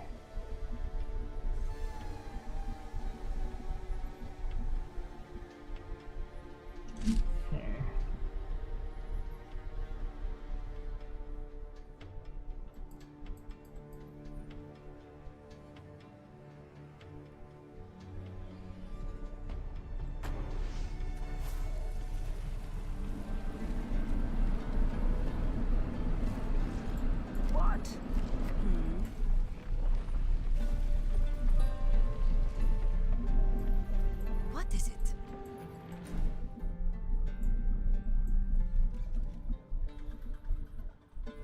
I mean, it shows the ... between these two. The time has come for a final.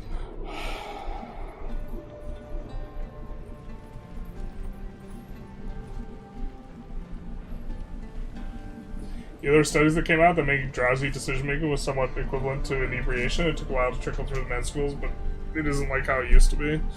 That's good.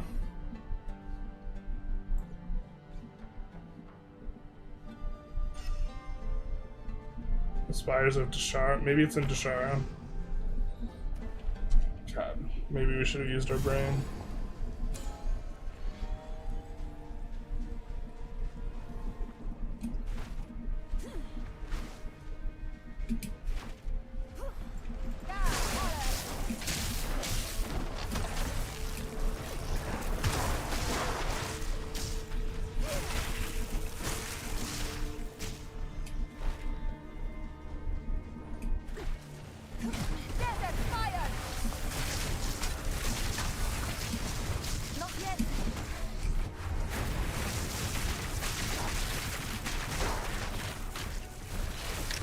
I think we already did this rune stone thing.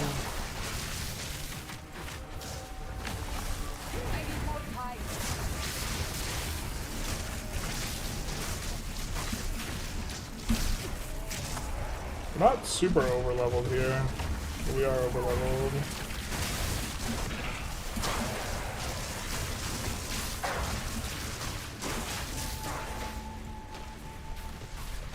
What's this?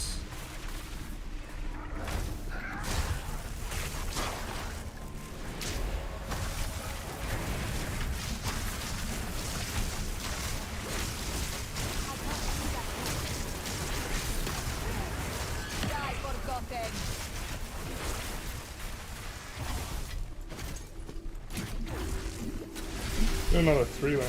Not sure where we're gonna spend it. I'm going close to 4 hours. I think once we figure out what to do with these idols, we might call it.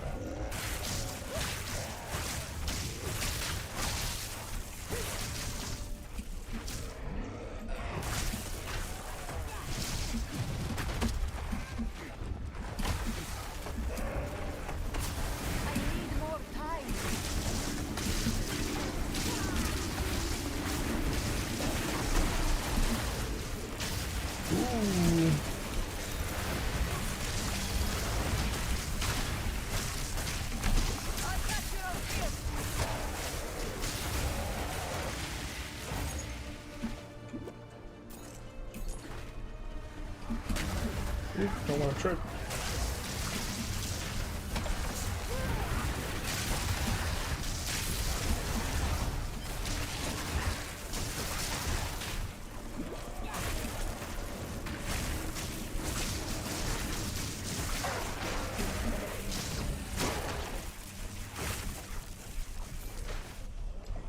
Playing devil's advocate, the military trains you with sleep deprivation to try and encourage decision in stress-saturated environments. A lot of actual jobs and residents have overnight call. There's meaningful training that isn't received without pushing the limits. Complicated topic. Yeah, but I feel like military is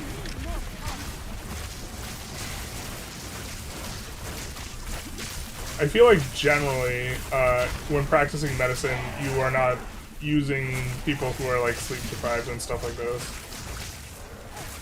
So it's not like good training for like what you're gonna have coming up or something like this.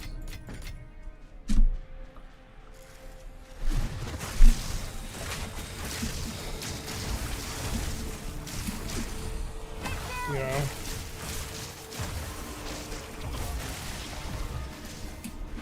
But like in the military, you absolutely do like things with very little sleep while on like active duty and this type of thing.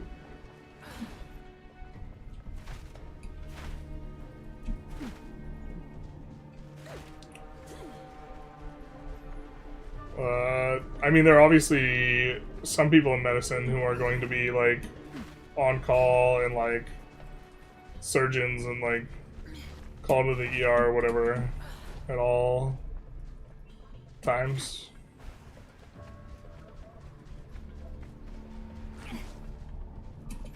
But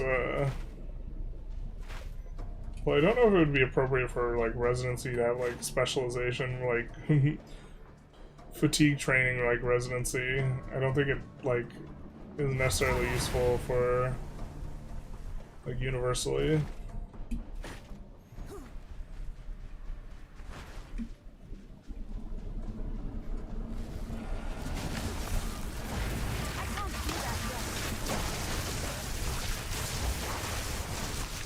Good.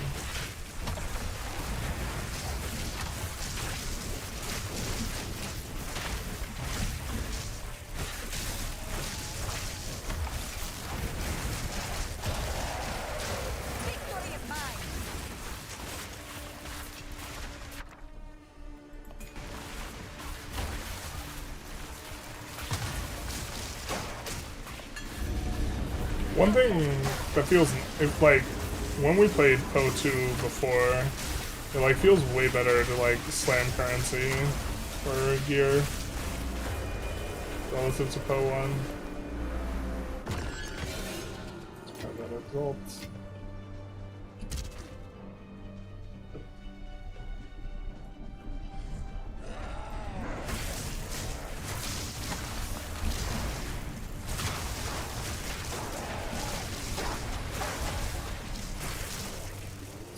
Kind of like maybe where we're supposed to go? No? No.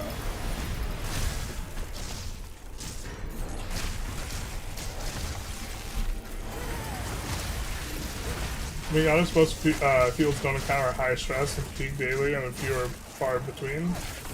There's a meaningful burden every day when...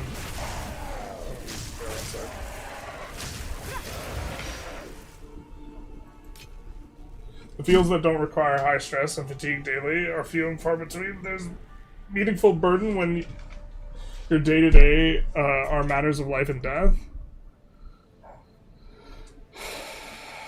Yeah, but a lot of that doesn't involve like sleep deprivation.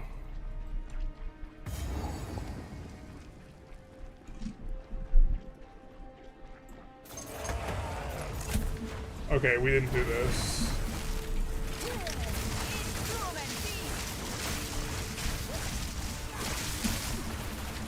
Although I don't think this is to do with the thing.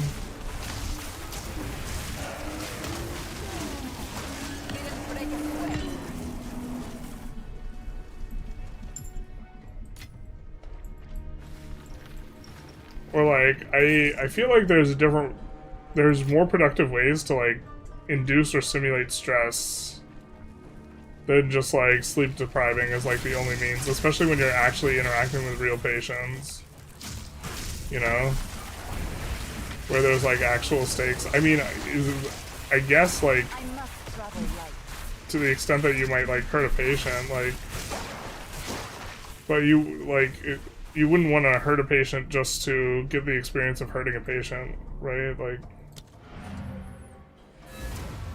oncologists are often doing the equivalent of a desk job, but rarely experience intense life-altering trauma on a daily basis. Yeah, I mean, oncologists specifically seem really rough.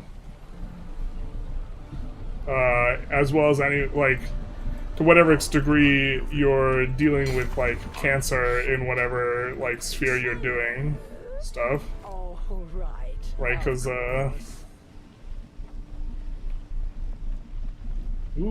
I think it's 36 to spirit. And give some resists.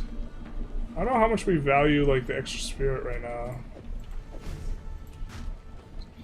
We're just gonna carry these items in our inventory like a dum-dum, I guess.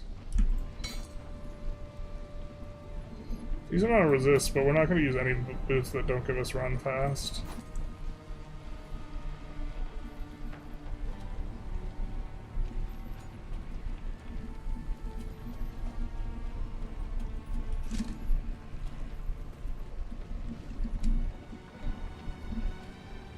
Ah, that's nice.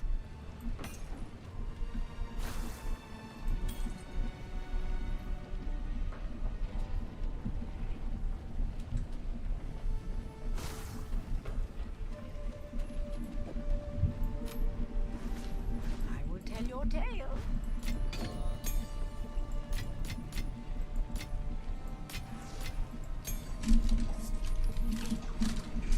I'm wondering if sleep deprivation has a transitive value with other types of stress. Yeah, I don't know. I don't think in particular it does, but I don't really know.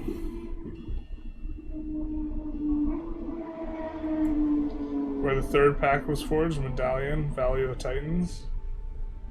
So I guess that maybe looks like the thing we have to go to. Wait, did we not get the... We didn't get the Sisters Garv Khan. What else do we have to do?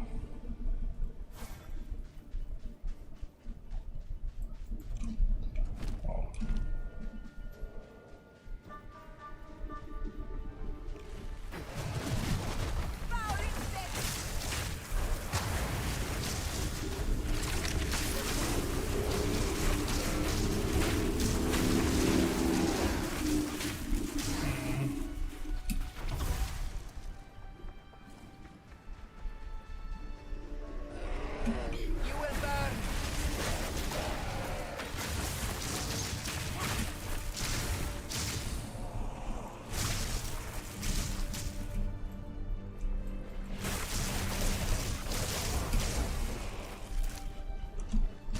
Like, the usefulness, in my opinion, has to, like, outweigh a pretty big downside, which is, like, these guys who are in residency, who are dealing with, like, real-life patients, are doing it in a state where their judgment is compromised by fatigue.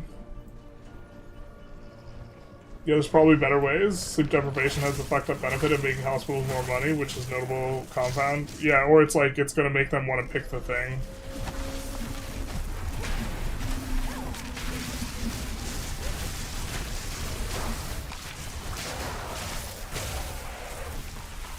But if the general perception is that stress like reduces judgment or something like this,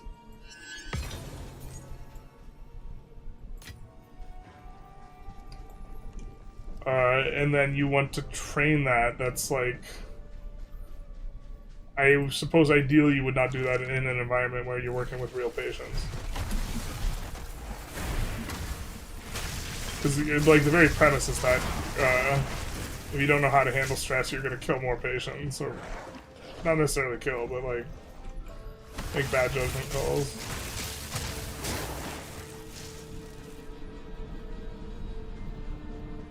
Kills, probably. I think most of the time you're making a decision, it's not life or death, but surely some of the time it is.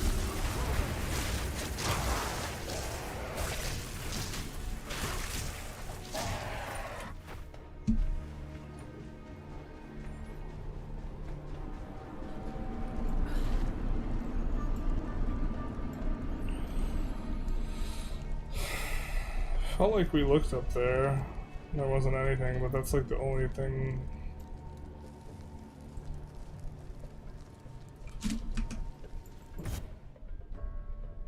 We'll,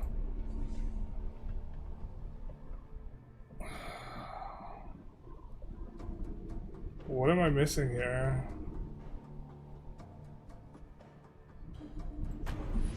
God, this feels so bad. Join PoE2, I see. Yeah, we're trying to, like, get the content, man. The stuff we missed in Act 2. I'm having a little bit of difficulties because this is just a knowledge check type thing. I don't think I remember facing this guy underground, so this is good.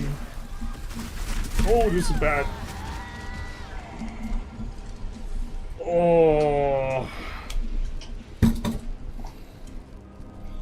Alright. Oh my god, I can't do that actually. I'm not used to doing grip bird workouts. We're gonna do this instead. Bottoms up kettlebell press.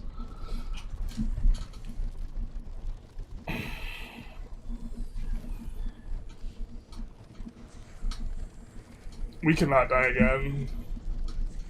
Because every time we get more fatigues, we're obviously gonna do more poorly in this. And then, like, as the wrists are fatigued,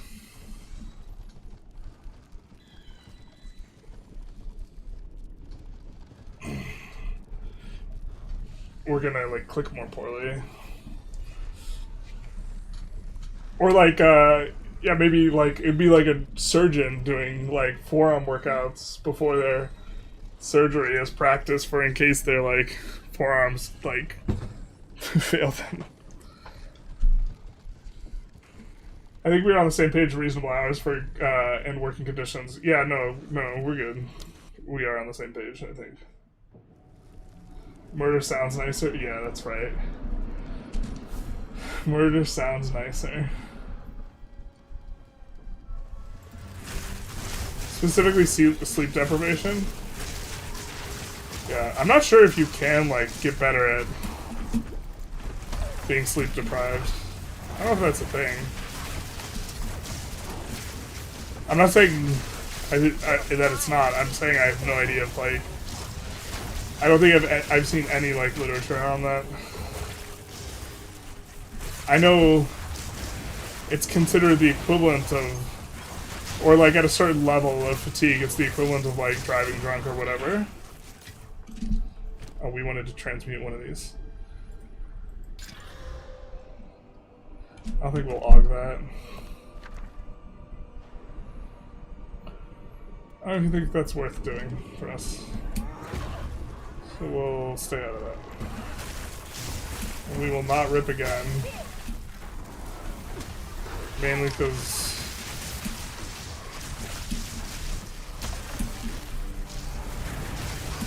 at a certain point, I think we want to get the content we missed in Act 2, and like, if the forearms feel too bad, we're gonna start ripping a whole ton. So one leads to another, one leads to more. The first rip, yeah, that's fine, but like, subsequent rips.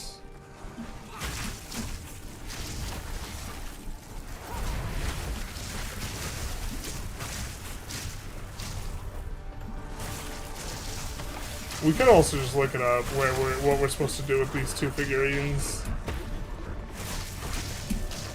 Because right now we're kind of just clearing mobs that we maybe don't need to be clearing.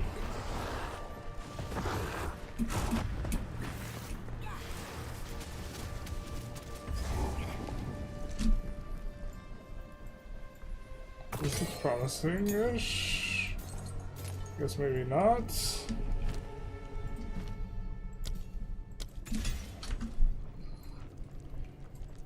Make our flame wall bigger.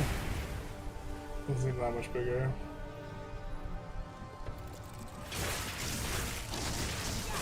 The solution to the fatigue is pressing less buttons. Pretty sure there's like a macro level fatigue. I believe we've developed the fitness press buttons all day under normal circumstances.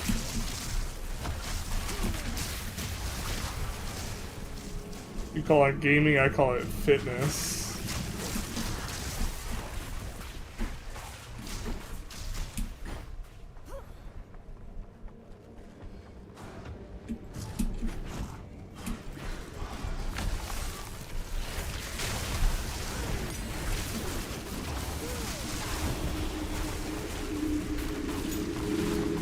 I don't know why in my head that was like an aura.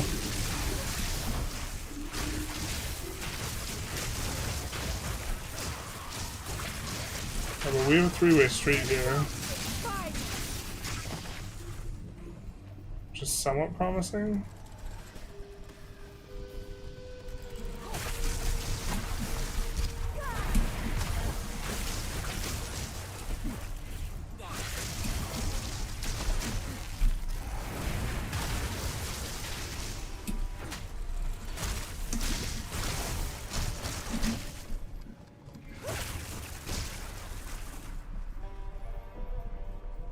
Fitness, business.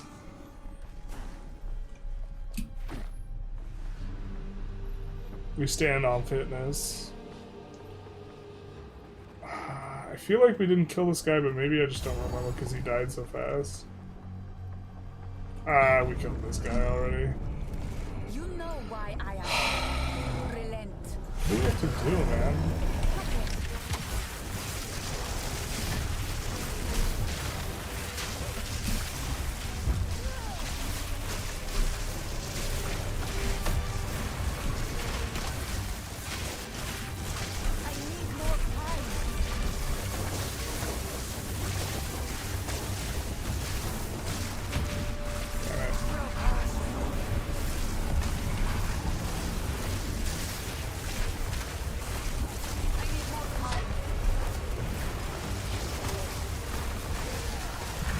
Rotations.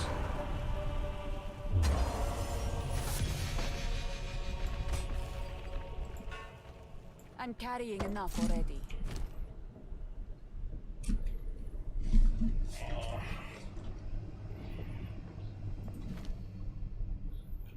Oh, this is one of these.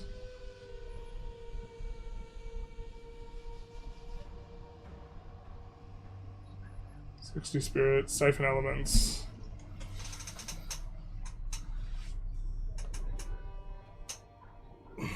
Per power to spawn a cold fragment on freezing a target. Per power charge.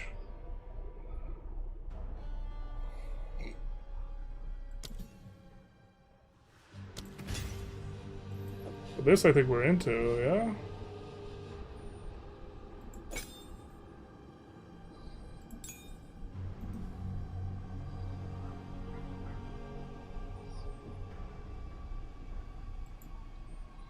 And then we probably want to do support skills for that.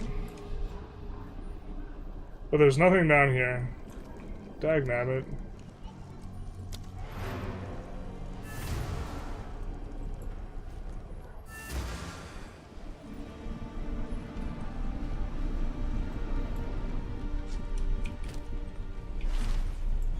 Quickly.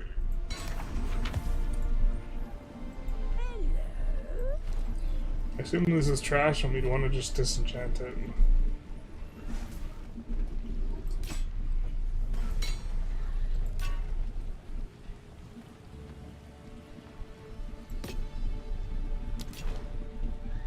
Oh, right. Of course. I will tell your tale. Will you though?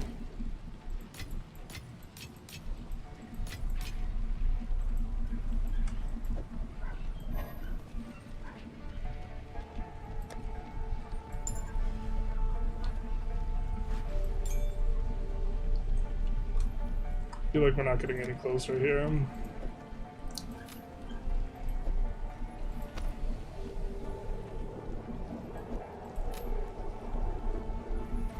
Figuring out where we put those two things.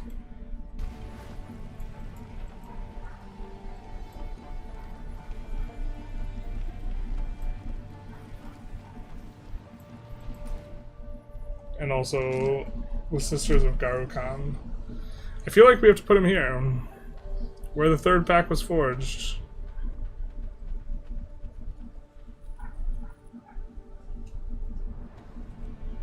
Do we have to caravan to the Valley of the Titans?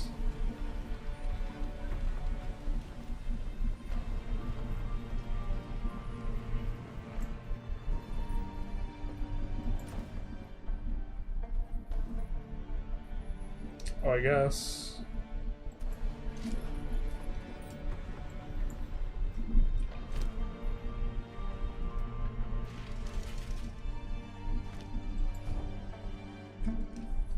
We're supposed to get probably support gems.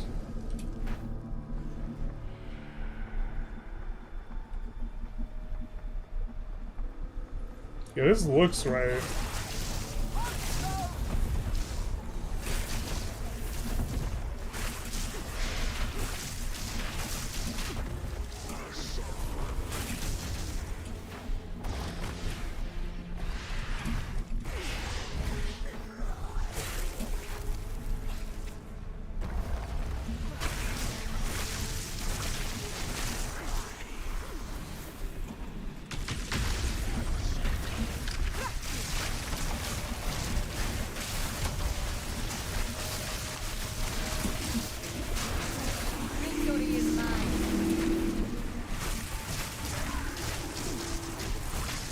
Where is the thing?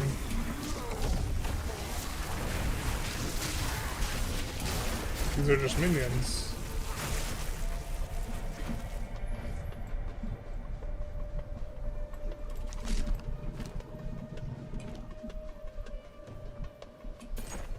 Where's the essence?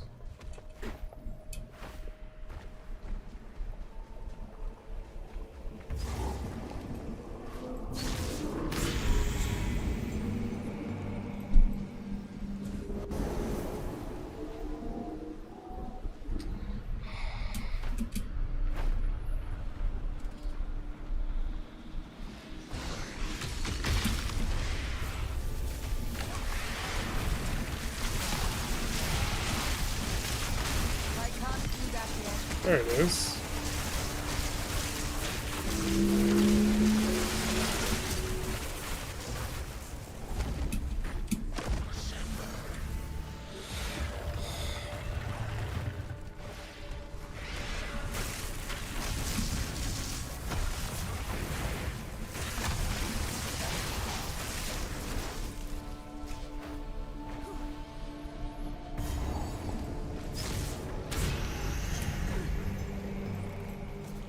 I mean, I remember doing all this.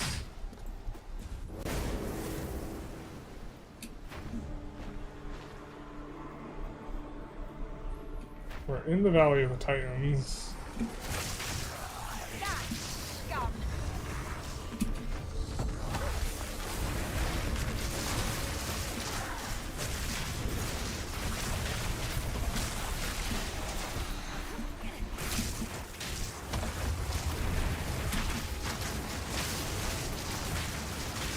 Try and clear this.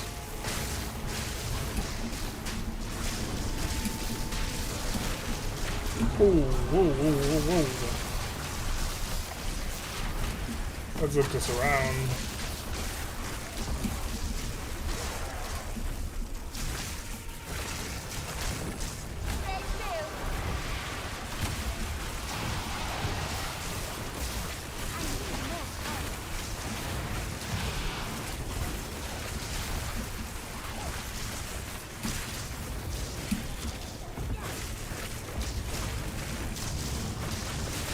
Yes, outside stolen.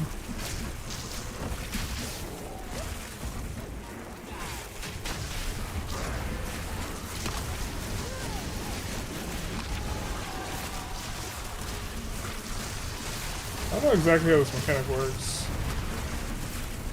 Okay, we get a chest.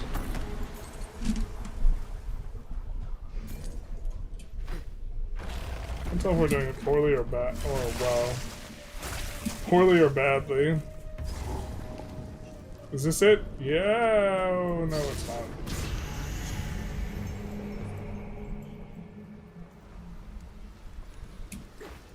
Okay, so we have this other place to the left and to the north. I think that this is the place. Right? Please lead somewhere.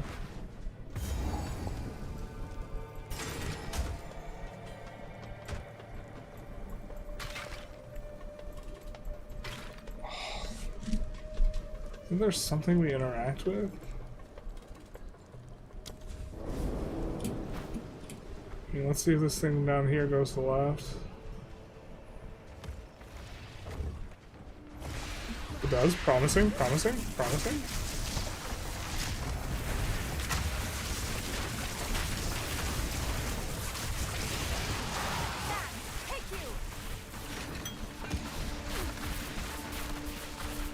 Checkpoint, promising, promising. Waypoint, promising. I have heard much of the Titans, right. but to see this for myself. Oh, they outline it.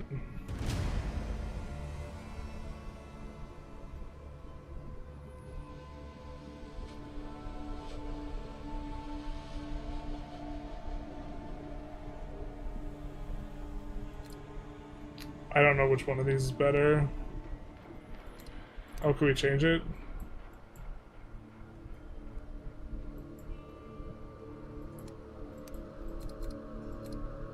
Okay, let's do this one, I guess. Perfect. Okay, we still have this. Spires of Dashar. Sisters of Garukan, they watch and they judge. We might even still have our old instance.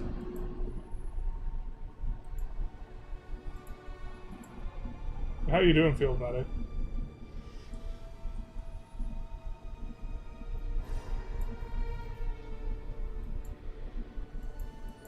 I feel like... I feel like we just did this.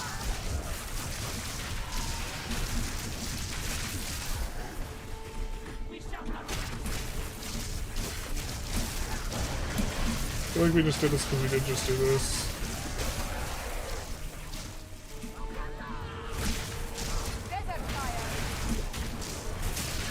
Oh, it's gonna be like a really lame reward too. The plus sign indicates like it's a permanent reward.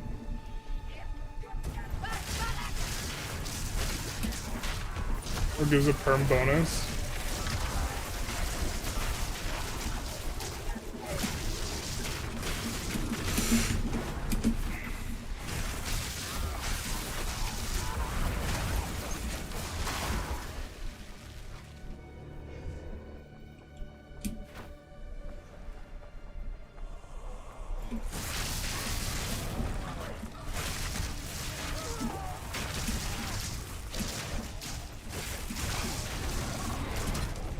I guess we're just gonna do the left sides first.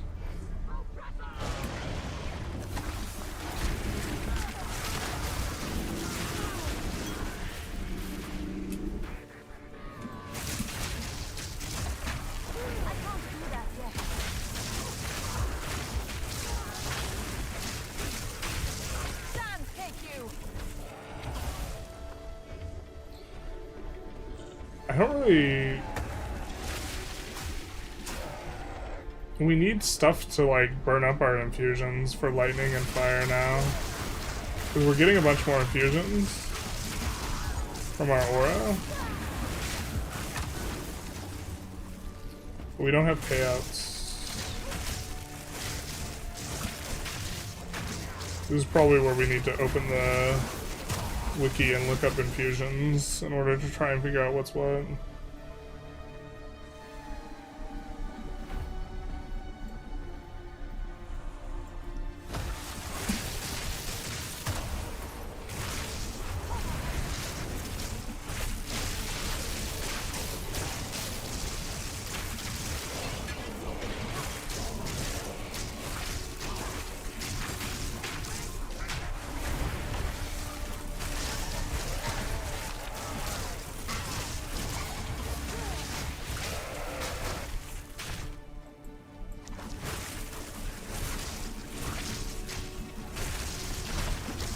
Heal up a little bit.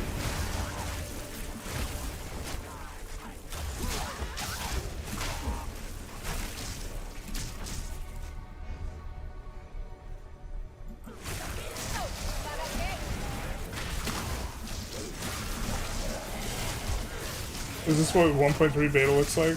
This is. It went in a little bit of a different direction.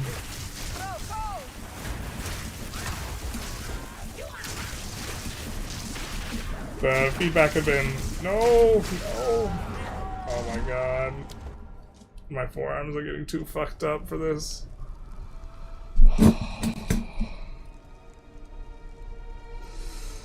Oh. God. I like can't do the grippers anymore. If I could, if I had lighter grippers. I don't have grippers that go under 200 pounds though, I think. Oh no! Not like this.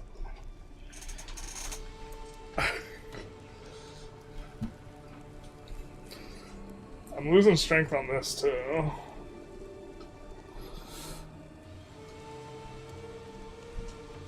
The bottoms up kettlebell press.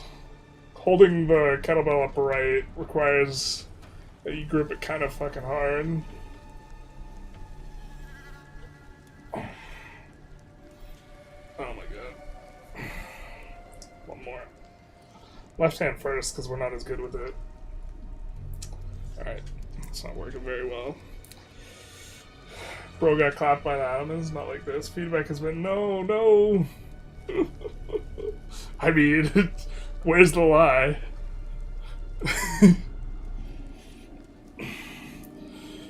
No, the eco thing is like, I guess we could install a mod to get rid of it. Maybe we do this, because we don't have a forearm exercise packed. I mean, we don't even have like a real pump. Our forearms are like normal size, they're just fucking tired as fuck now. This is the worst. Oh my god. And like, our ability to click buttons is like impaired by forearm fatigue, just generally.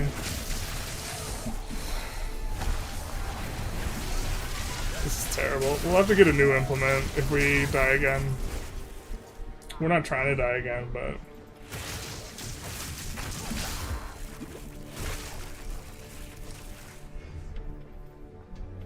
Alright, here we're gonna, I think, try and 100% the area. Fortunately, we're not planning on streaming too much longer. Oh my god. My forearms. You like die once. Never recover. Oh, no. Okay. This isn't even like a hard zone for us, too.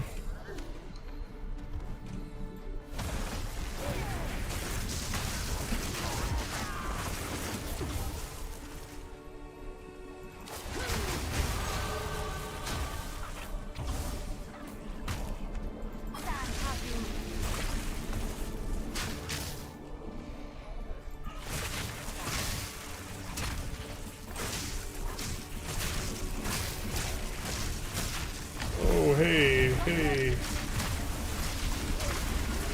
Victory is mine.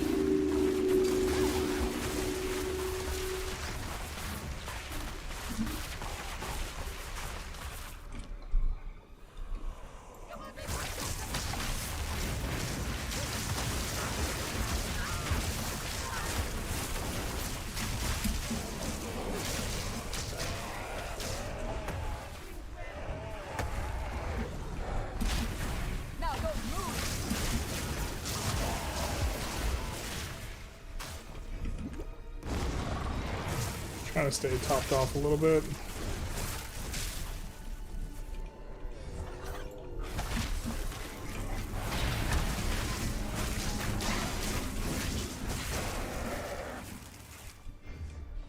Checkpoint. There's the sisters. Was this a boss fight? Oh no. If this requires dodging, I don't think I can do it right now.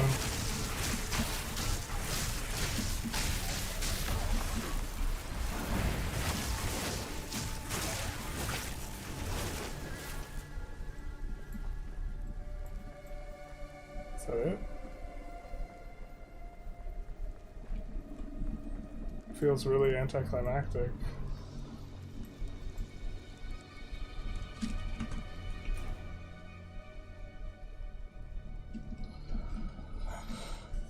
Okay, That's permanent lightning resistance. We slot in that. Just double checking. I think we'd already done all the Act 1 stuff. Well, there is a plus on her and Keth. Alright. Something Queen makes it sound like that is a boss.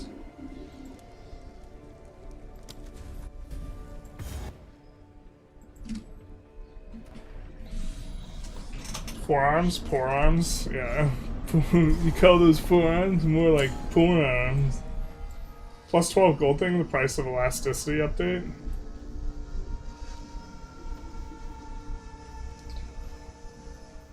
It's not even like elastic, it's just like downward pressure. Search continue. Fire's invisible, everything's terrible.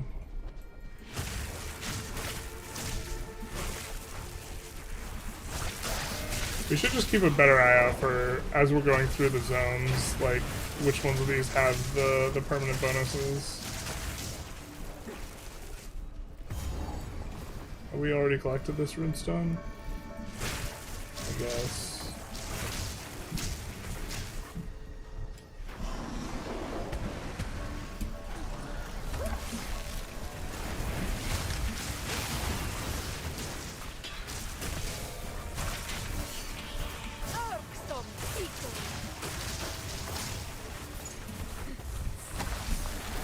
Level of the zone 25, so we're super over leveled. We should try and just try and get through this quick, I guess.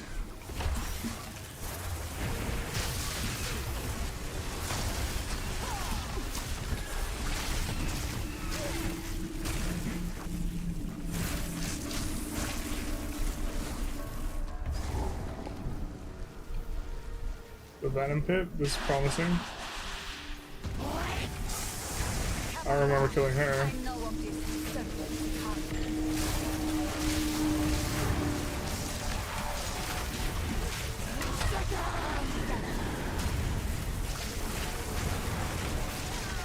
I can't do that.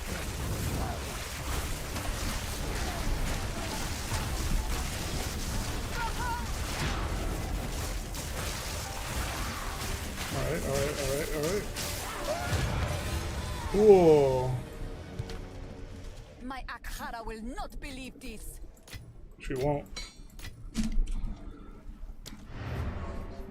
With some Diablo 3 type stuff, it is. That's like exactly what it is. It's the same genre, AARPG. This one is the way more spreadsheeter version, though.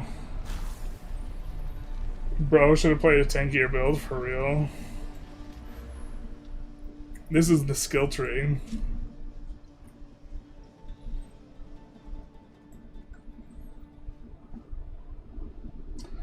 But I have a hard time enjoying games where you don't have to stare at the same map for over 6-hour stretches at the time. I feel you, bro. But you could stare at spreadsheets instead. This is the non-casual version of Diablo, yeah, basically. Or this is I want to theory craft some Insano build. This is the theory craft game. That's a Christmas tree. Like, you can call that a Christmas tree. That's a fungal infestation. How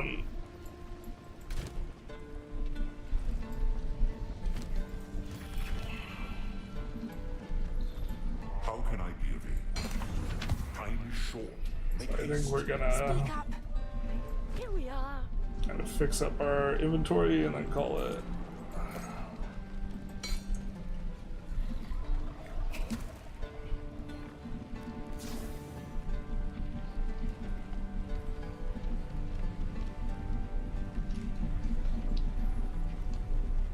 But we have to be a little bit careful.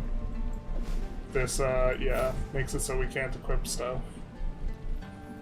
So the only reason we can equip this is because we have strength from the...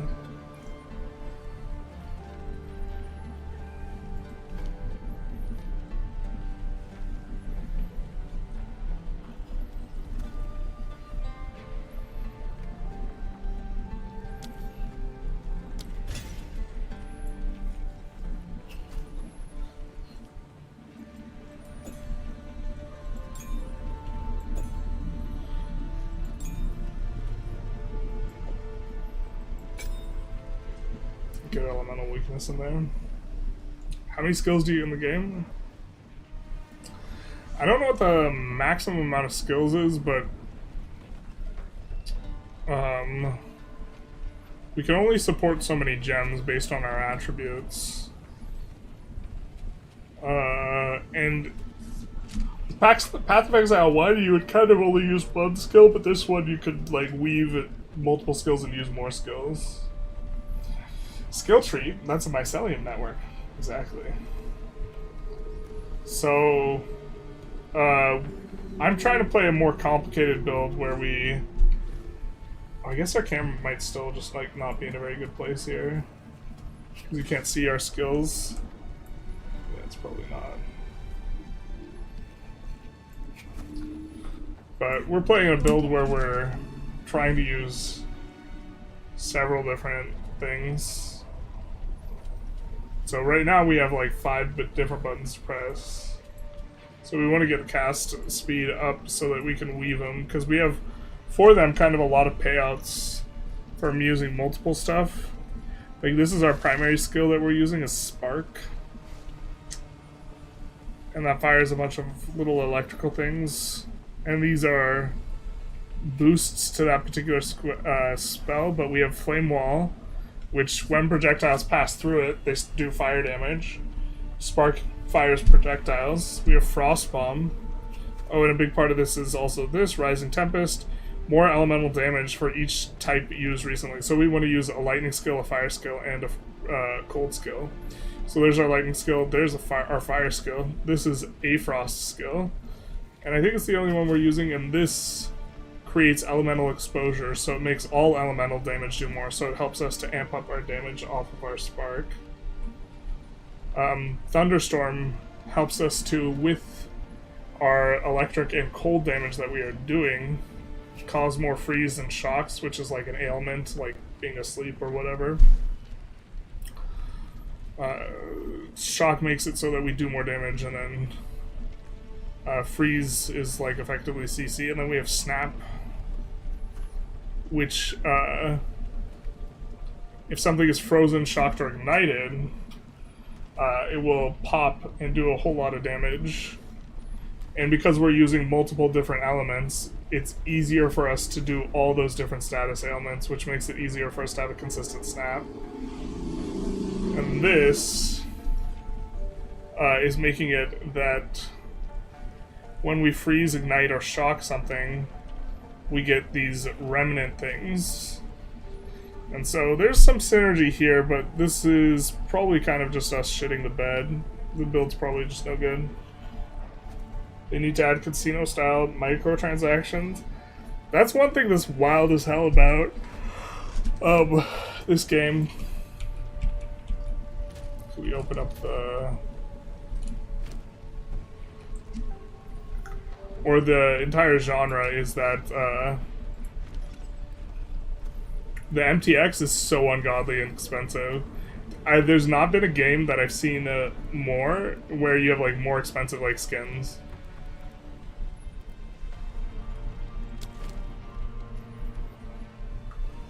But it works for them, I guess. You don't need, it's not pay to win, so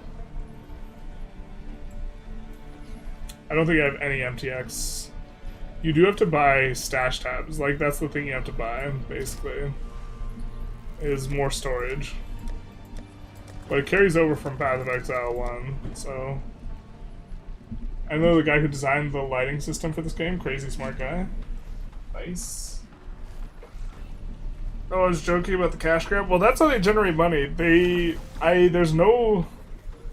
I'm kind of into the way that they monetize, because there's no, like, real benefit. Paid cosmetics are always fine to me, yeah. And they charge, like, $500 for a skin. Like, super out the ass. But, I don't know, people want to pay it.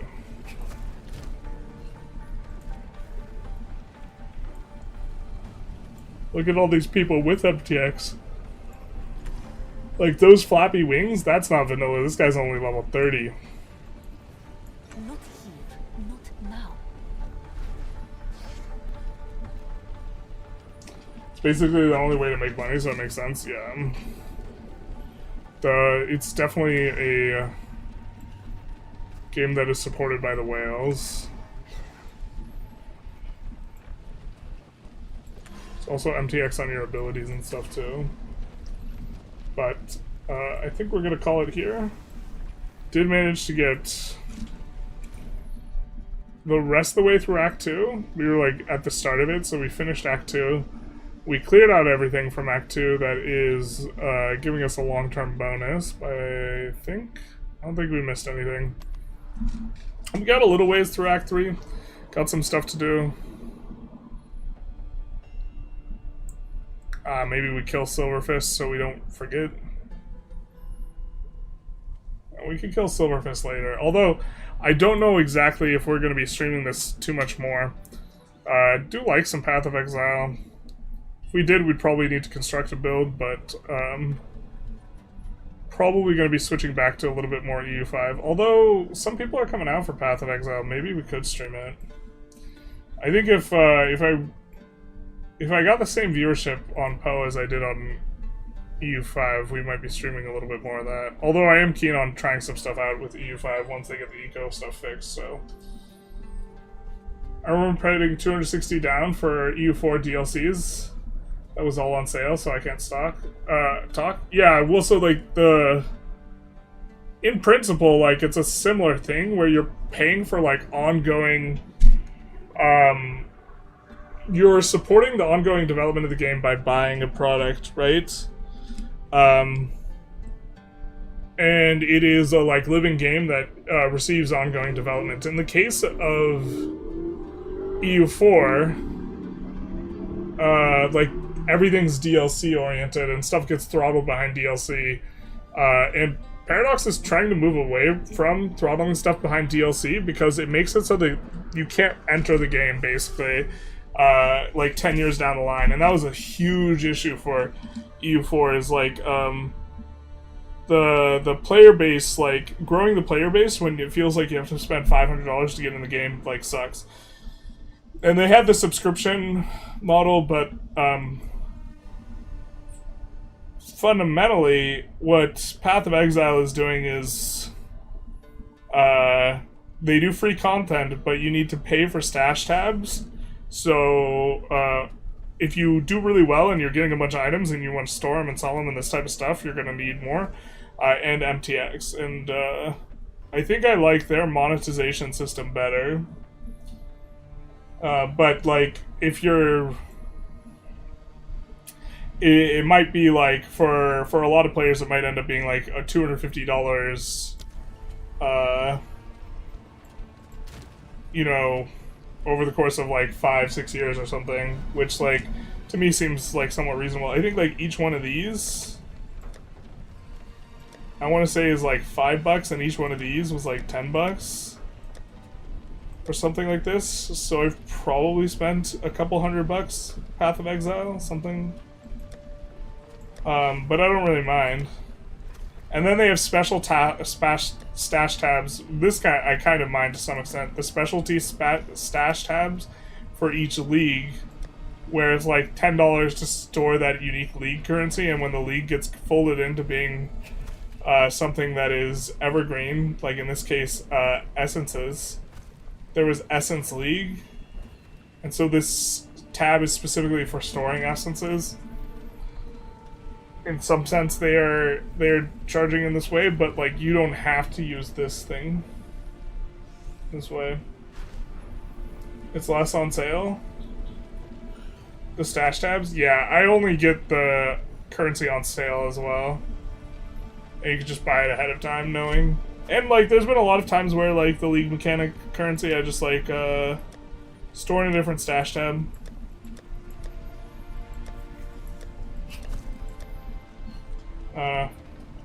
I like this a lot. I think you start off with 2 stash tabs just natively, and, like, if you're just trying to go through the storyline and you're playing your first 30 or 40 hours or something like this, you actually don't need more than 2 stash tabs. So, I like their system a lot because it's 0...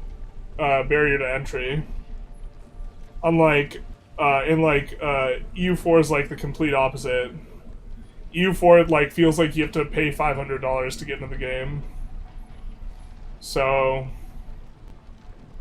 but I have no idea how you would sell skids for EU4. Like, it just doesn't make sense. There's no, it's not like, yeah. Well, certainly not now.